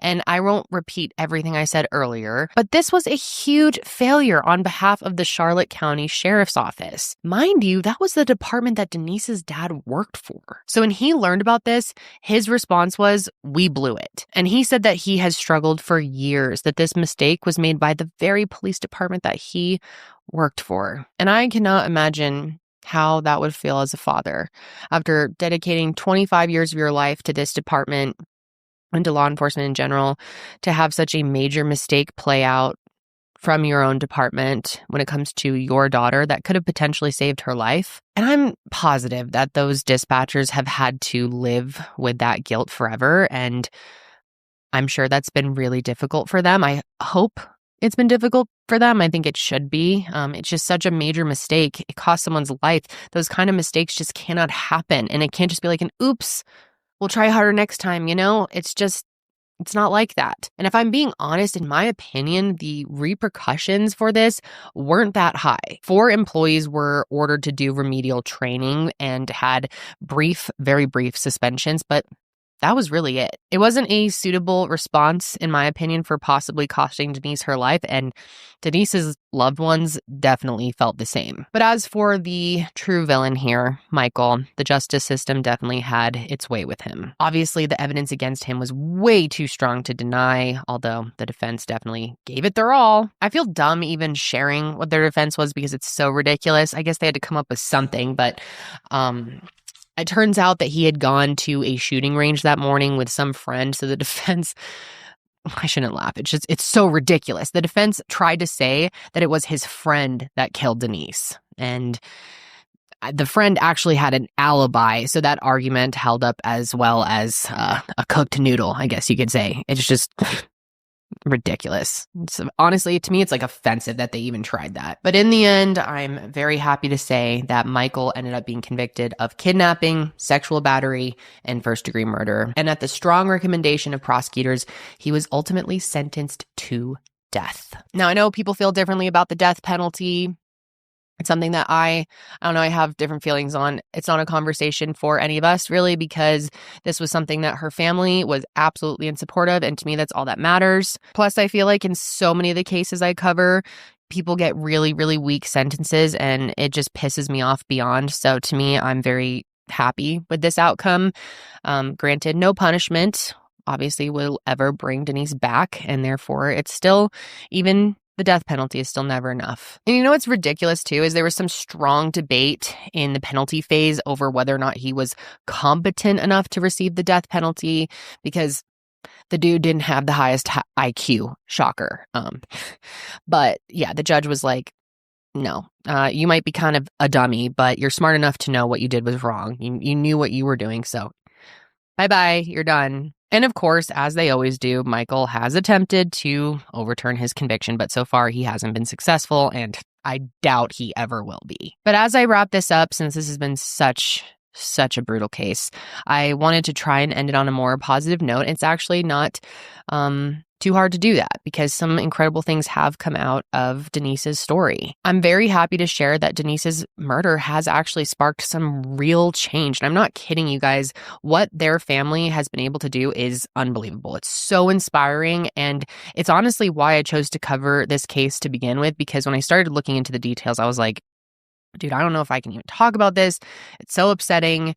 But it was also really inspiring to me. And I felt like it's something, her story is something that, like I said in the beginning, more people should know about, especially people in dispatch and in law enforcement. So listen to this. In June of 2008, just a few months after this all happened, Nathan founded the Denise Amber Lee Foundation. And the basis of this foundation is rooted in the failure of that 911 operator, with the goal to improve the 911 system across the nation so that what happened to Denise doesn't happen to anyone else ever again. Nathan created it as a way to help work through his grief, and the work that he's been able to do is incredible, you guys. When he learned about this massive failure in his wife's case, he started looking at the 911 system as a whole, and he found out a lot of shocking facts, including the fact that this is not even a nationwide system. It's more of a patchwork of agencies that all have varying protocols and standards for what it takes to be qualified to do the job, which now in 2025 might not be super shocking to us as we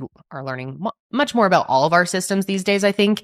At least I have been pretty shocked looking into how systems across all different areas of our government and country work. I mean, just here in America, but all over the world as well. But in 2008, this was pretty shocking. And the further he dug in, the more surprised he became. He found out, you guys, that some states don't require any mandated training for people to become 911 operators, and other states hardly measured what it takes to be successful at it. Hence the foundation, where Nathan's full-time career is now dedicated to touring the country to educate about the importance of training, protocols, standards, all of that. He's also sharing his wife's story to inspire people to approach this line of work with their best foot forward every single day. They offer in-person and online training, which provides in-depth education on topics like leadership, hiring, training, and encouraging employees in a communication center. You can even go on their website and see what events they have coming up, but there's a ton, and they're all over the country. And here's something shocking. Before the foundation, only 24 states required mandatory training for operators, and now it's at least up to 36. But that means we still have a long way to go, don't we? Because you would hope that it would be mandatory in all 50 states, right? And that could be an outdated fact, but I believe it's from 2024, so I'm quite confident we are not at all 50 states. And so this foundation is incredibly important in making huge strides. And another thing that really blew my mind, but also, I don't know, kind of didn't after some of the cases I've covered over the years, but most law enforcement agencies don't have quality control standards in place for accountability and safety. So the foundation created their own quality assurance team with 28 experts, and they will go and listen to the audio from 911 calls and then grade each department on how they did. And then these departments can use that score to either receive a certificate that says they're doing a good job, or they can use it to learn where they need to improve. So that part of the foundation is just so valuable. And Nathan, and I think all of us, want people to feel confident when they call 911, whether you're in New York, you're in California, Colorado, let's say Oklahoma even. You want to be able to get the best help that you can possibly get, right? And honestly, this case is just really eye-opening. I mean, we all want to assume that when we call 911, you're getting the best help possible. But in this case, and so many other cases like it, we just know that that's not always the reality. Now, I do want to be very clear here that there are some incredible, like angel on earth type of people that are in dispatch who are so on top of things, so dedicated to it, have saved lives. There are countless cases of that as well. In fact, it was just, I think last weekend that I met a fan who had been in dispatch for 25 years, and she was telling me a little bit about it. We didn't get to talk too long, but she seemed awesome, and I don't want any of you out there who work in dispatch to feel discouraged or picked on, because I know a lot of you are doing incredible work. But it's so important that we constantly improve our systems. And, that starts at the top level. So I'm really grateful for people like Nathan who have made it their life's work to better the systems for everyone else. And I love that he does that in Denise's honor. In fact, what's really, really cool is he and Rick actually managed to get a bill passed. And the process was actually started before the foundation was officially launched, but the themes really overlap. In April of 2008, Nathan and Rick worked with Florida legislators to advocate for a new bill that would establish statewide standards for the certification of 911 emergency dispatchers. It's called the Denise Amber Lee Act, and it passed unanimously. And just like the foundation, their goal is to make people feel confident when calling 911 again. They want to ensure that people who work these jobs are properly trained and qualified and supported. At the end of the day, the kind of person it takes to do this job effectively naturally means that they have to have this drive to want to help others. And I think most people that get into dispatch have that. But Nathan and Rick want to make sure that everyone that works in dispatch has that, in them. So with this act, the state of Florida now requires 232 hours of training for 911 operators, which is a super incredible accomplishment that they should be very, very proud of. And honestly, I only really skimmed the surface of the impact that's being made. So if you're interested in learning more, I am going to put a link to the foundation in the show notes of this episode. And I also want to mention that I've just been obviously so inspired and moved by this case as a whole that I'm going to be making a donation to the foundation on behalf of this show and all of you. And I also wanted to mention one last thing before wrapping up this episode, and that's that Nathan won a big lawsuit against the Charlotte County Sheriff's Office in 2012. He sued for wrongful death and negligence, and the case even went to trial, but a few days in, they reached a $1.25 million settlement. The funds were split up for legal fees, money for his kids and his family, but there was also a portion that made it to the foundation. And he made it clear, though, that this was never about the money. Of course, it was about Denise. And I think he's done such an amazing job of keeping her at the center of it all. I don't know if Nathan will ever see this episode or Rick, but I just wanted to say that I'm so impressed by both of them and all the work that they have done. And I can only imagine how many people's lives have been saved because of their efforts. And I hope they're so, so proud of that. I know Denise is proud of them for that too. Denise clearly was such a special person. It just, when I think about her boys not having her, it just destroys me inside. I hope they never hear that call. Oh, God, it's so awful. But the fact that they can look at the legacy that she has left behind, I think that is incredible. And I did want to say this, and it makes me really happy to be able to say this, but Nathan has gone on to remarry, which I think is really beautiful. And I'm sure Denise would have wanted that for him. Finding love after losing his soulmate. I mean, he said multiple times that Denise was his soulmate. Couldn't have been easy, but it makes me happy to know that he has love in his life again. He tells this story about how one time his wife Tanya went out for a walk but didn't have her phone, and when he came back to find the house empty, it was really triggering for him. All of the emotions from that day and what happened to Niche just flooded back in, as you can imagine. And I think that really goes to show that this is something that he will always carry with him the rest of his life. Of course it is. I mean, we talk about justice so often as if it's the end of the chapter. And, you know, it's sort of something as humans, we want to be like, okay, well, there was justice. And yes, that's something to celebrate. That is a huge victory. Not every family gets that, but it's really not the end. You know, these families deal with this for eternity. And what Michael did is just nothing short of evil. There's just no words for him. He's such a disgusting waste of a human being. And he took away a wife, a daughter, a mother, and I don't think he really had any remorse about it. And like I keep going back to, those boys will never get the chance to grow up with their mom. And I know that Nathan and her parents are doing everything they can to tell them about her. Their grandma now cuts their hair like Denise used to do. And she's always talking about what an amazing and kind person their mom was. But I can't help but feel so angry at the end of the day that she's not here to give them those haircuts and, you know, be in every part of their life to help raise them herself. It's so unfair. And for what? For what? It's sick. Oh, it's so awful. But yeah, I definitely want to hear your thoughts on this case. I'm sure it tore a lot of you up as much as it did me. It's just, man, there are no words for some of these cases. There really aren't. But that's going to be it for me this week, guys. I will be back next week to discuss another case. Until then, stay safe out there.